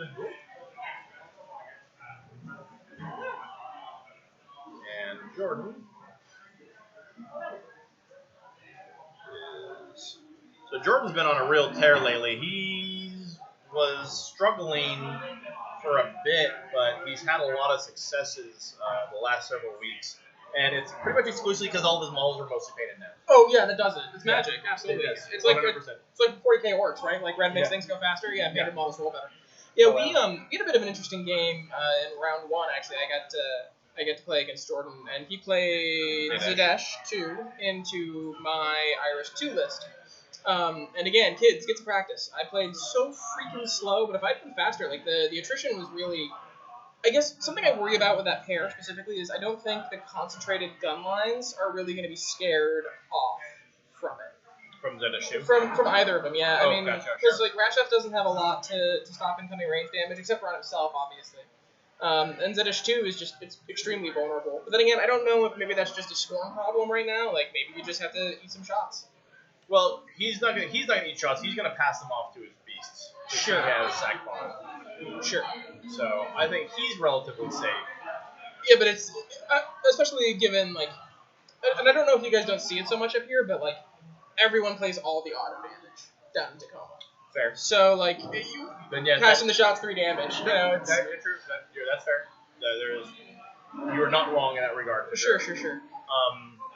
But I'm happy to see him doing well. I mean, anything that fights the narrative that Scorn is awful is probably good. Although, granted, in my opinion, Scorn needs some love. Doesn't mean that you can't do it. You just have to play what's good in the faction. You can't get cute. Yeah, I don't disagree. And I think Zaydash is good in the faction. Oh, absolutely. I think he goes a long ways to help out what's going on. And Jordan's been playing this Mammoth with Rasheth the last couple weeks, and the thing never dies. No, the Mammoth actually got better this edition. Like, yeah, it just, which is crazy because it was the best one anyway for Hordes. So he's had a lot of success. Ooh, Eli is favoring. Why? What do you not like about this score, Eli? Besides being bad. Oh, that's Eli? Yeah. Oh, well, to heck with him.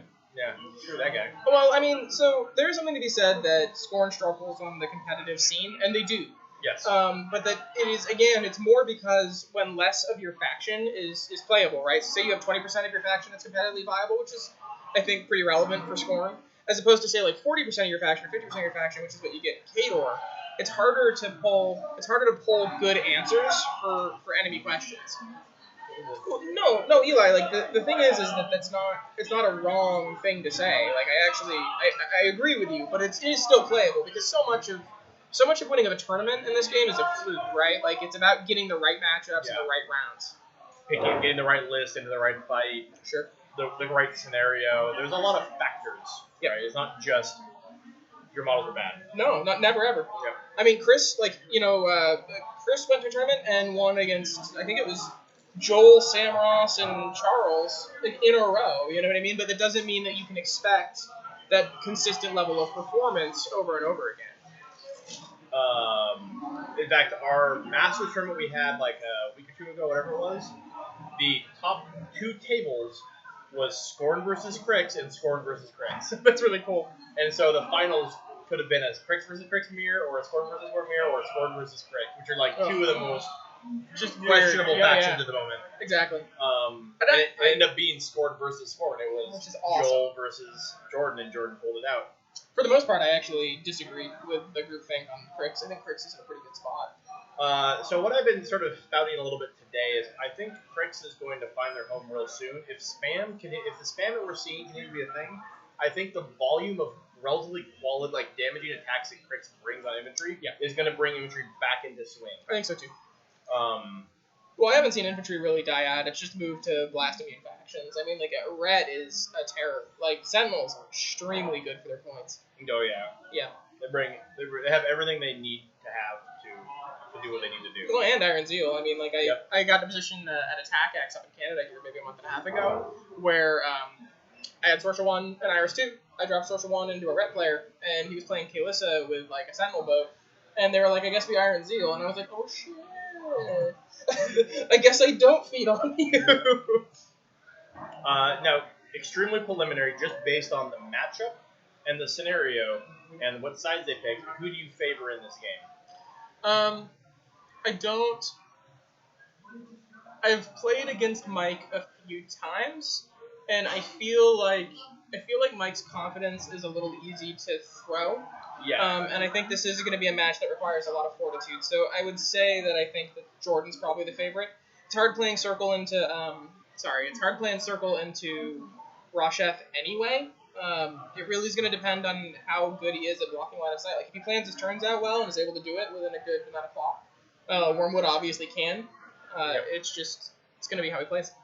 I think there is not any terrain out there that proves to be like egregiously in favor of Wormwood, which sometimes can happen. Absolutely. We always are trying to get some blocking terrain out there, but sometimes, there's just a giant forest in the way. Yeah. Which is like so unpleasant sometimes when it gets absolutely. Wormwood.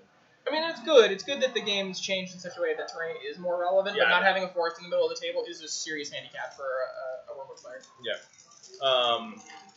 I think this is going to turn to one of those games where, and what we have access to, by the way, and you should take advantage of, is make sure you just pull up this paint window, and...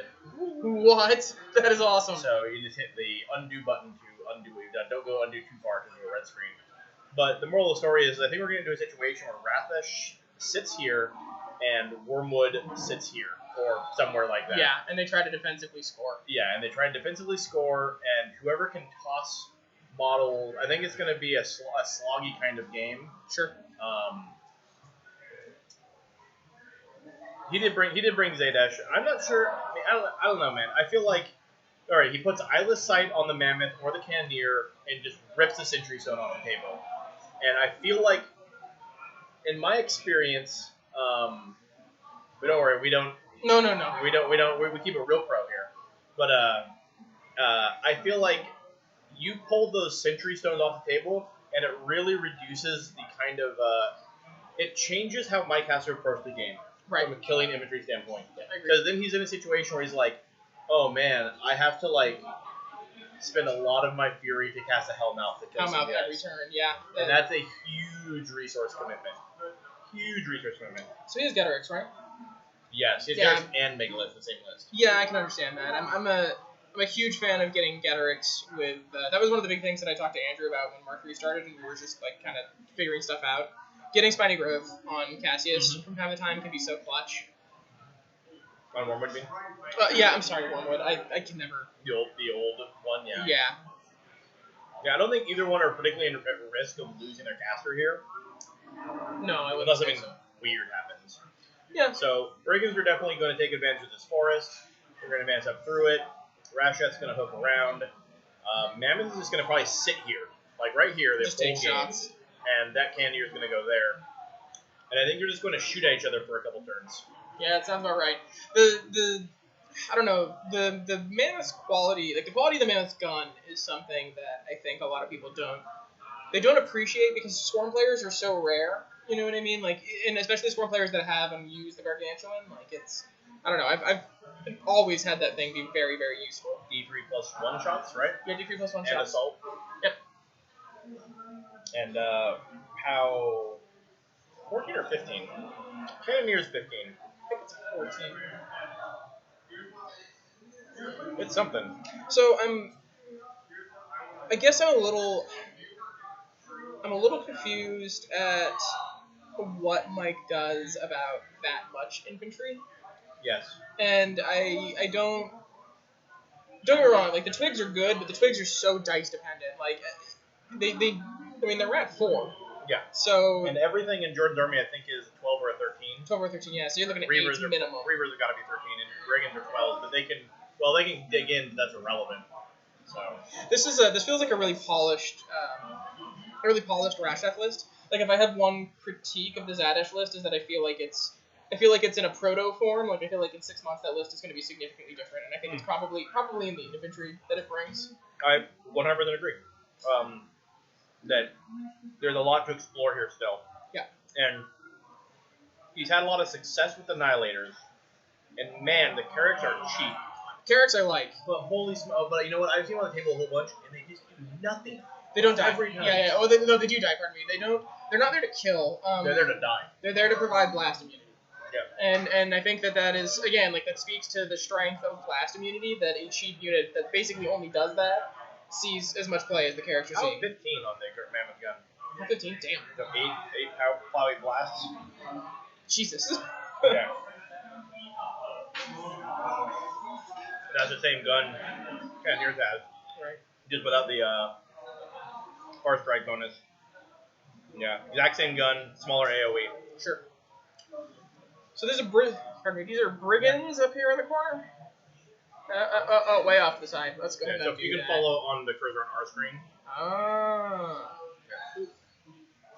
So, Yep. these? Those are the Reavers. These are the Reavers. Yep. Alright, so he's obviously trying to get the Reavers with the twigs, which seems like folly to me. Actually, what we could do that's not the worst idea ever is go here, add some text. This is really cool. Unit 1. So, Brigands plus UA. And This is a another great one. setup. Cool, right? Yeah, this is really cool. Unit 2. To the Reavers plus UA.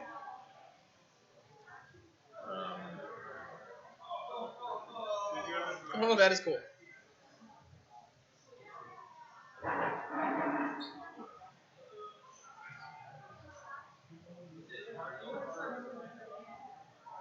So then now people kind of have an idea of what's what. A little bit hard to see Mike's stuff, and we kind of do it separate at some point. Sure. But I'm really jazzed to see him playing Scorn with more minions, because it's something that people were doing a lot in Mark II that they kind of got away from, and I think that, especially Brigands, because Brigands are just so fantastic. Oh, yeah. They do it all. They got strictly better. Yep. In every sense. Every way they could be better. Well, I mean, especially, arguably, they're probably better than the Reavers, even, to be fair. The Reavers do serve a slightly different purpose in that they can do a bit more damage to a heavier target. Mm-hmm. But the and Brigands... more longer range, too. What's the range of the Brigand gun? Brigand gun is range 10. Reavers is 12? Reavers is 12 plus a far strike mini beat. Oh, yeah, okay. They're gonna... If you go second, you can be firing into your enemy off of an advance. Sure. And all that. Yeah. And with Jordan going first, I think he's going to end up controlling a lot more space. Absolutely. Yeah, he's going to have to be real worried about putting those stones. Because obviously, he's deployed the sentry stones in such a way that he can expand the existing forest. It'll be interesting to see if that fog cloud stays too, the white ring. If the fog cloud stays, he's in a better spot, I think. I mean, it doesn't... Wait, how does that work? So if you CRA and the leading model has eyeless sight... You can give this leading model eyeless sight, and then the rest of them could CRA. It counts. All they need is range and line of sight. Okay. But they would need line of sight. Oh, they do need line of sight, though. Yes. Okay, so But if it's he the same. positions them around... He might be able to get around it. Yeah. I know that was something that was kind of a big learning hurdle for me when I started, is when I realized that CMAs, right, they have to qualify all conditions to meet the attack. So, if you charge with one dude and have two people that are there already, they can't CMA into the charge attack. I mean, they can, but it loses the charge bonus. Mm-hmm.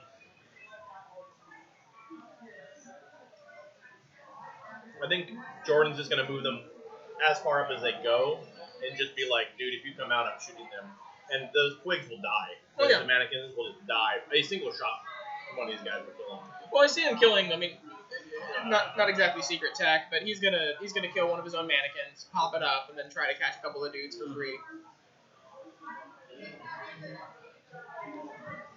The problem is I think at that point the sentry stone is exposed and gets rocked. Yeah, I suspect that Mike has literally 0 experience against Rock. Yeah.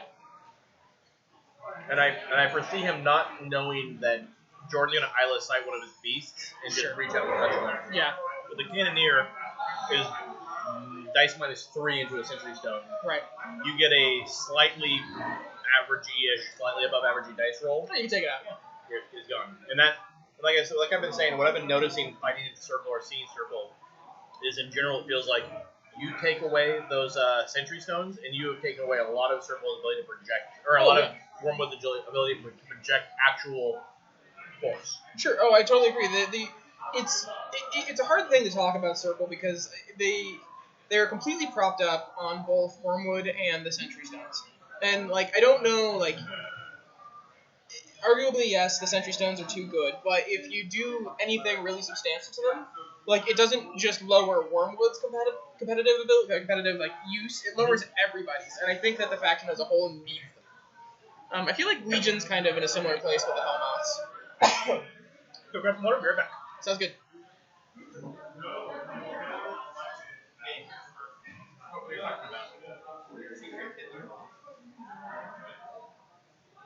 Alright, so we're not seeing a ton here, just kind of preliminary moving about.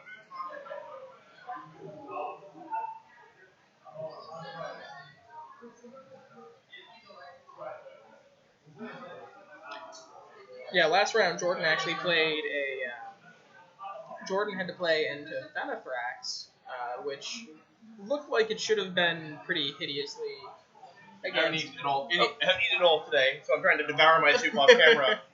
And it straight up had the biggest kernel of straight black pepper Oh no! I've ever had in my entire life, and I almost died on it. Sure. I like those movement sticks. Yeah, so those are the Muson mini ones. They're real nice.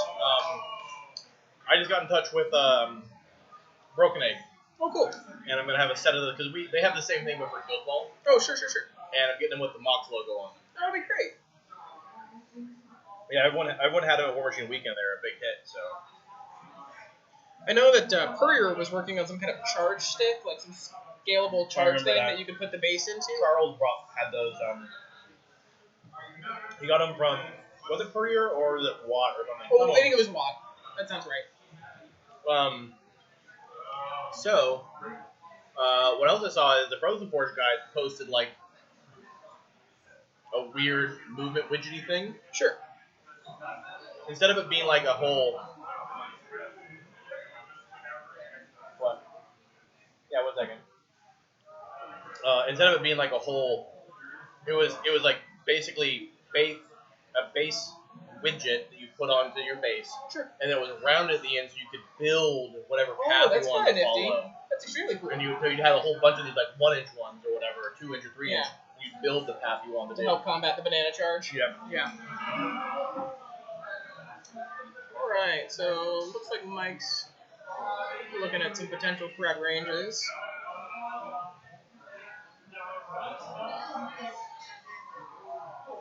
Trying to figure out whether or not it's worth it to kill some sticks, spawn some sticks, get out there, get some sprays.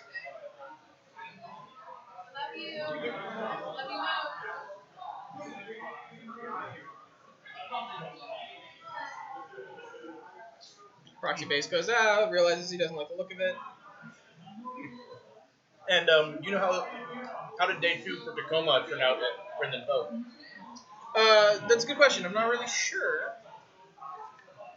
I know that Marcus has been getting rolled pretty hard. He's having a hard time learning the game, though. I know Sam was undefeated going into. Let me shoot a message off. Yeah, so our sister store, Our Kingdom, was running a 2-day Malifaux event that I believe they've been streaming as well. Yeah. And the Tacoma crew went and represented, and yeah, I watched a little bit of Sam's stream. Yeah, well, it was interesting because Sam's he's just a damn good gamer, you know, and being a mid-high level Warmachine player has really helped him kind of roll into Malifaux well. But there's this one guy that plays out here, Matt Beasley. I don't know if you know him or of him. The dude is a monster. Like, he is the best Malifaux player I've ever seen. Like, it's gross.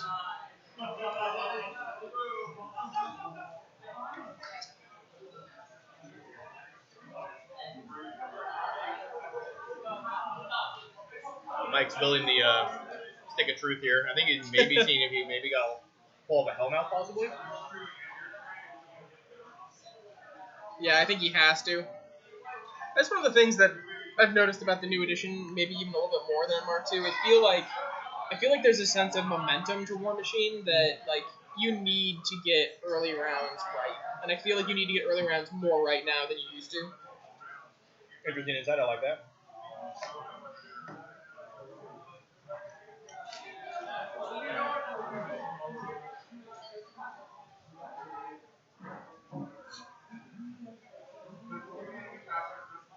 Is there anything you particularly like or dislike about Mike's Wormwood list?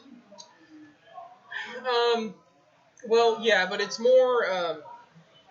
So I don't like Wormwood, and I'm a casual circle player. Like I wanted to get into the faction a little bit stronger, but it was actually my first faction for this game when I started playing for realsies. But we had some answers locally that you guys don't see as well. For instance, like we have a local player that plays a Harkovich list that is like. Is that Marcus or It's someone else? Marcus. Yeah. Marcus's Harkovich list is a nightmare. Wormwood, like it. Andrew has beaten him once out of the 6 times they played. And it's just that it can't answer that kind of armor. So the thing is I feel like Wormwood lists in general are extremely tenuous. Like you have a couple of models that do tremendous amounts of work, and if you lose even one of those models, like it just seems extremely unforgiving. Yeah. I think I'm just laying that out for this is my projected cannoneer firing at that guy and Mike not knowing it's coming. Well, actually, the Cannoneer can't. Why? Because those are 3 individual forests. Well, those are 4 inches though. Yeah, it doesn't matter if they touch. No. How big are the forests? I think those are clouds. Oh, are they clouds? I think they're clouds. Then he is fine. If one of them, See- like if the middle one is a forest, then he's good to go. See, what I think is I am pretty sure. Well, first off, Mike is running fuel cache with Wormwood. I won't bet you anything sure, that this right here. That is a cloud. Yeah, never mind. That's a cloud of fuel cache, and I'll bet you this is another cloud. Where did it come from? I bet you that's the forest. That one is the forest? Yeah, because he has a forest from Giant Gotcha. Yep, so I think that this Cannoneer Yep, you're right. just, I think it gets him. And I'm not sure, Mike's aware. Yep. Yeah. Yeah, that makes sense. So I think so here's what I think. If I was in Jordan's shoes, seeing this from the traffic cam, Sure. I would put the extoller. So what I was looking for, I just pulled out his list, which was kind of my little delay there was. Oh, yeah. Was he doesn't have a will breaker, so he has no puppet strings. Yeah. I feel like if Jordan had puppet strings in this situation, Oh, it'd be almost guaranteed. Yeah. Yeah, well, I mean, you'd have an almost guaranteed average chance of getting it. Yeah. I think that what we're gonna see here, from what I'm seeing so far, is you're gonna see Mike constantly attempting to re-clear the friendly zone while taking fairly heavy fire, and it's gonna attrition down. The brigands are gonna get involved at some point because he's just not gonna be able to clear enough infantry, and I think we're gonna see probably 5.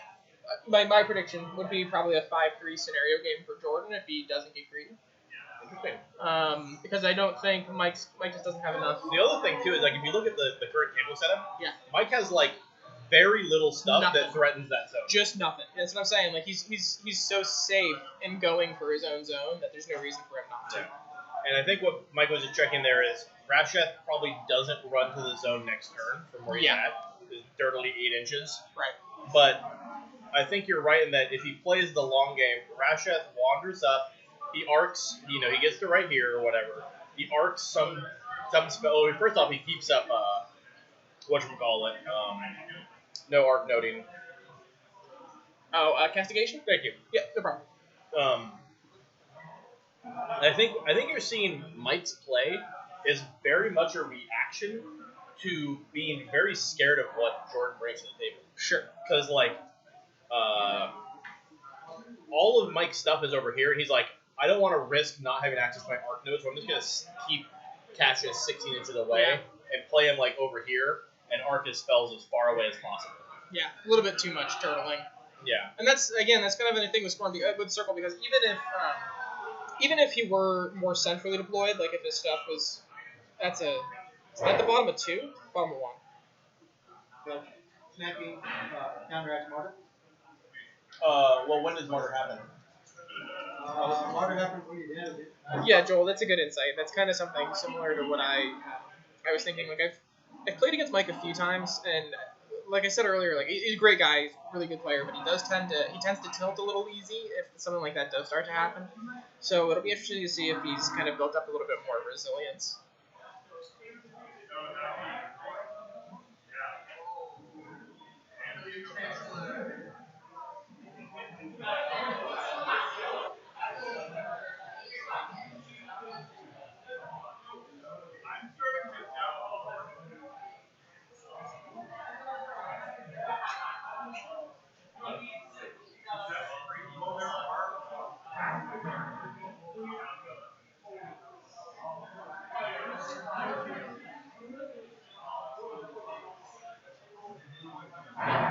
Of course, I mean, all of this is moot. If he does get a little overbrave with Rasheth, there's always the chance for a Hellmouth assassination, but it doesn't seem like he's gonna. Like, there's been enough circle up here that you guys seem to have a pretty good idea of what's going on.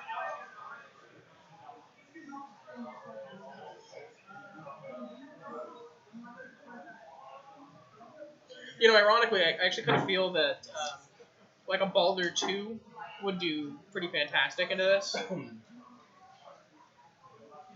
No one's really playing him either. Yeah, it's interesting. I like the Baldur, Stones of War is what we were calling it back then in Tacoma. Like you get a bunch of Def 14 beasts with decent armor, Ferals and Getterics, and you take Wrong Eye and Snapjaw, and you just build a little bunker, and you say, yeah, you can't shoot me. And good luck trying to kill me in melee. So. Interesting thing is, even with the cloud wall, it's not going to really inhibit Mike's ability to spray. Right. This is Jordan went first. So this is top of 2. Okay. So So in Mark II, and I always get this confused, right? So you can spray at a colossal regardless of line of sight. Now sprays were stopped by creatures of force, but I don't think they were stopped by clouds, right? So if I spray at a colossal and the So spray template, I actually just had this ruling a second ago. Oh, did you? earlier. Both Andrew and Mike asked me this before they got involved in their game. okay, so they're aware. At least Mike and Andrew are. Sure. The way it says in the book is you have to have if the line of sight to the model is blocked by terrain, you do not hit them. So my question is does that matter then? Because like, is it so the spray, right? Like, it only needs to be able to hit its initial target, right? Because the attack is successful, the template goes down. I know, like, and I know in Mark II. But the people who are behind Forest will not be affected by this. Right, but people behind clouds is the question. Will be. It Yeah, specifically says terrain. So the question came up is, Clouds. is dense fog terrain? You know, this is under the terrain header. This Yes. is a piece of terrain. cloud terrain. Yes, it is. You cannot spray through it. Sure. But these clouds you can spray through even if you don't have Because line they're of not sight. terrain, yeah. Because they're not terrain. Yeah. See, I know because the confusion comes around because in Mark II it did not work that way. In Mark II, the spray template could actually hit things that were behind clouds, which was very strange. As long as your initial target was legal. Yeah, so definitely not going to really stop him from probably clip, but the other thing that like maybe Jordan does here too is like, let's see, he goes down to 8, so he'll be minus 10 on the Mammoth blast damaging. Oh, interesting, because, last turn I projected this Cannoneer killing this guy. Maybe he just eyeless sights the Mammoth. That's actually statistically better, because you're going to get D3 plus 1 shot. I agree. At the same pow. Kills that guy. Dude, that if this guy dies, Super strong scenario play. there's just nothing. Yeah. Mike just has nothing. As far as this, like, literally, like, this quarter of a table. Just gone. It's just gone. It's just not even there. You gotta play like it doesn't even exist. Yep. No eyeless sight arc nodes. Oh, no, not that he can get. Is there a Lanissa on the Wormwood list? I don't. Yes. Yeah, there is. It would be really weird if you didn't have some type of Hunter's Mark. Yeah.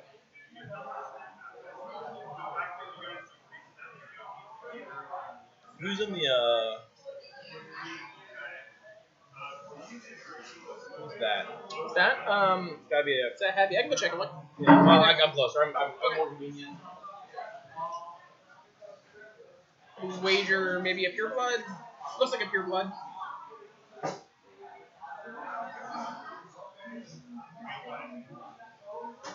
I'm kind of curious if he does too. I don't think it would necessarily be wrong, but I also don't think he really needs it yet. Even with the Hellmouth extension, Mike's heavies are just too far back. Pure blood? Pure blood, yep. Yeah. So pure blood, Getorix, other pure bloods in there, and then what's his nuts? Megalith. Megalith. Yeah. And yep, Jordan just pulled that citrus stone off the table. Yeah, that makes sense. And Mike was like, I don't like this. No. So now he's like, pure blood. Dude, look how, like, from a visual perspective, look at how big the Mammoth is. It's just enormous. Yeah, it looks like we're watching a Godzilla movie. It does, and I love the model. It's my second favorite of the original run of Gargantuans. It's just, I don't know, it and the Archangel, I think they kind of they embody that hugeness that you want in those models. I think something that Circle players need to come to grips with is that Wormwood lists, while extremely powerful, and they are extremely powerful, they don't bring enough bodies to react to double infantry plus heavy lists. And that was the big reason that I hadn't been playing Wormwood. I'd actually been playing Tanith with double Reeves plus UA. Double infantry plus heavies. Actually, plus lights. I had two heavies though. So I had a Pure Blood and a Feral. I had Reeves UA, Sentry Stone, 3 Warwolves, and Moonhound and a normal Argus. You start the trade with the Argus. You can split the entire list in half and put one half on one side of the table, the other half. They project well. They're good against guns. Of course, I'm a bad circle player, so there's that too.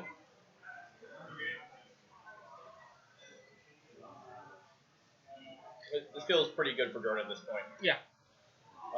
Does Getrix, do all circle heavies have Pathfinder now? They do not. Okay. I kind of like that position behind the rumble though. I think Getrix might. I know No, the Stalkers always have, but the rest of them didn't. the Feral doesn't. The Pureblood has Warp for Ghostly. I'm not sure on. But that's a trait. That Oh, does yeah, yeah. feel bad when you're like, oh, that's a Charger Mammoth. I either have to warp Ghostly or not get there. I guess my big wolf's not good at running through the woods. Yeah. It seems so weird. And you're like, oh boy, my POW 14 heavy. Why am I paying 19 points for this model? Yeah, Joel's got it right. But that being said, like well, no, I don't know. If you guys haven't booped that follow button yet, make sure to toss one out to our boy here, Eric, who's been so generous to lend all of his gear and his time and his expertise getting this very nice stream going. So. Yeah, real stand-up guy. I mean, handsome, like Not really. He's like at least a 6. at least, well, I was gonna go with 4. dude, if we were in the desert, he'd be like a 9. Yeah. Like, you gotta, yeah. Maybe a solid. I think he has I'll say this. I think he has an extremely well executed beard.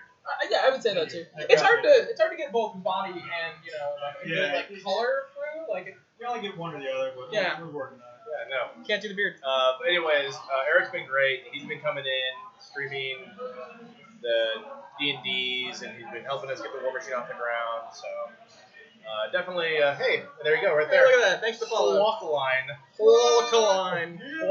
Alkaline. HW Alkaline? I think it's alkaline. Alkaline. Booped. We all appreciate that because I think one thing's like Warmachine's got such a great community, but like there's not a lot of effort put into like the streaming and the online content. Not outside of major events. Yeah. This is awesome. This is the kind of thing that I think the game really needs to get to that next stage. And a lot of people, and I don't want to put down into it because a lot of people do stream Warmachine stuff.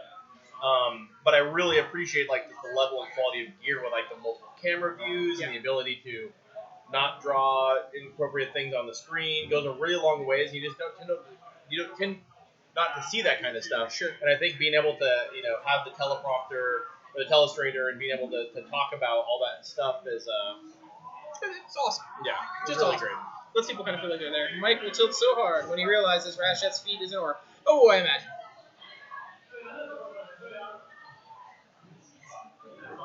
In much the same way that Cassius props up Circle, Rasheth does a very similar thing for Scorn. Like, he is so good that you have to have a damn good reason not to play him in your pair. True. The interesting thing is a lot of the I guess that's probably going to cause any. A lot of people, I keep a close eye on the Scorn like Facebook and the media stuff. The Salt Mine? Yeah, it's really bad. And then the funny thing is actually like the last few days, they've been really positive, and they've been They got a talking. caster that's decent. Yeah, they've got the Zaydash, and instead of seeing, there was a lot of people who were initially just did the typical Scorn reaction. Yeah. But now it's a lot of people being like, oh, I played Zaydash, he's so good, this is my list, what do you think, what should I do with it? That's fantastic. And I think he's been very good for the community. It's the headspace you have to be in, right? Like it's a new unformed meta. Know what you're playing into and build lists accordingly. It's not like Scorn doesn't have tools. Like when rational people talk about the problems that Scorn has right now, they are not saying that the faction is awful to the point where it's unplayable. They're just saying that the scope of what you can play is limited. And if they're not saying that, Mike they're in wrong. the tank right now, I think. Yeah. Mike is. I don't know. I know Jordan hasn't feeded because he has tokens down to be able to see it from orbit. I think Mike is realizing that he has to sacrifice something. Yeah. To that zone, and I don't think he likes what his options are. No. Because inevitably will be a beast. Yeah, and the problem is Jordan made a really good move by getting that mammoth up where it is. Mm-hmm. If he postures with the mammoth just a little bit more aggressively, I mean smartly still, obviously, it gets to a position where Mike might not be able to get into the zone. Like if he puts himself in the zone, he might be exposing himself to too much risk. You can use the feet to cover it for a turn, but it's a delaying tactic. And if you're not ahead, you don't want that feet. Mm-hmm. Also, Jordan's been really good putting the counterblast animus on this Mammoth. Yeah.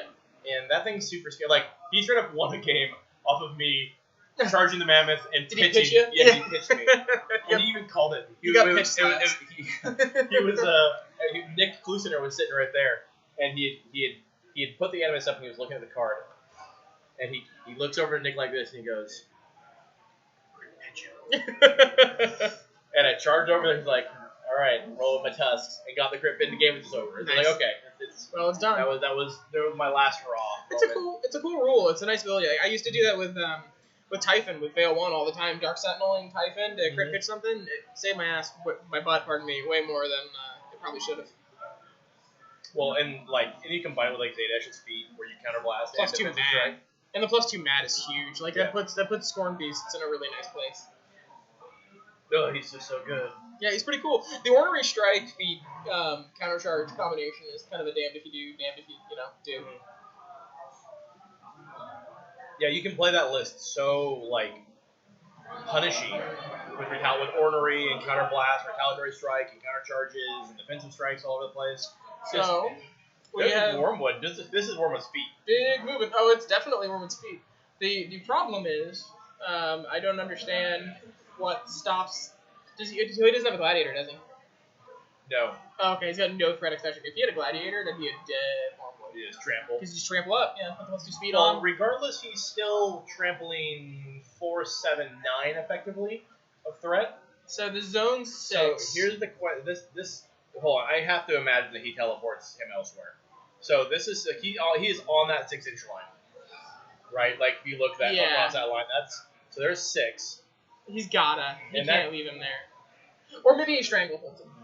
If you stranglehold, boost hits the stranglehold, they can't advance towards him. That's that's control. But he's definitely. I would say right now he's definitely in trample and punch you range. Absolutely. But you're right. He probably wants to stranglehold that guy. Yeah, we were talking about that. I think that he probably could have moved Rashath a little bit further. I think from where he was at, I think he was at about that like run range, so 2 turns of walking. And I agree that now it looks like Jordan probably has to run to the zone. And I think the earlier that Jordan gets Rashath into the zone, the better this game goes for him. Yeah, no, I agree. He wants to put the pressure on Mike right as soon as he can.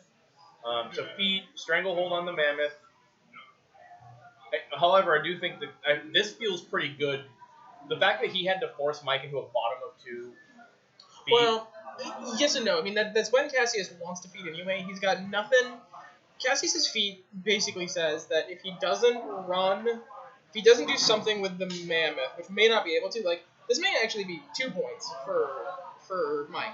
Because, like, he's going to get a point this turn, he's going to feed, his opponent's not going to be able to get anything into the range. I don't think he has access to a lot of Pathfinder over there. The Reavers don't have it. Brigands do. The Brigands do, but the Brigands are on the other side. Yeah. So, like, Brigands might have to run into the zone, which is real bad. We're almost positive that's a stranglehold. Yeah. It'd be... Hands. If If it wasn't stranglehold, then Game's the over. catches could be dead. Yeah. Although Jordan is pretty smart. He might not catch the trample, but Power attacks, man. They're bros. well. So let's see. So here's the interesting question. This guy is speed 6. The zone is 6 inches long, so he's This probably is 6 about inches. I'm trying to think about 9. arcing a spell. So that right there is about 8 inches, which is more than he can run. He's only running 6 inches. Right. So he's not going to get within 3 inches to allow Rashath to Line of arc a sight. spell Yeah. through him. But all Rashath really needs to do is pop his feet. Sure. The thing is if Cassius is capable of, so here's the deal. Because Jordan was so conservative with getting Rashath up, like he may have ceded too much scenario pressure to Mike. Mike's going to be up 2, I think, at the end of the next turn. Well, I don't think Jordan. I'm not sure Jordan wants to feet next turn. All right. Oh, I think he'd rather hold it till he gets in because he's not going to hit anything. So next turn. at the very least, that means that Rashath can just run into the zone. Sure. Well, maybe. I mean, does he have Pathfinder? Oh yeah, that's right. Big Tubbo. Yeah. Maybe the Mammoth throws him into the zone. At this point, that might not be the worst call. Maybe, yeah. Yeah, I can totally see it. Because what you do is Get in What there. you can have is you can have Daddy. Rasheth walk up to like here. Then the man doesn't have to turn or anything. Yep. He can even then cast some spells. He could throw out he has a good line of sight on an Arc Note or something. He could cast Breath of Corruption Breath somewhere. of Corruption. And then the mammoth just goes, Get in there. and just tosses him right there. Hey, guess who doesn't scatter? Yeah. You douche. Um, We'll see if he's thinking that way though. and I'd say that's sort of been a theme of the day. That I've been watching is people have not been putting as much scenario pressure on. No. We were watching Dave's game and we're He like, should have been going for points way earlier. oh yeah. And, He had me dead to rights. Yeah, I know. Yeah, I was watching it too. like there was that point when he'd run all of his Temple Flame Guard up. But it moved some of them out of 4. I was like, thank you Yeah, so much. he moves him out of 4, and then also just like didn't even put a guy in base contact. Yeah. And then you like stationary them, and we're just like, if David put a guy there, No, because there was a guy in base contact with each flag when I feeded. With both flags. When I feeded and I reloaded, so I shot off both of the guys that were on flags. gotcha. But I only did it, but I was looking and I was like, well, he doesn't have them all within 4 anyway. But it's good practice. And it was like, we were like, if like this game looks really haggard, and if Dave is just putting Nate on a clock of scenario points, he would have done it. It would have Yeah. been way better. It would have been less dicey for him. There never would have been a point at which Fiora was in danger, and that's you always want to go with the sure thing.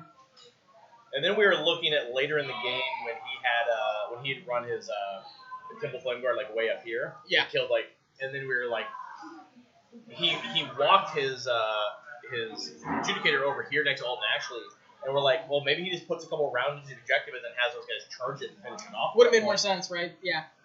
I was thinking, and we were just freed up with both of you being very unfamiliar with your armies at the moment because he has not played off since Mark II. Yeah. No, it's true. I mean, I think on the one side, like, it's awful. On the other side, it's kind of fun because when there's more that goes wrong, everyone else gets to, you know what I mean? Like, because I do that. Like, when I see someone perform in a way that I don't like, I'm always like, you should do this and that. And I think that gets me a little bit more involved. So enjoy my suffering. Get some sticks. Big sticks. Looking forward to get those in. Very handy. So it looks like Mike's just moving his stuff in preparation. yeah. And it looks like his plan is to hopefully score a point here. He did feed, right? Yes. Okay. Oh, I see the token. Yeah. Yeah, he feeded, and this will be a point. And I think he's just trying to make it so that when on Jordan's turn, He can't get anything in. Jordan can't get anything in. And that is probably the right move here, because putting Jordan on that clock is important. Is very important. Because it forces him to feed models into the other side. Yeah. Yeah, it's interesting. Jordan has no. Well, so what he at least can do is like this brigand can at least get a good run in there. So, but this is what I was saying earlier, where I feel like the early turns are more important than they used to be. Yep. You know what I mean? Especially in a control situation like this. Like if he had been more aggressive, if the zone had been closer, I feel like this probably swings a little bit more in his favor. Like if he's also scoring, because like you know Cassius wants scenario. Yeah. Right. You must get as close as you can to that zone. You need to be scoring on 2, and that's where your head has to be. That being said, we'll see if it's enough momentum to help once the feed is gone.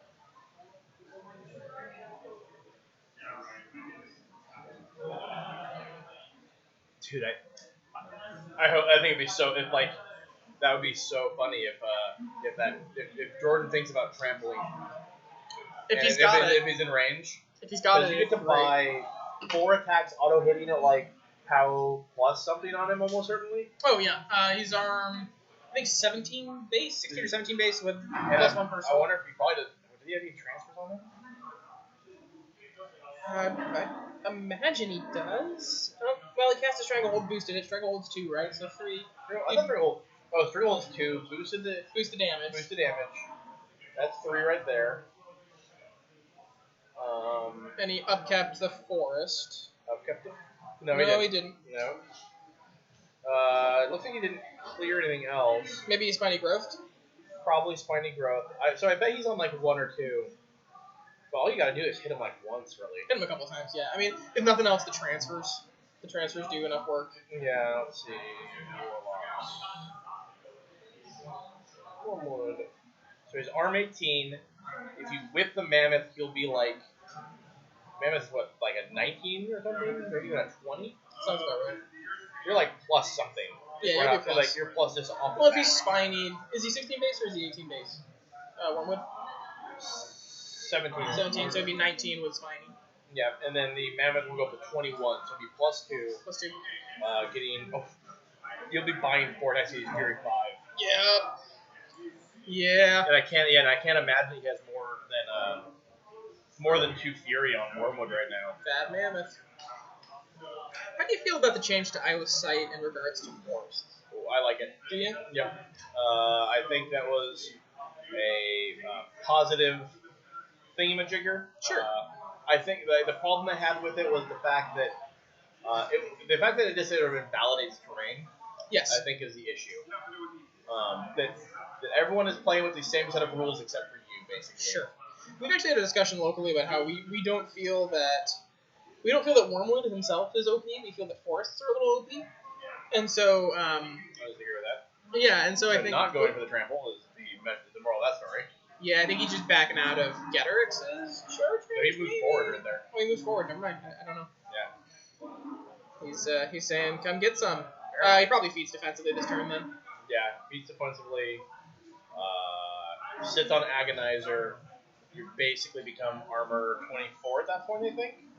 Doesn't seem like a armor 24. good play for longevity to me, I don't disagree. but I get it. I think Jordan might be psyching himself out a lot here too. Because it's Wormwood and he's big Yeah. and scary. Yeah, that makes sense. But yeah, like I was saying, we've been having this discussion about forests and about how we think the issue with forests is actually it's the line of sight blocking. And so something that we were talking about locally is The girls have acrobatics. They want to charge over the model. I have parry. Can I not charge over the model? Yes, you can. Huh? Yes, you can. Do they ignore the rule that they always have to be in front? That whole thing It's just changed. Just changed. Yeah, When did it change? melee range Like last extends week. all the way around your base. Yep. So you're still in melee range. I know it's dumb. You're still in melee range if you charge passive. You can totally 100% charge over people and turn around now. As of literally Okay, so the only thing that stopped the bullshit charges, they just got rid of. Yes. For no reason. yes. Yeah. Also yes.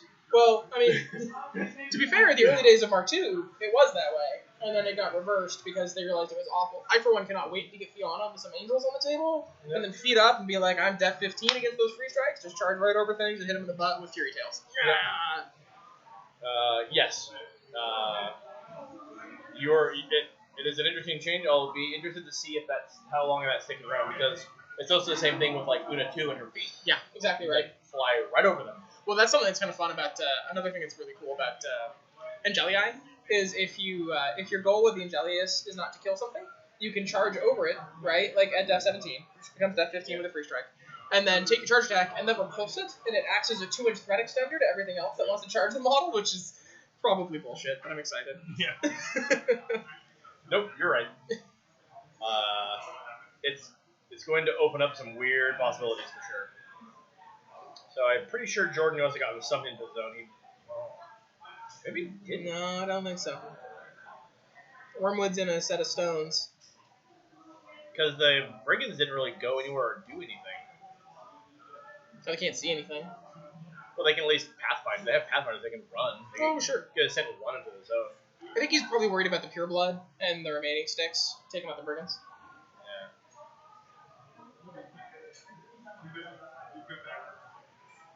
Man, card control is so bad for the game. I feel like Jordan is just really out-thunked himself here. Yep. To be entirely honest. No, I think so too. I think he's probably played himself into a corner and he's not in the zone again. And I'm not even sure he's put himself within 4 inches to walk in there next turn. Yeah, I don't think he's thinking about it. The real big story narrative today is people just not playing the scenario hard enough. Yeah, I agree. And On the bright especially side, when it's a scenario that you basically get to control it. Like it's you get to just sit in your half of the table and score a point. Yeah. Because now Mike he went up to 1. he's going to go up to 2. He probably went up to 2 unless George puts him in. If he strangleholds both beasts and the unit behind them does not run, he will go up to 3-4. That might in fact be game. If he takes this scenario, if he can manage to take the objective from the enemy zone, stranglehold both beasts, he could win this. Mike's like doing some arithmetic here or something. And he's trying to figure out if he can kill like 60-something boxes worth of mammoth in 24. No, the answer is no. Well, to be fair, actually, no, because none of the benefits to the mammoth are spell-based, right? Correct. Right, so, yeah, Wraithbane doesn't help. Box-wise... Honestly, I think the answer is not even to try to fight the mammoth. I just stranglehold it.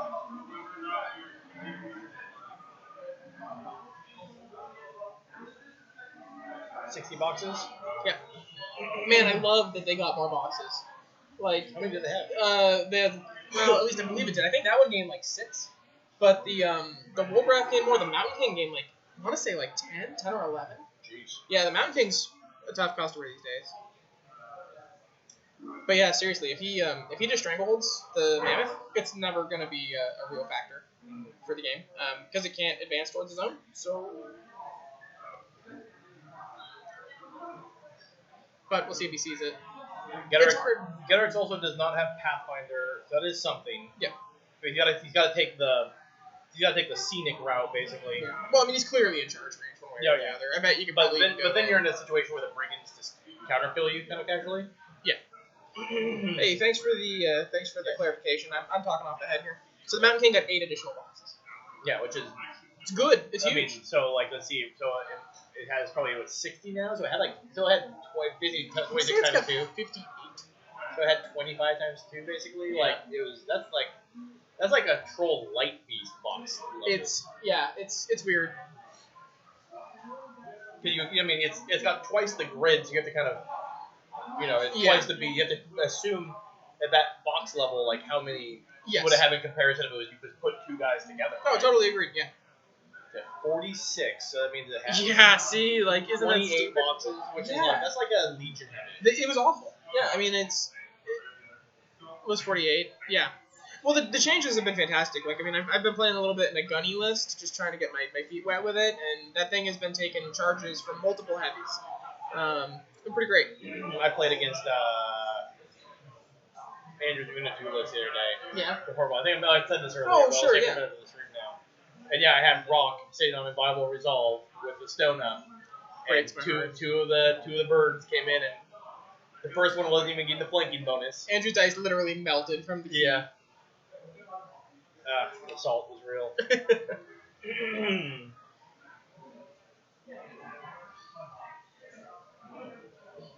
I'm gonna say this. I don't think Mike won this game. I think Jordan lost this game. Yeah, I agree. He had the momentum. He got to go first. I think the ball was in his court. But I think the fear kind of rankled him, and I think it's not over yet. Mm-hmm. Correct. But I feel like it's always easier from the passenger seat. But I think if he'd done what we said, I think he wins. Like I said, 5-3. Now that's looking a little less likely. Based on Mike's decisions, I mean, and the dice could shit the bed. Like if he tries to stranglehold and it doesn't work or whatever, then I mean that plan's out the window. Yeah. Still towing way back there. And you gotta give him credit for having that narrow focus on scenario. You know, I mean, like he knows how he's gonna win it. He knows he's not cutting through the stuff. Yeah, definitely. And I think he's playing how he needed to play. Yep.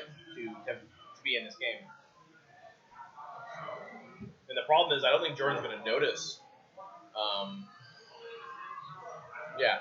Yeah. No, I think agree. Unless Jordan realizes how ugly it is real soon, like basically Jordan needs to put the pedal to the metal when he goes, oh wait, Mike just went up for like 3 points. Yeah. Well, the games. I mean, if things go well, like this game could be over next turn. Yeah. Like straight up, or not? I mean, Mike's next turn. Yeah. In a round. There you go. Terminology and stuff. That's why you do the testing. Oh yeah.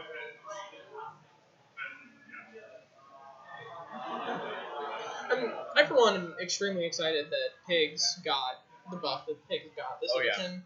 The idea that people, I mean, because like Scorn players complained, but the idea that people had models for that long that were as rough shape rules wise as Pigs models were, is borderline unacceptable. Like, I'm just really jazzed that they're so good now. Yeah, it was. I felt real good switching to Mark III with all my pigs being super good. I bet it and did. I had to buy all the Gator stuff, and I feel like I'm playing a full faction now, and I definitely felt like I was playing half of a half of a faction. Oh, absolutely. Yeah. Now I feel like I'm playing an actual faction. In fact, you only I think pigs are actually a top tier faction. Yeah, I think Or they're I mean, close. minions rather. I just think the fact that no one owns or is playing them.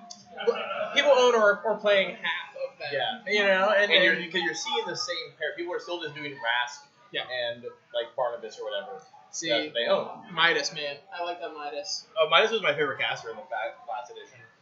I played him a bit. I haven't played him a ton, Sure. but I definitely I miss his theme force we had. Yeah. Well, I wish you guys would get a pork node Oh my yeah. so that Arcadius could be the top tier caster that he deserves to be. You know, like he just needs a freaking node. To watch a crippling Rasp caster not be a top tier caster breaks my heart.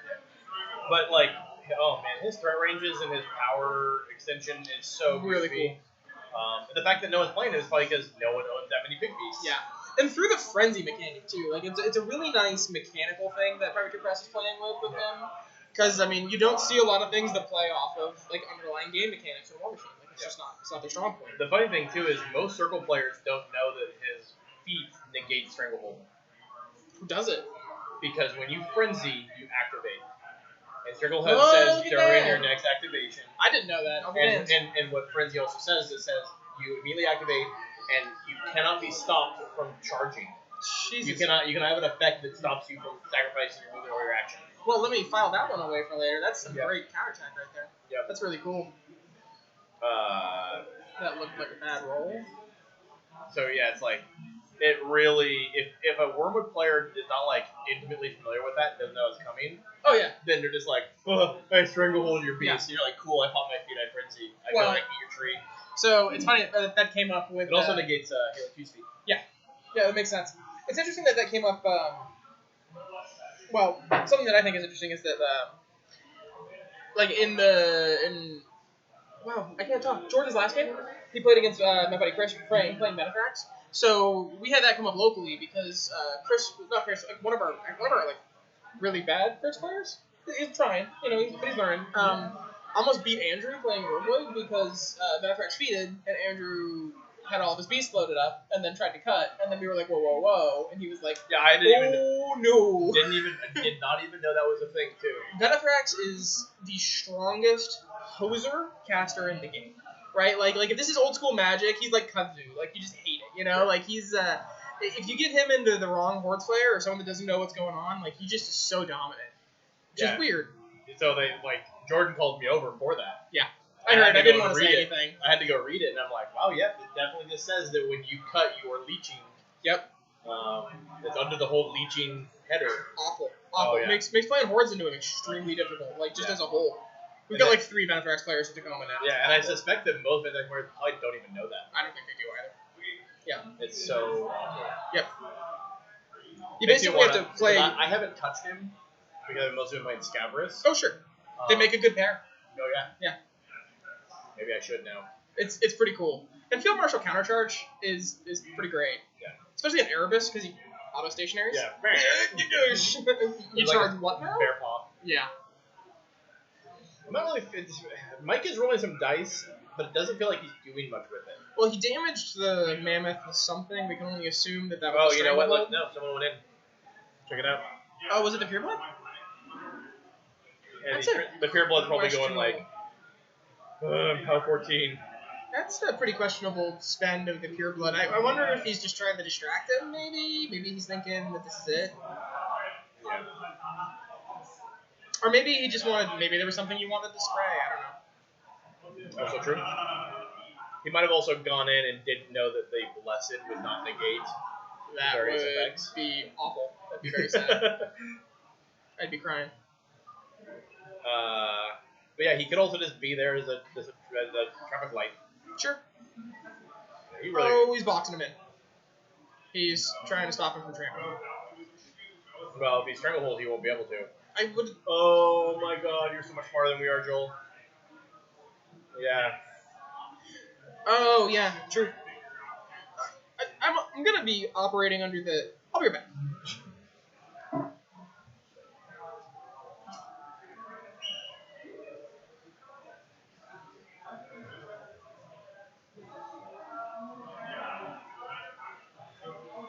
Yeah, the bulldoze could be a thing for sure. This is Getterix going in. Does not look. He is not Stranglehold. I don't believe. Ew, that's that big marker right there. Is not Stranglehold. No, he Turn the is shadows. Hunter's marked. He Wow. is Cursed of Shadowed, which means he is dead. Even with like, that's still like a -2. Yeah. So Are both those beasts primal at least? I believe at least one of them was. I think he just did that on the first attack from Getterix, so I hope he wasn't primal. So that's, probably game. That's I mean that's it's a huge point swing on and Jordan was already Down and struggling. yeah.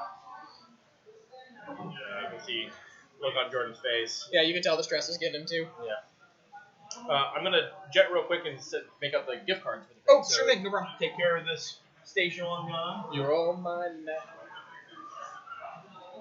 Yeah, it certainly looks that way. Like especially if he's angling for Helmo or something now. I kind of doubt he is, but if he can in any way, shape, or form hold that zone, yeah, this is looking extremely good for Mike. And I was with you, Joel, early on. Like Mike's mental state is often questionable when he's playing, so. If things had gone a little rough on him early, like it might have really thrown him. But it does not seem like he did. In fact, so he's gonna be walking over there to kill something, and then I bet he puts up undergrowth to make it harder to get in because his opponent. There it is. His opponent doesn't have. Oh no, he's stranglehold. Hits, boosting the damage. Yeah, it's looking mighty grim, folks.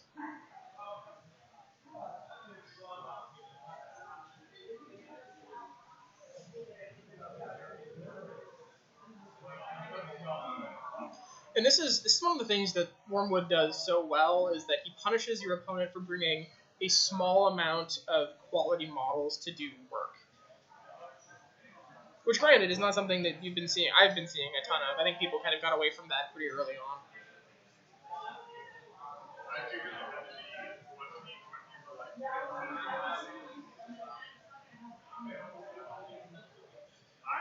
Oh, he killed his own stick man so that he could okay, so he killed his own stick person so he could put a stick person out so he can spray off the nearby brigands. That's a good play.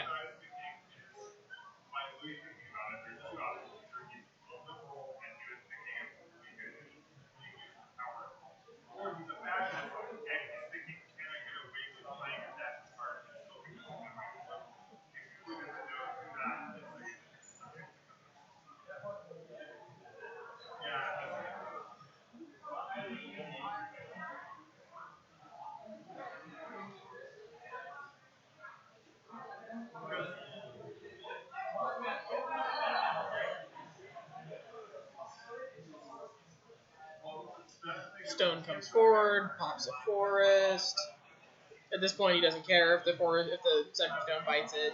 As long as it eats attacks, it's going to work out in his favor.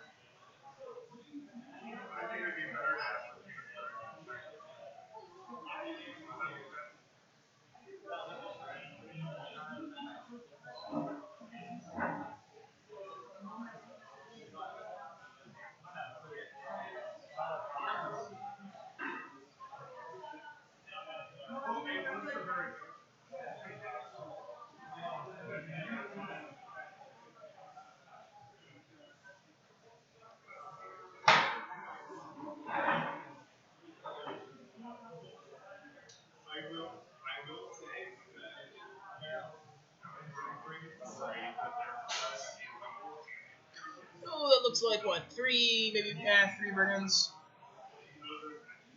Man, Jordan is not looking like he's in a good way.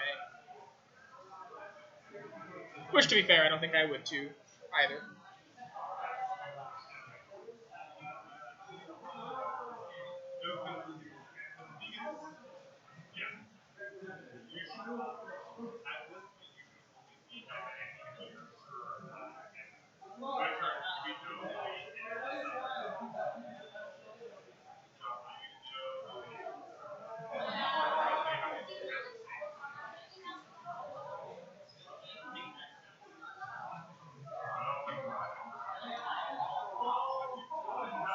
So Jeff's out taking a look. I'm kind of wondering what the clock's looking like right now. So when he gets back, we'll have a better idea of what each person's clock's looking like. And obviously, when you have a control caster like this, the Warmachine player's clock's going to be significantly lower. It's just making sure that he has enough time to get what he needs to get done. This is going to be point 3 for him.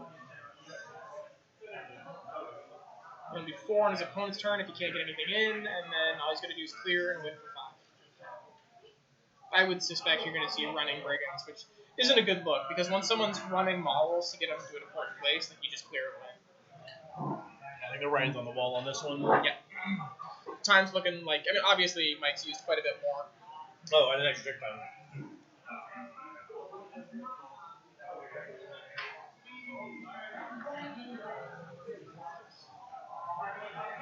It's got about 15 minutes left at Jordan's infinite time. Yeah, it seems 15 should be plenty, I think. Like 18 seconds, 15 minutes. Like at this point, best case for Jordan is he's running things to get him into the zone. That's a bad place to be. Yeah.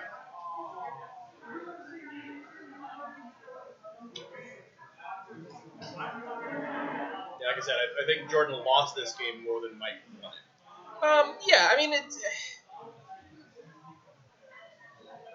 I don't. So the problem is even if Jordan does the things that we say to do, Still he doesn't. can, though. Yeah, I guess. I mean, he still loses 5-3 at that point. Oh, for now? I mean, at this point? Well, I mean, like, so say turn 1, he'd move towards the zone. Turn 2, he gets into the zone somehow, right? Like, he's in the zone on 2, so maybe they're tied. Realistically, probably, I think Mike is up a point. It was a way better look for Jordan. I just don't know that. I don't know that he has any answer to the control given the list, which is not how I saw it going. I mean, I routinely underappreciate Stranglehold. Yeah. Yeah, Mike played it real well. And he's just moving everybody he can in front of Warwood at this point, looks like. Yeah, trying to make sure things can't get in. But I think they're, well. Is he in a forest or is he just in the zone? That's him, right? Yep. Okay, So he's touching the zone and touching a forest, but not Prowled. Yeah. But that's fine. I mean, he shouldn't have too many shots coming in on him.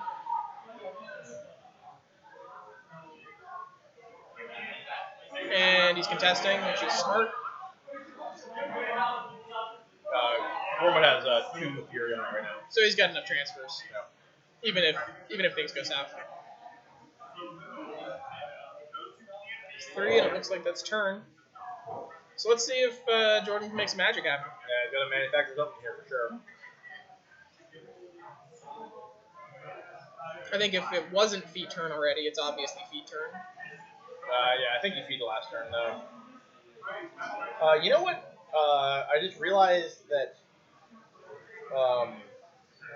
Rasheth has that I don't think anyone's really taking advantage of against Wormwood matchup. What? Influence on mannequins. Sure, yeah, influence on mannequins would be good. Can you influence on, granted, good luck, but can you influence Cassius? Non-warcaster, non-warlock warrior models. He's non-warcaster warlock. That'd be pretty funny. You could really screw somebody's day up if you could get influence off on Cassius and have him start killing people to make forests that are like really in bad spots. Yeah, it's pretty funny. Yeah.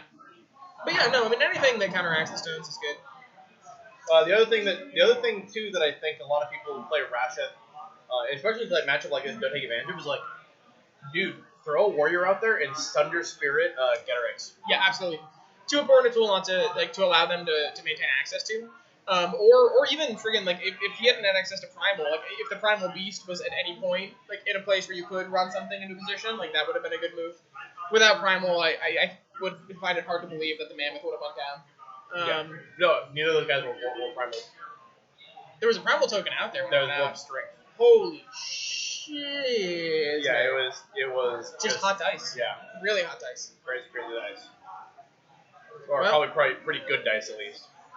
You know, it's funny. One of the biggest cultural differences I noticed between Warmachine and Malifaux is in Malifaux, like, when bad luck happens, like, everyone kind of rolls with it, and they always are like, well, you know, bad things happen in Malifaux. So, like, I find myself constantly wanting to be like, bad things happen, like, every time something happens. Yeah, as a Warmachine player, I've definitely gotten to the point where I don't really care a whole heck of a lot about the dice to like it's a dice game and it's going to happen. It's gonna happen, yeah. And I should be playing the best I can anyways. If I lose because of it, then that's just gonna happen. Exactly right. Some percentage of the time, I can be the best player in the game and still going to lose. Oh, exactly true. Yeah.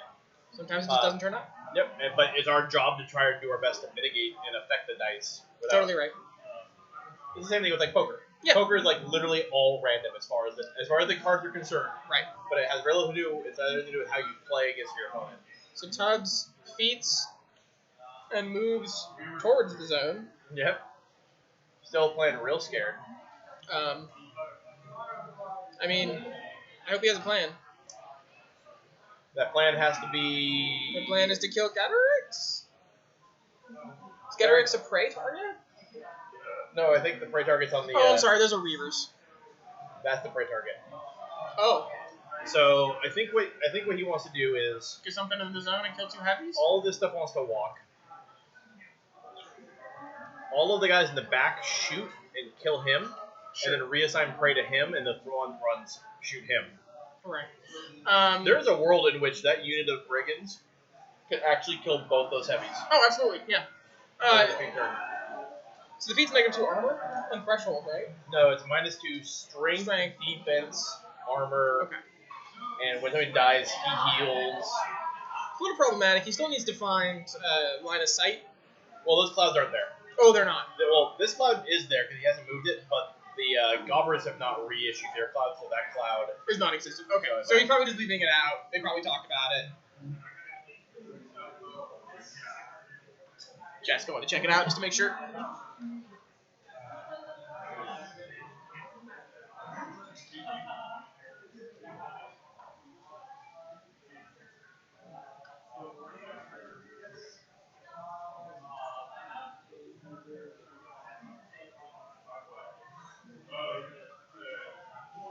He is defeated. That Pureblood is the prey target, and the one model in there is the Gobber Chef. He just ran in there and engaged that one guy. Where's the chef? Chef. Oh, right there. Oh, sure. Because Cassius brought it to make stick soup.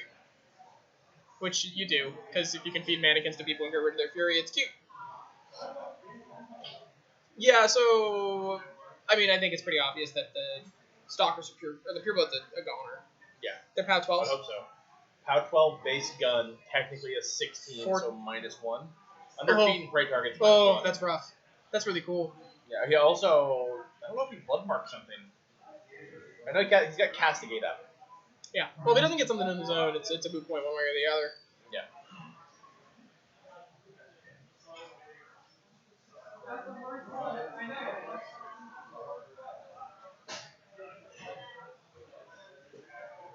Trying to draw some really strange line of sight. But If he's shooting the Pureblood... Oh, he's trying to see if he gets around the fog cloud. You can move him, yeah. It's gracious. Yep. It's the right way to be when you're at a tournament. I mean, like, he obviously had the movement. Start with that guy, yep. Roll in the back. Shoot him in the back. That's So the defense, Warlord. Defense 10 in the back? Yep. Good grief. Warlord's Rat 6. For 4s. That's a hit, an 8. -1 on his damage. Unless he's blood marked, but I'm pretty sure he's not.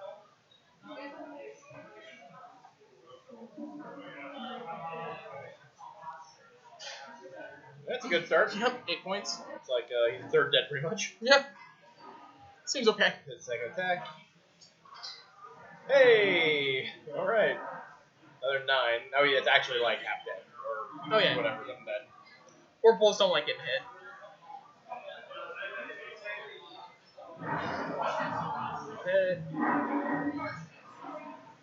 Say 2 more average dice. Okay. Or you can do that. Yep. Wow, okay. 3 of them. Or actually 1 guy with his 2 guns. Well, the bigger issue is he now gets to reassign prey. Yep. Now he's how many of them can get into Getorix? Finish off Getorix. He will need slightly better dice. Well, no, he'll be prey target, so he'll technically be a rat 9 against him. Yeah, Prey yeah. target plus the -2 defense from the feet. Yeah. So he's looking for 5s. It's a good number to need to get his Warpwolf. He needs him to miss. He needs at least 2 or 3 of them to miss. That's not a miss. That's 10. Okay. Same armor, should be. Gedrix is a point higher. No, he's base 17, but he's got the unyielding. Doesn't He is unyielding. Well, I can't remember. He changed. He is base 17 though. If he's got spiny up, it'll help. Although, some dice. Base 17. Looks like he did him with 2 shots. Or they must have been slightly weakened, I guess, because holy smokes, these guys are just cleaving away. Well, yeah, get the guy in the trench. If you can finish off 3 of them, this might almost still be a live game. Possibly. Possibly. If he gets something in the zone. Meaningful. Gotta be Something. decent. Because this would be point 3 for Mike. I can probably check his die there. Which means 4 and then 5 if he can hold out.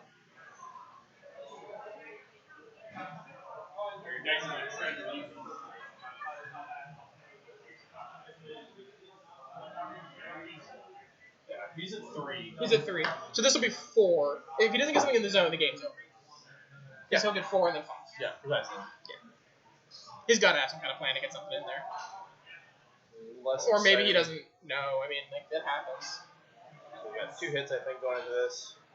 3 hits.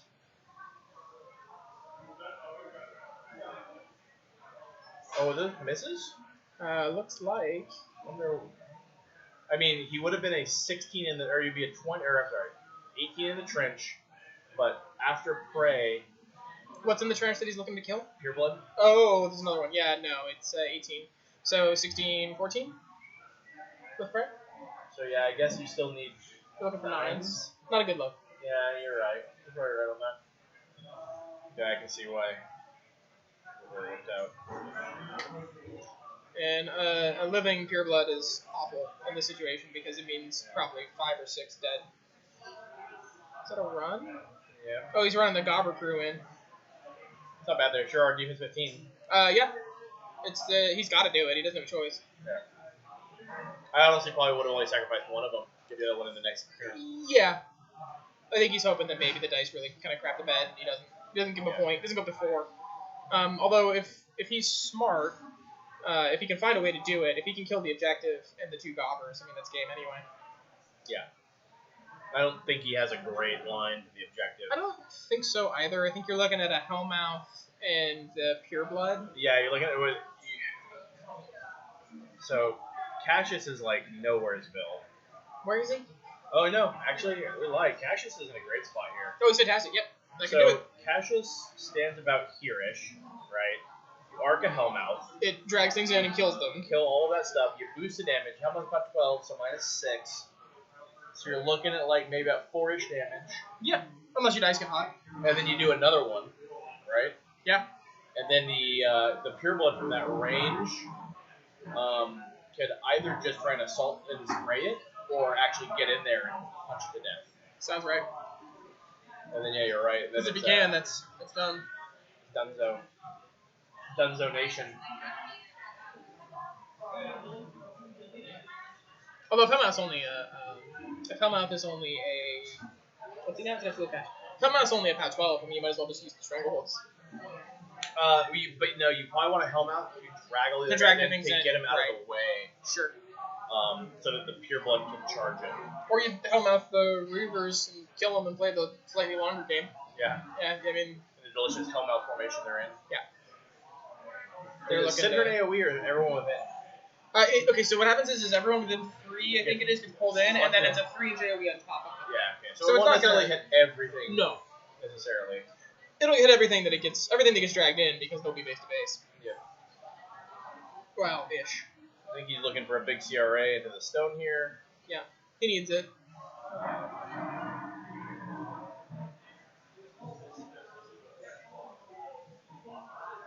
Find out that the Reaver gun's gonna give him a +1.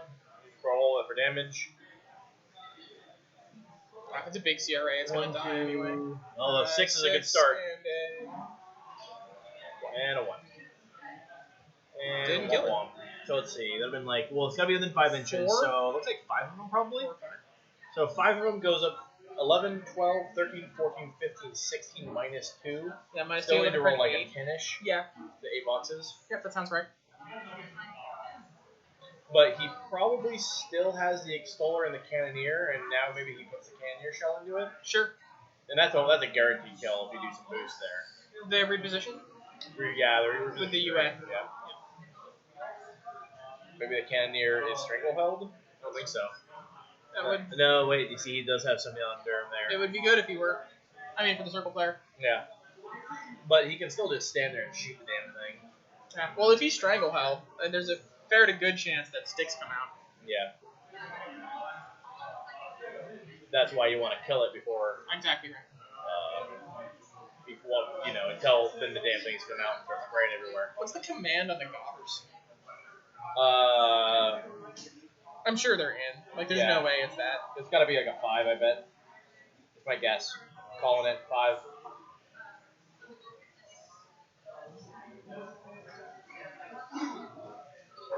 Five.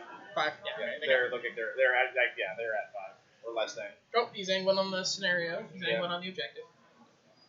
The clock is a bit of an issue here. Like, if he has to go too many more turns, it's going to get real bad. Yeah, he's probably down to about 12-ish minutes now, probably 12, 13 minutes. Sure.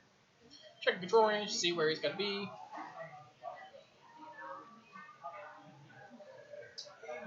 I think this probably looks like a Hellmouth, and then I think this may. So what I would see from this more angles is Hellmouth to kill these guys, Yeah, and stranglehold. then Hellmouth to kill like these guys? Question mark? Well, I don't know what it depends on the souls. Or no. If he's sold up, which he might be. The thing is he needs the pureblood's got to get here. Yeah. These 3 guys have to die. Well, the pureblood's also got to be in control, Yeah. which might be a little hard. Because let's see, we're looking at about this thing's He's a 14. It's 6 inches long, right? Yep, 6 long. 12. So Well, we're 12 talking long. about 4 inches here. So, like, Yeah, this thing's 12 inches long. That's probably about 8-ish, 7-ish inches right there. 7-ish. Yeah. It's not 7. So what I'd be interested in doing is if we get a camera set up and then overlay an inch grid on the table. Oh, that'd be really cool. That'd be fantastic. But I think I think it'd be awesome. But I think like getting the right height would be really hard. is going to be really challenging. Or alternatively, I wonder if I could just find a mat that just has. That has inches. Oh, you can. The Malifaux ones are all 3 marks. I'm sure they're because there's no reason not to have a mat with inch-by-inch squares on it now. Yeah, that would be really handy to have for the stream Yeah. table. Totally agree. Because then we're not doing a lot of this well. So that's probably about 7 right there, right? Yeah, I'd say so. I think these things are like 6 inches apart from each other. Yeah, that sounds about right too. So we're talking about 13 there. So the tree is going to need to go somewhere. I guess the tree could port over here next to. Oh Patches. yeah. The problem is it's win the game or I'm Or not, lose. Yeah. potentially like.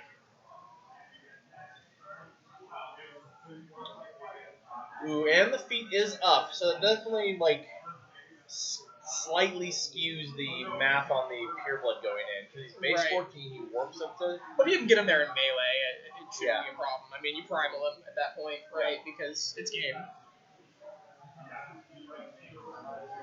For sure, though, he doesn't have a lot of time. Like, he shouldn't be. I mean, you tank when you need the tank, but he's got to get moving. Yeah. Whatever the plan is.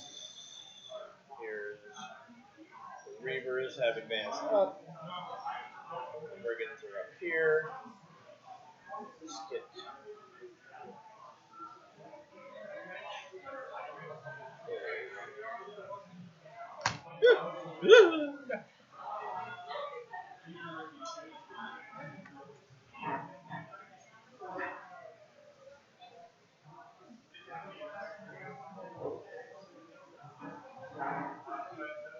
That's where the pureblood's at. He's definitely sort of like the king piece of the moment as far as this potential run is going. Sure. He's figuring out.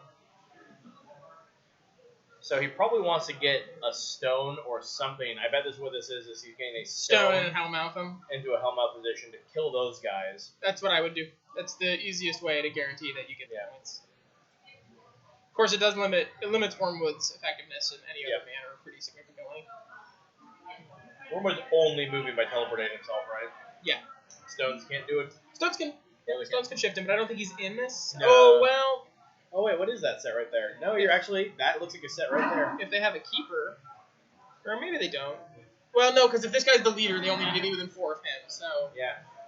So I think he's probably fine. He shifts himself over here somewhere. So first off, this guy probably walks back and primals him, Tramples a Pureblood. Wormwood shifts over Stones here. first. Yeah, so these stones. So, this stone, one of them just teleports right here. Yeah. Right? The other Well, one, hell, I mean, he might as well even come out further over Yeah. to here so he can catch that guy as well. potentially. I mean, he might even. Yeah, he's got options. If he gets a pair of Hellmouths off, like he could also use one to extend the threat in the Pureblood or to get it into the.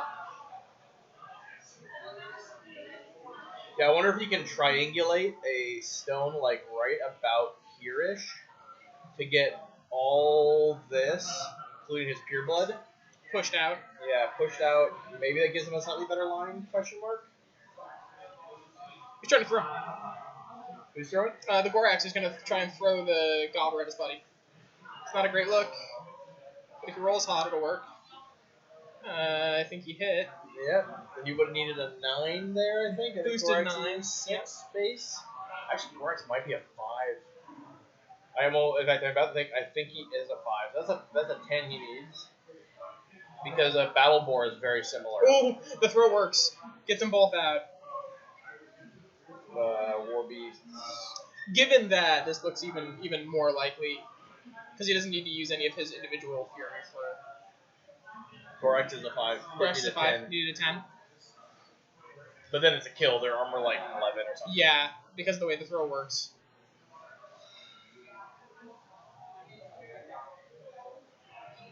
Okay. So we're getting ready to port. Can you get double port still or not anymore? You can. You just forfeit both. You forfeit both things. Oh, well, Wormwood doesn't care. Not at all. Nope. You can double port Wormwood all day long. Okay. Yeah, making sure. So there, he was just checking his control range to get the Pureblood in there. I think we're about to ring the bell on this one. Yeah, it sounds right. Because he'll still be controlling this zone, or dominating that zone. So I think what he probably does is if he's not looking to Hellmouth to clear the left zone, I think he's probably looking to Hellmouth to get some extra speed on the Pureblood. Yeah. And then you got the luxury of walking the Pureblood in however you want. I want to mention, if Lanissa's still around, I mean, there may just be a honor spell. Yeah.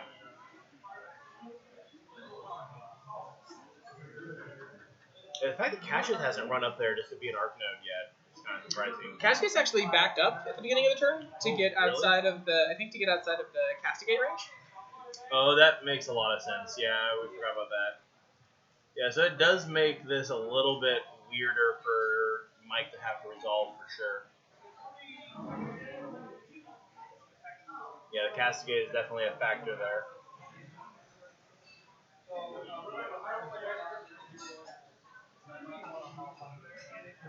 Just checking his control range. When you kill the Sentry Stone, does the Force go away? No, the force persists for a round, I believe. Yeah. Makes sense. Most things do now.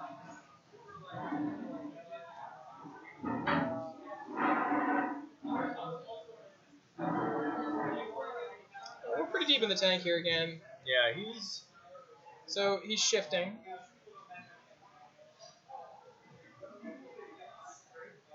Which is something he's got to do. I imagine we're going to see a Hellmouth? No, a Forest. Wow, is he playing this super conservatively? He might be. It's Interesting. possible that the Pureblood just can't get there. Or maybe this is just a backup plan. True. Better safe than sorry. Yep. I think Mike will be very pleased with his showing today because I know he always is always the bridesmaid, never the bride whenever he shows up for tournaments here. He's got to give himself a little more credit. He's a fine player. Yeah, I agree. I think self-esteem, like ego, can really get in your way. And I hope this helped boost his moments a I little hope so bit. too. I think winning a tournament is really important. Yeah. Because like I said, I don't think he's really. I'm sure he has. I mean, it's possible he just might not have ever won a tournament here in the last few years. And, we're seeing something. And we haven't seen the card kingdom Oh, folks. they appear to be Cursor Shadow, which would make this way easier. Yeah, just run right through them. Yup. GTFO. Do they get free strikes? Not if they're Cursor Shadow. Yeah. Sorry. I'm pulling it up too. Well, he might even have warped for Ghostly. Well, I think I saw him move the strength one. Oh, Cursor Shadow, curious to see if they get a.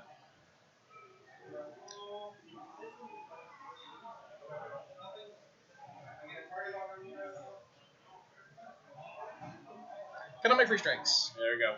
Clever. And that is game, folks. That will be game right there. Oh, is it not gone? Did not kill it? There's no way. Oh my gosh. You got the feet?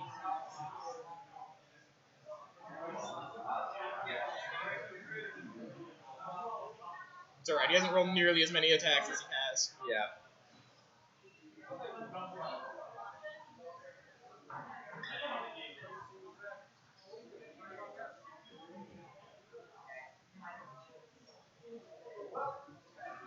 Let's see, Warping Strength. He'll be at 14 after the feat, -4. Well, he's full in fury, and apparently Yeah. it didn't happen. Holy smokers. Is Alex still here?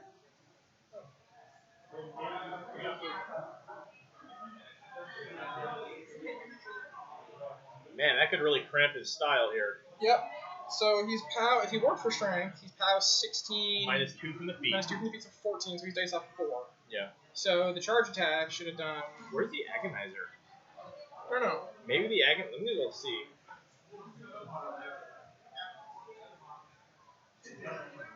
If he was primal, he would have been a 14.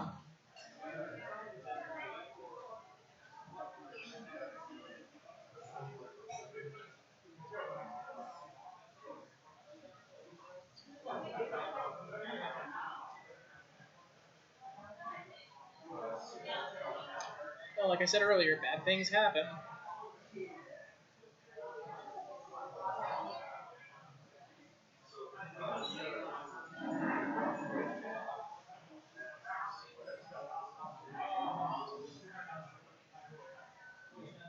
Mike's just keeping on trucking, getting some work done. Looks stressed though. Wow. Yeah. It's got 5 boxes left, and he's primaled and Warp Strength, and he didn't kill it. Primal and warp for strength, so he's dice off 4. If he dies off 4, normally he dies off 2. Okay, so yeah, because he's 14, he goes up to 18, so he's straight, and he goes down by 2. Yeah. So he dice off 2. Charged it. He bought. He All charged the it. attacks He had a and- second attack, and he bought 3 additional attacks. Unless, something that could be going on is maybe he's like his body down, he's boosting the damage rolls. Possible. Okay, that might do I it. don't know what kind of damage he's taking. And now Mike is like, Yeah. And Wormwood is out there. Yeah, absolutely. He's got some fury on him, but But it's not a good look. no. Yeah, for sure. Megalith is getting ready to trample. Put up Undergrowth, maybe? Just gotta weigh his options. So basically, what this does is this does open the door for Jordan to get like a really rando assassination runoff. Yeah. And, I mean, it's better to be lucky than good, right? Like, I mean, like, when you get in a position like that, like, you take what you can get. I'm gonna run to the bathroom real quick. Most bet? Yep.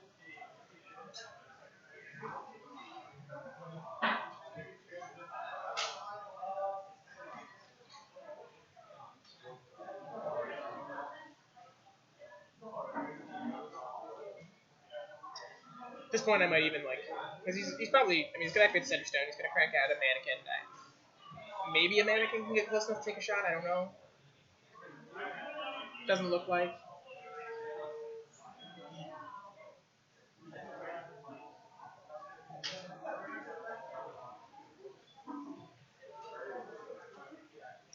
Betty arcs the stranglehold. Or something.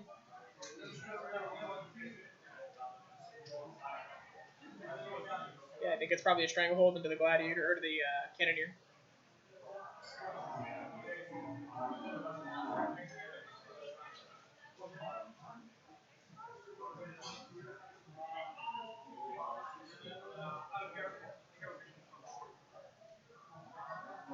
Yep, that'll be, I'm imagining a stranglehold. Yep, stranglehold cannoneer. He ain't going nowhere.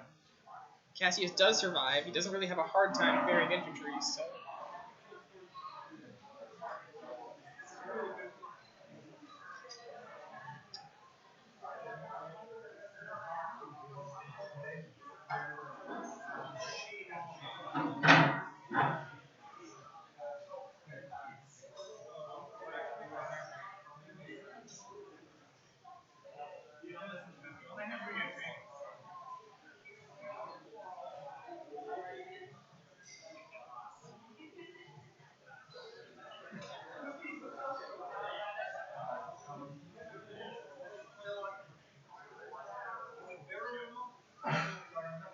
So we're checking for placement on the sentry stone, trying to block off as much line of sight to Wormwood as possible.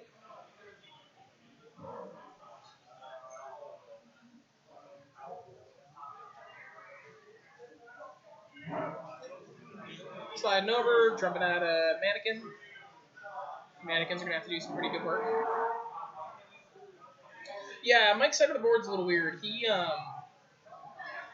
been doing just a ton of good work, though. Like, if he loses this, he loses because his dice shit the bed. I mean, he had a primal warp for strength pure blood go in on the enemy objective and not take it out. I mean, even under Rashat's feet, like, that just shouldn't happen.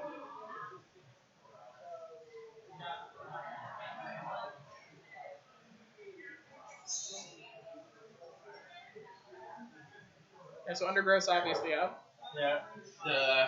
Mike is basically in the avert disaster by putting as much stuff and remove as many models. As he can. Yeah. So what was the Pureblood's body out or something? Oh, yeah, I don't know. I'll see if it went out. Sure.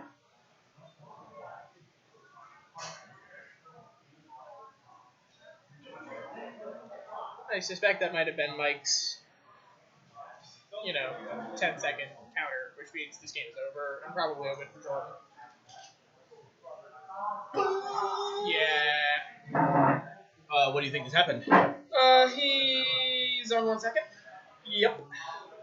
Wasn't paying into the clock, tapped over with points with 2 seconds left. And if Jordan just ends his turn, Mike probably still wins. Nope. Jordan's like, I can walk a guy into the zone. Oh, okay. All he has to do is tap it over, and Yeah. it's done so. Is it? Wow. So if he... So you have to Yeah. perform all of your actions, Yes. and you do get to resolve But you any must have attacks. 15 seconds, right? Because you have to, it takes 15 seconds to take a turn. No, Yeah. you have a minimum turn time of 15 seconds. You Oh, don't so you're get gonna to get get your clock. 15 seconds. Mike can't even. Yeah, there's no way. Basically, what Mike, if you had, let's say, 5 seconds left, you could literally be no, because he has to resolve It's frenzies. 15 seconds to his thresholds. Yep. I would Mike's probably picking say himself on that one. Mike had that one pretty locked down, and unfortunately, he Just lost robbed the by the pure game off the pure blood. Let me go find out exactly what happened. Yeah, I'm gonna water. So I'll hang here a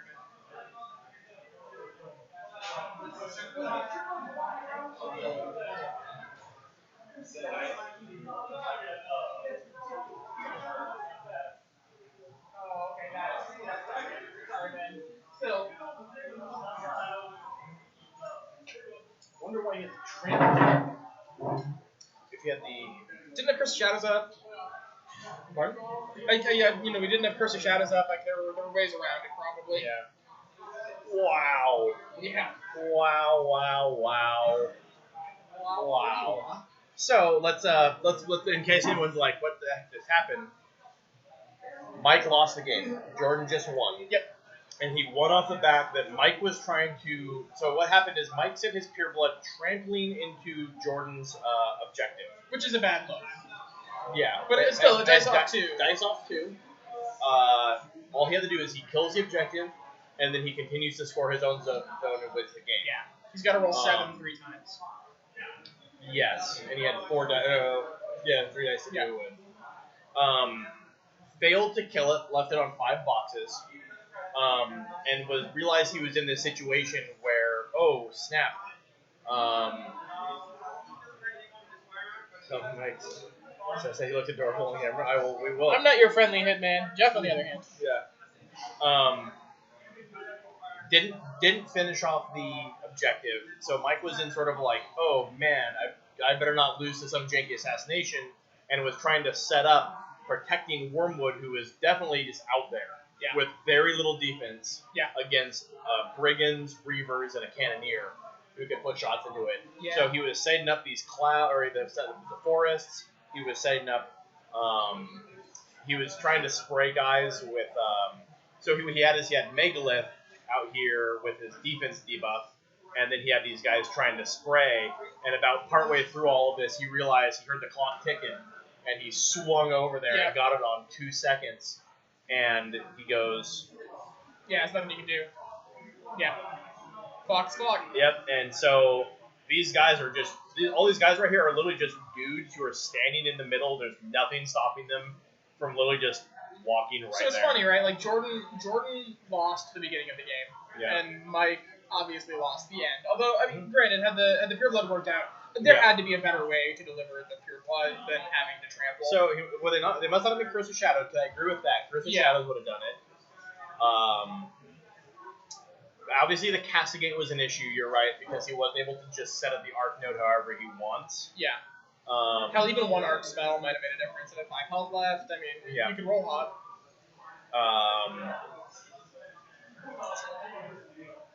Yeah, and then it's unfortunate. Mike definitely had this one in his pocket. I hope he doesn't.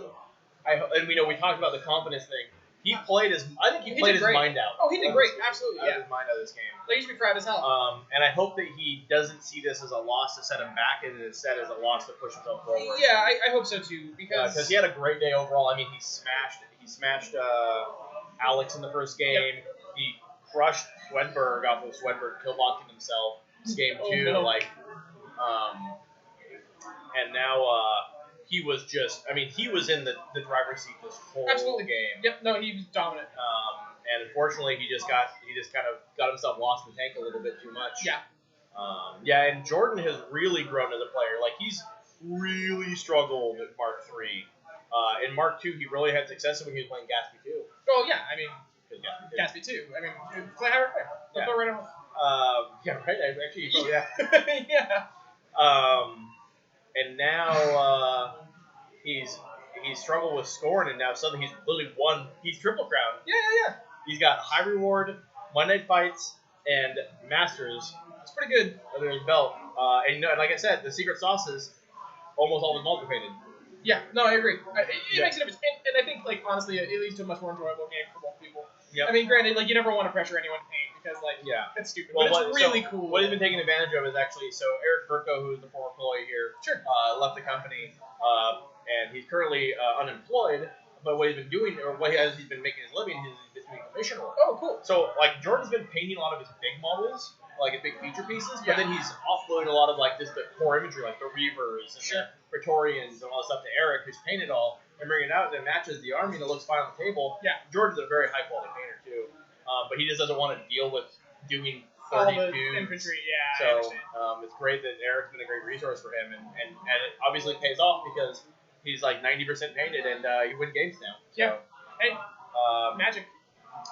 I think with that, I'll get Eric over here in a minute to kind of close down the stream. But this is the end of our viewing content. Yeah. So, but anyway, any final thoughts? First off, obviously, you backed out of the final round to come and join me here. I really appreciate you. Got great insight, all the great commentary. Oh, thanks. Yeah, no, I like doing it. A great little team. Glad you guys like our little setup here and everything. And for those who are watching, go to the Washburn House Facebook group. Join if you haven't. But any feedback you have on the stream on things you liked or didn't like, because this is still a very exploratory process for us. Even if it's that Nate guy talks too much or too fast, which I do, I'll take it. Fast talker. Yeah. But otherwise, super thanks for joining me. No problem. Awesome. Super thanks if Eric doesn't come over here and give a goodbye. I'll make sure he gets a chance to go over and hit the turn of stop green button. But big ups to him for providing, because until you see this. Oh, it's impressive. Yeah. Like, I mean, this is a lot of hardware. Like, this guy put in some serious damn work for this. Yeah. It's really nice. Thank you, C. Ross. I'm sure Eric will appreciate your follow. And then going forward, we're looking at doing a Friday night Warmachine stream, in general, just casual gaming and stuff. And we don't know exactly when it's going to kick off, but maybe sometime in the next couple of weeks. So keep an eye out on this channel. Eric will be hosting it here on his channel, like a Friday night casual, just people getting some reps in and playing games. Seems like a good call. And maybe I'll be here commentating or whatever the case might be, or someone else will. But otherwise, thanks for joining us, guys. Congratulations to Jordan for going 3-0. Congratulations to Mike for going 2-1. Yes, sir. And then I don't currently have the results from the other games yet, but we will have at least either Faye or Dave is one round going on. And Dave, I think, had about a minute left on his clock. Oh, no. So Poor guy. I'm probably going to just randomly throw that one to Faye. Yeah. And I don't know who's currently winning. Andrew had a less than pleased look on his face, though, in his game against Chris. Vathrax is a real hard But Chris did not have much on the table, so... Sure. Yeah, anyways, we're going to back out of here. I'm going to go toss it over to Eric, and otherwise, guys, thanks a lot. Thanks for listening.